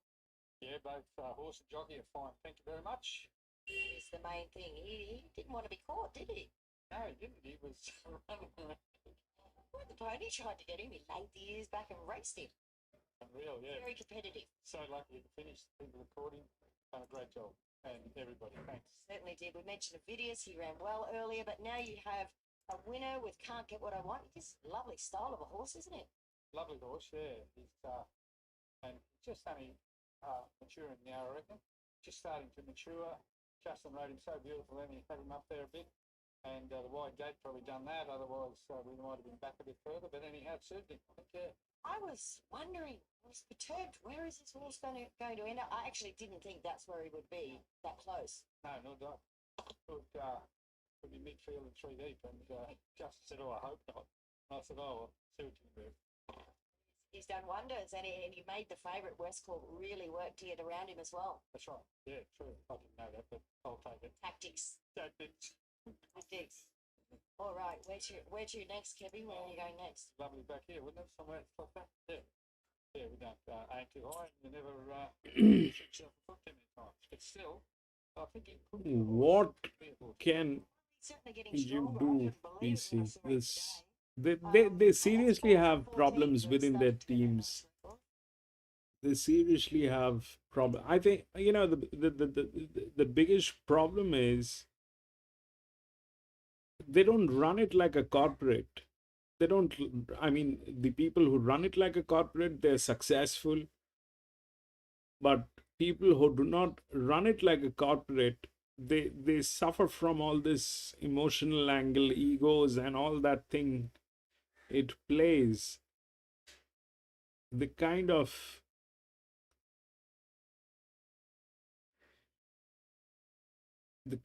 if you look at the I mean, I'll share someday the kind of, you know, the uh, the management that happens on some of the best companies that are into racing. Man, they very professionally run, like they should be. And some of them are just like the old mom and pop shops. They think they'll just get away with that. That's a problem. That's a problem. That's a problem. That doesn't happen. The management has to be right. The management has to be right. If the management is not right, it'll not work. No matter what kind of a horse you have or what do you do with it.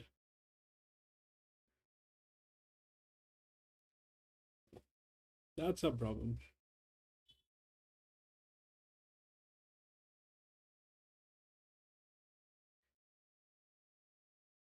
That's a problem. We've seen how the management works.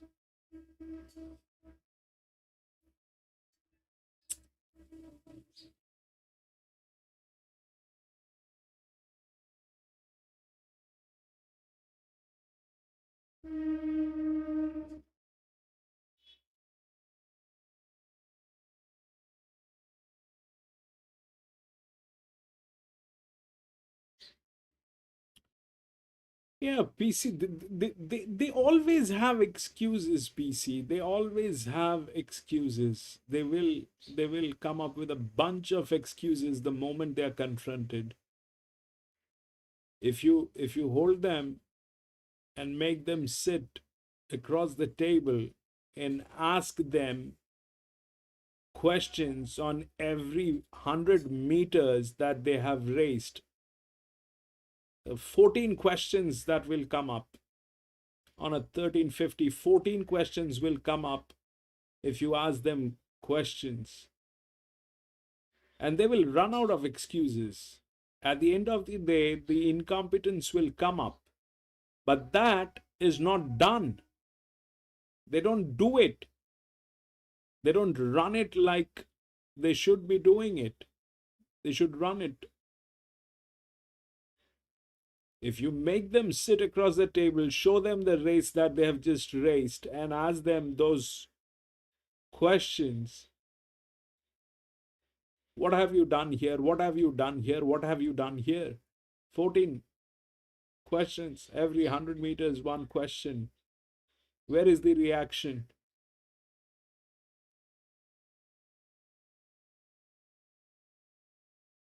Once you start doing that, everybody is going to get straightened up. Somebody has to start that. That's all. You cannot go scot-free. You cannot go scot-free. They go scot-free on this. There's no responsibility. They're Gen Zs. 21-year-old, 18-year-old, 17-year-old, 22-year-old. They've got no responsibility, no respect, nothing. They just are there because they're getting paid.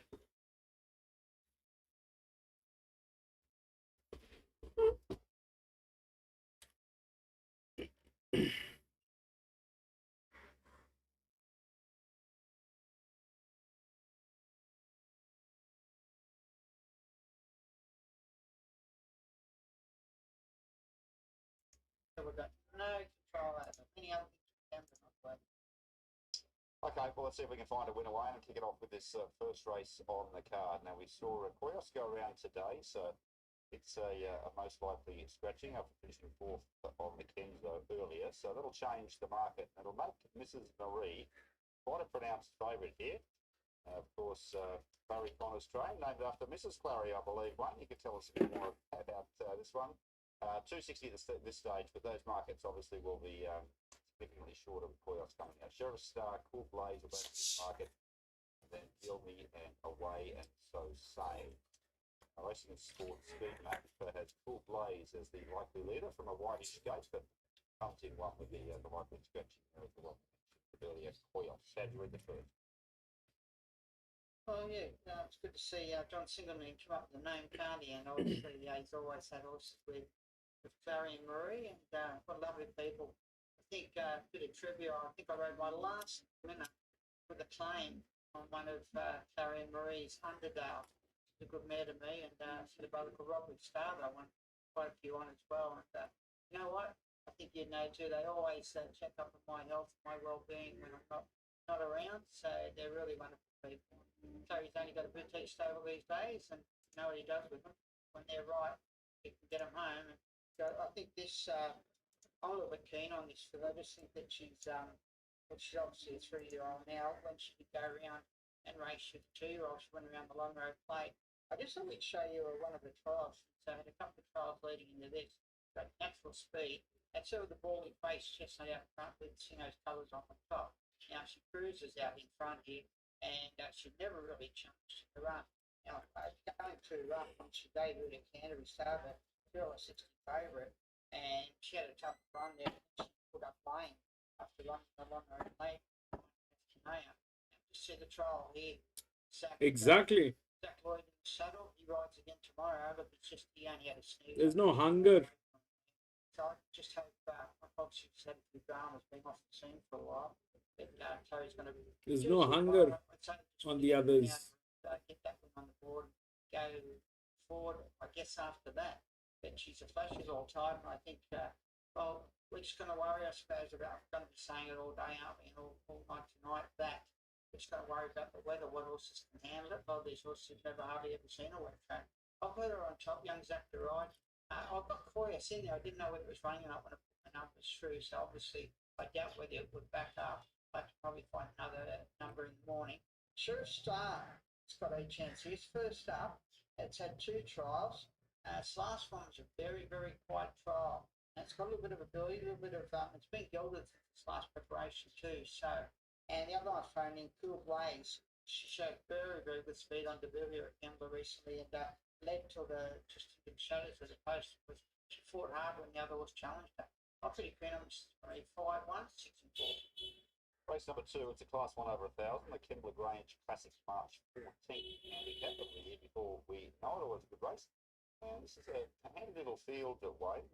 Turf Fever won very nicely, I thought, on debut. Had to really chase hard to beat the other horse there at Port Macquarie, albeit in weaker company, but certainly a good debut. And they had a pretty good strike rate when he brings it here. Invincible Madison struck a couple of handy class 1s, probably had a bit more experience of 1 or 2 of these. And Ride the River's the one I thought was a nice value here. Won really well first up last prep, and then bumped into a pretty hot field with beating 3rd placing behind Tarpaulin, also weakening one on the start 5. In for view on Breakyard, 483. Rubov and 10, REQ, Sunday, Haiku, then of the rest. We've seen Invincible Madison lead pretty much every start way, and I imagine it might be able to lead from Ride the River. How do you see the second? Just got to be a bit careful, haven't they, from that wide draw and how much they're going to have to use Invincible Madison. She's got natural speed though. See the way she won at Canberra, won her maiden down there. She got an easy lead, and then when she was getting the big in the ribs, she just ran away from them. So with the claim here for young Knockmore too, so comes in quite well. She probably just have to do a little bit of work there. I guess the query horse for me is Ride the River. Just how far forward they'll go with Ride the River. These horses got plenty of speed as well. They'll clear the couple inside there. Turf Fever raced up handy and winning up there at Port Macquarie and down the line quite well. But I don't think they've got the speed to match the 2 outside there. I think they'll come across to be running 1st and 2nd. And I've got them going to fight out the finish for mine too. But I thought we'd go Invincible Madison. She's been very, very, very honest, very, and she puts herself there too. So from that alley with the claim, she's going to look to win it for most part of the race. You see her turn for home here in front. And even this prep, as I said, she won at Canberra and then she's been placed here at her next 2 runs. And they've been in pretty strong races too. And it's sat pretty quiet on her this day. And when she was challenged, she found enough. I think she's still learning what the paper's all about too. You see that when you asked her to quicken up, she changed stride and really collected the running rail. She fought very, very hard, I thought. This wasn't the easiest race in the world to be taking on these horses that had a bit more experience too. The winner there had changed stables and has always shown a fair bit of form. I thought just late, having to lead and all that type of thing, I think she had an fairly easy lead there, but I like the way she fought on when they got to her, she found another gear. So I'm going to go with her. I thought the danger definitely Ride the River. We'll be watching the market with him. He's first up here. He's had 2 trials. Very, very easy trial. First one, then he had second White Farm trial. That was a very, very strong trial. He went around in there too. So got to watch the market. Looks like it's to be found already. So I'm going to Tycoon. He's only lightly raced as well. Chloe took this horse up the wire and he sat handy and found the line very, very strongly. Very, very determined. You've got to come back all right. And to feed, as you say, the win up there at Port was very, very good. I just don't know how strong that race was. The horses coming here and winning form, as Damien takes his horses very well. There's one where he takes him to win. So I've gone for Pittsburgh Madison on top 5, 2, 1, and 4. Third race of the day, this is the stayers, 2,400 metres. That's your 2 minute 2,400 metre races here at Canberra. 64 is the benchmark, and there's a few in the market here. Tennille is the favourite, probably deserves to be for Annabelle and Rob, off some good form this preparation. Led everywhere but the post at Canberra last start. There has been a victor in provincial grade at Hawkesbury a while. Gate number 1 looks the leader and gets Molly Fitzgerald in the former apprentice lane. So Sleep, just an honest stayer for local Kerry Parker. It'll be up there somewhere. It's always hard to beat. Glamber 550, Montgomery. Thought that maybe a fraction disappointing this prep, but it's in the market as the distances increase. He sort of his chances. I think Giddy Gangs, Joy, Adios, Steve. I reckon Tennille probably leads the inside draw here, Wayne, and just lopes them along over the staying trip. Race 3. I think you're right there. And when now they put the claim on Tennille, that might just make her a little bit keener too to sort of race forward there. Might just liven her up and from the inside draw, they'd be crazy to give it away. And young Molly, she had 3 winners down here at the last meeting, so she's flying at the moment. She takes, I don't think she's going to have that 3 kilos for much longer, but she takes 3 off there with Tennille, so gets a lead there, and I've noticed this young lass, if she can rate them out front too. She seems to be able to ride them anywhere in the field, in front or behind, and a shout out to her dad there, Malcolm. I'd say he's taught her very, very well. Yeah, she runs a racing, but she's very, very smart young lass. I could talk to her at the last Canberra meeting. She's got her head very, very screwed on, and she'll give this horse every chance, I'd imagine. Has had the bigs on before the Tennille. I do remember it did have them on before, so they're going back on again, and should be very, very hard to run down. But I went for So Slick. Trained on the track here by Peter Parker. Just looking through the form there, I think So Slick's been taking on stronger fields. I'll take you back to show you the last run. This one was Vehicle Farm meeting. Yeah, just sort of got back, had to travel up there after running second in midway at Rose Hill.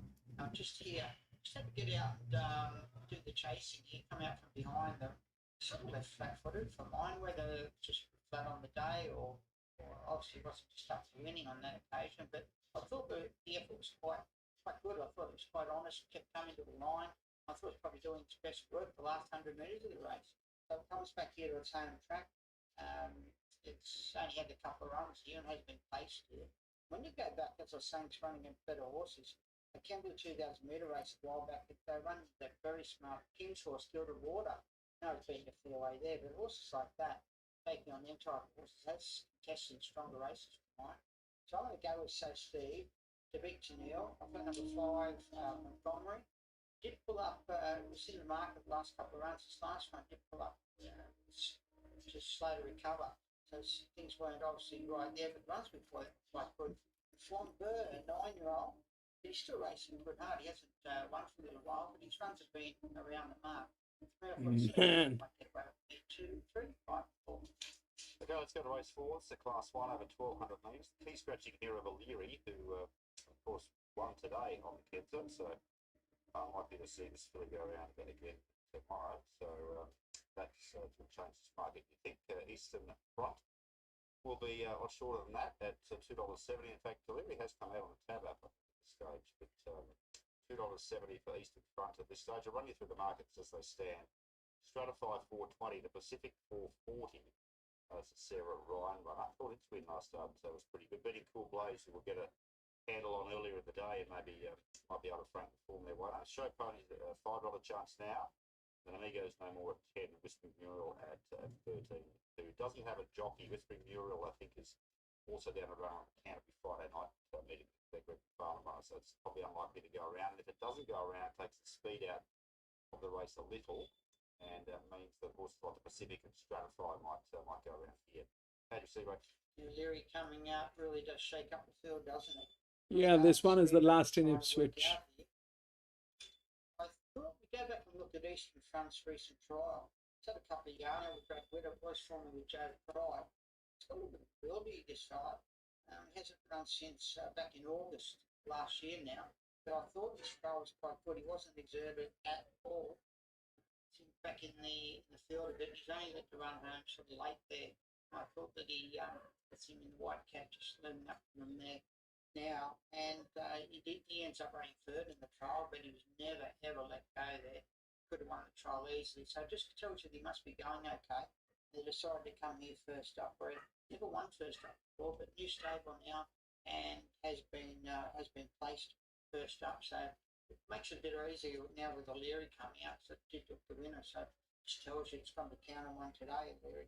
So, okay, we'll go with Eastern Front on top, young one explain all that help there from a reasonable barrier. Of the others, we're not throwing in number 7, Stratify, nearly wore an old mate of mine. He's still poking around with a few horses, and this he might have got a little bit of money out of this one winning at Wyoming the other day. He's been a good trainer for a long, long time, nearly.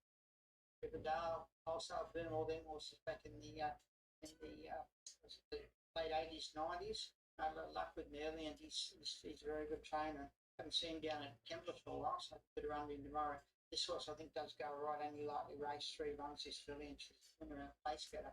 The Pacific did a good job to win here the other day. Fox seeded and fought really, really hard for that win, and it might be just on the upward spiral too from the good draw. Won't be too far away. Chopin's not a horse I know that well. Hasn't run since June. Trainer will track here by next year. Did run second in the Kempler trial under no pressure recently, so it's got to come to the numbers now within scratchings there. So 2, 7, 1 and 3 for me.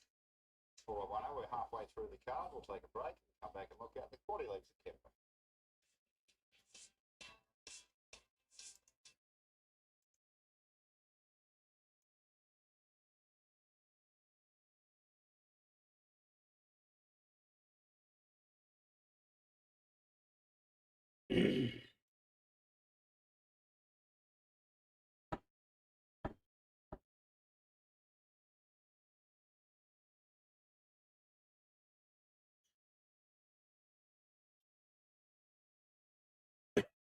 Huh.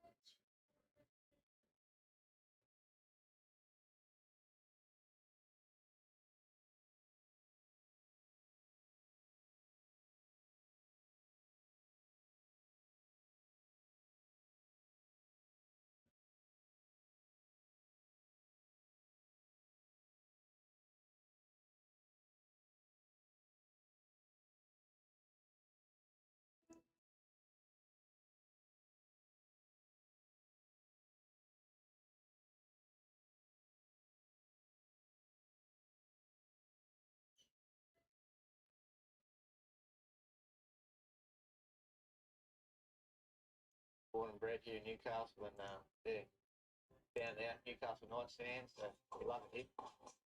You got the best of both worlds, beautiful training facilities now wherever here. You've got poly track, 2 grass tracks, sand track, swimming pool.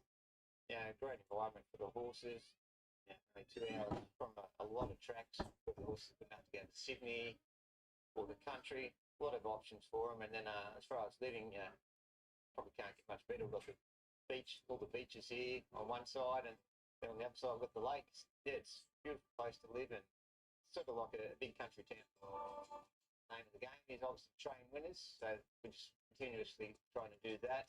I really enjoy riding, getting a good feel of the horse, getting to know the horse a bit better, and because sometimes you still want the riders to go out and do a certain bit of work, but if you're out there on the horse and he doesn't feel right, or just not having an off day, I can just obviously do whatever I want and change the work to how I feel.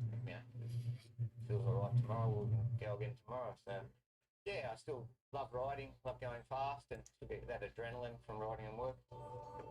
I just had no ambitions to become a big trainer, like most of them do. Just the way I was brought up to. Dad never had a big team; he only had about 12 at most. So I have 12, 13.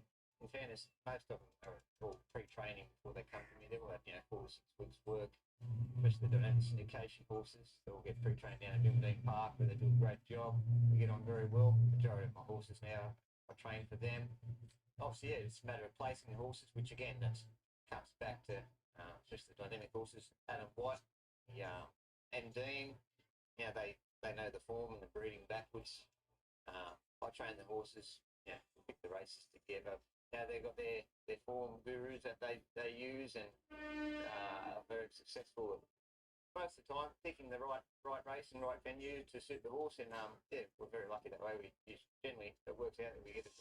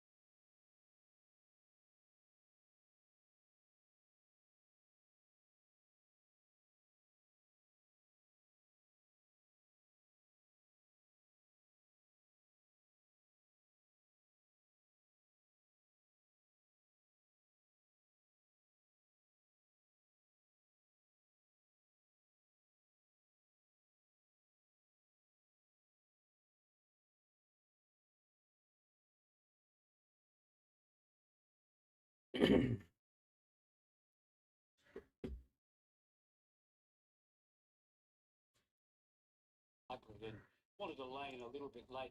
I like the booking of Kyle to stand over him a little bit and blinkers again. You're probably going to let the speed go and have one run at them. I think that's a good scenario for this horse. I've seen him do that win in the past.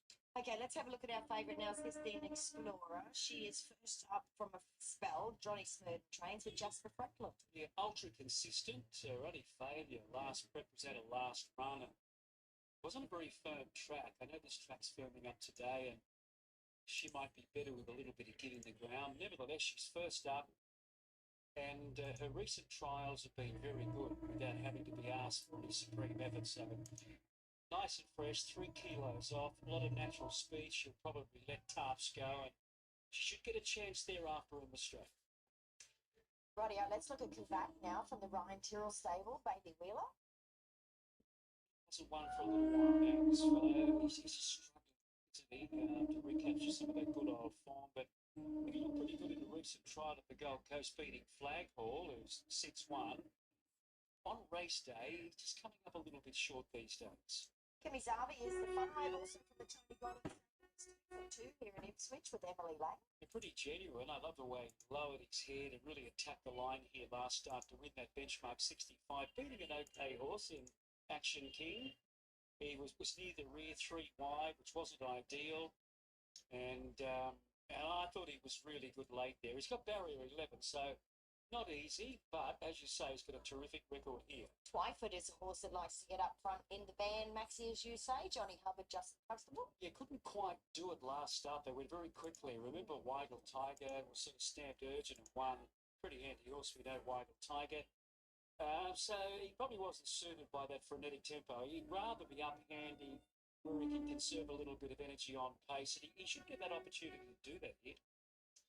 All right, let's go down the page now to Excessive, the 13.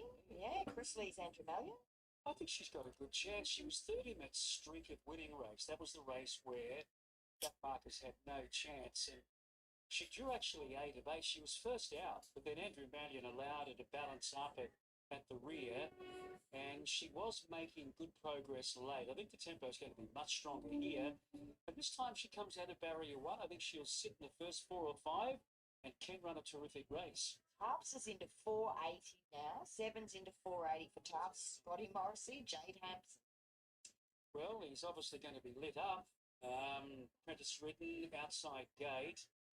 Last start, he actually led by 4 lengths, and he was run down by Adriel Lade. He was out on his hooves at the 200, wobbling around a little bit, but yeah, the money's there to suggest he could be hard to catch today. Primary Rich Girl gets blinkers again today. Matt Dunn and Damien Thornton. I think that's significant. She's got ability. It doesn't look like it, a win at 2 at 25, but bits and pieces of decent form in there, and I thought a recent trial was quite good. She settled last, given a bit of a giddy up in the straight, found the line well without blinkers. Importantly, blinkers are back on today. She gets a nice, soft, economical run in transit, I believe. Red Wine is the last start winner at Wollumbar for Matt Dunn and Cody Collis. Remember that song? Was it? Yeah, I love that song. I'm such a bad singer. You could try. I like to say. Maybe Saturday night, around about 10:30. Yes. Around the, after a sat blanc. But yeah, Red Wine, a 7-year-old, going well at Wollumbar. This is a little bit harder, but draws nicely. Nettles is the 19. Annabelle Nation, Rob Archibald and Ronnie Stewart. 7th behind Pivotal Lad, not beaten far, and didn't have a lot of room in the home straight. The run was actually okay. And 20 is Inlander, Mark Curry and Jones. Yeah, always got to respect the Curry runner right down on the minimum. Ran okay at Warwick first up, but and has been kept pretty safe in the market too. Alrighty. He did get a little bit cranky as he got onto the track. The pony quickly came along, whipped up Inlander, and off they went. So everybody's happy. 16 Explorer, slightly on the drift here, Maxie. 4s to 440, whereas Tarps has gone 7s into 480. So they are closing in on each other. Kemi Zabi's been 850 to 10, back to 950. Damo Days on the drift, 750 to 9. If for something else, Red Wine, 750 out to 9. Inlander, 650 out to 7. The rest, more or less, haven't budged. Horses like Excessive. Open 12s is back to 12s. A Rich Girl's been 12 to 14. There's not much confidence in the air about anything other than Tarps, who's now $4.60 from $7 about half an hour ago. So, obviously, Tarps is going to come out running. Getting tailed, Lewis. Strong gate number 10. Third up today. Yep, he went like a scalded cat last time. He led by 4 lengths. Then it was beaten 6 at the end of 1200. But obviously, you know, the punters have done a speed map here and they reckon he can cross and lead on his ear. Yeah.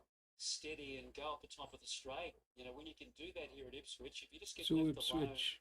in front, it's a fairly sharp turn into the straight, isn't it? And sometimes the leaders are often gone hard to catch. Especially, you know, horses belting into that turn, sort of get speed off a little bit on occasion. So there could be that advantage for Tarps today. The market's saying yes.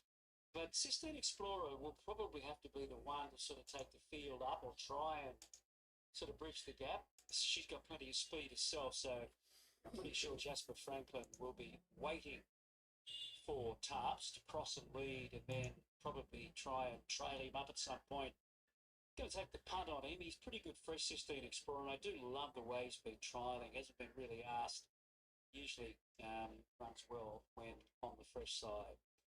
So I'm giving this mare a chance to win first up. 16 Explorer to beat number 13 Excessive because of that very soft run that Excessive is likely to get here today. Damo Days, now with the tempo likely to be hot, that should suit him. He should be really finding the line strongly at the end with those blinkers back on. And then 16 a Rich Girl, another with blinkers back on. 213, 116. Yeah, I went 2 to beat 1. I went the Sistine Explorer. I really liked the preparation that she had, which was her first prep with Johnny Smurden last time out. There was just that slight doubt this morning when I was tipping her. What was the opposition? I mean, Entrapiato was the first mare that she beat at Doomben, and then I think she beat Tranquil Bay and Lady Wardell. So I was just slightly questioning that depth, but then I thought, this is only a 70 anyway, this race. So she shouldn't be measuring up, I think, in something like this. And that most recent trial was beautiful through the line, just never asked to really do much. So 2 to beat 1, putting in 15, which is Tarps, and 5, Kemi Zabi, even though he's got that awkward gate. So 2, 1, 15, and 5. All right, this is our last race on the card here today. Tarps, your best backed, and now favourite. 420 on the tab, and also 420 here on the QOP. Sistine Explorer 460 on both. Then we go down to Inlander 650. Here's David for the last. Fancy. Inlander. Now, third line of betting. There's the line for the last. Ready to jump. Race 9, 1200 metres. Centre field of 11. They're off Ipswich. They jumped at a good line. Kavak trailer shows speed. Nettles began fast. Tarps going up outside them. Sistine Explorer in on the action and throw Inlander into the mix as well. So those 5, they'll sort themselves out early. Then Twyford, Damo Days, Red Wine, a few lengths away Excessive, no early speed, and Kevasabi and I'm a Rich Girl, they're the last pair, down below the 800, and Jade Hampson took Tarps to the lead. He wants to go faster, he's out by 3 lengths now. Sistine Explorer got across to the rail to be second, so it's in a good spot. Kavak third the outside. Then came Inlander, followed by Nettles. Wide of the track, Twyford, Damo Days between runners and being niggled at by Wilson Taylor. Then Red Wine, Kevasabi travelling to the picture. I'm a Rich Girl, second last of the turn, and Excessive with the job ahead in last position. Around the bend, Tarps the best back runner. Flat for home in front from Sistine Explorer. Then came Kavak. Damo Days now starting to put it down the outside.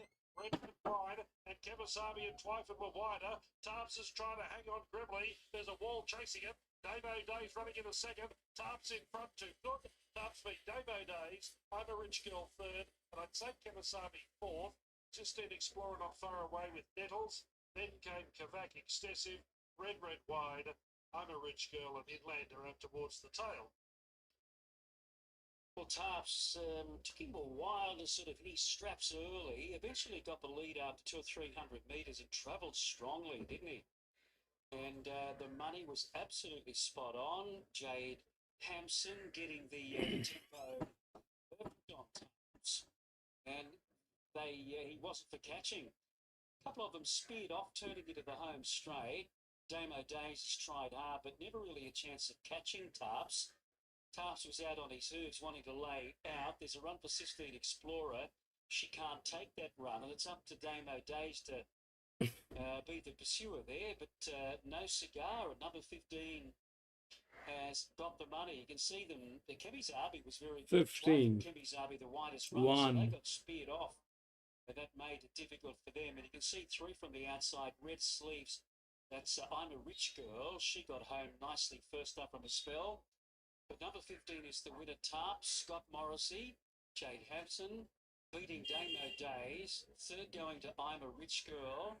And fourth to Kemi Zabi. So given that he was shunted about 12 wide, Kemi Zabi turning into the straight, his run was quite good. 16 Explorer had her chance. She just petered out a little. Right. I think that's it. Scotty Morris. That's it. I'll see you on Friday, PC. Lewis, thank you for being there. Ladies and gentlemen, I'll see you on Friday. Have a great day. Thank you. Thank you.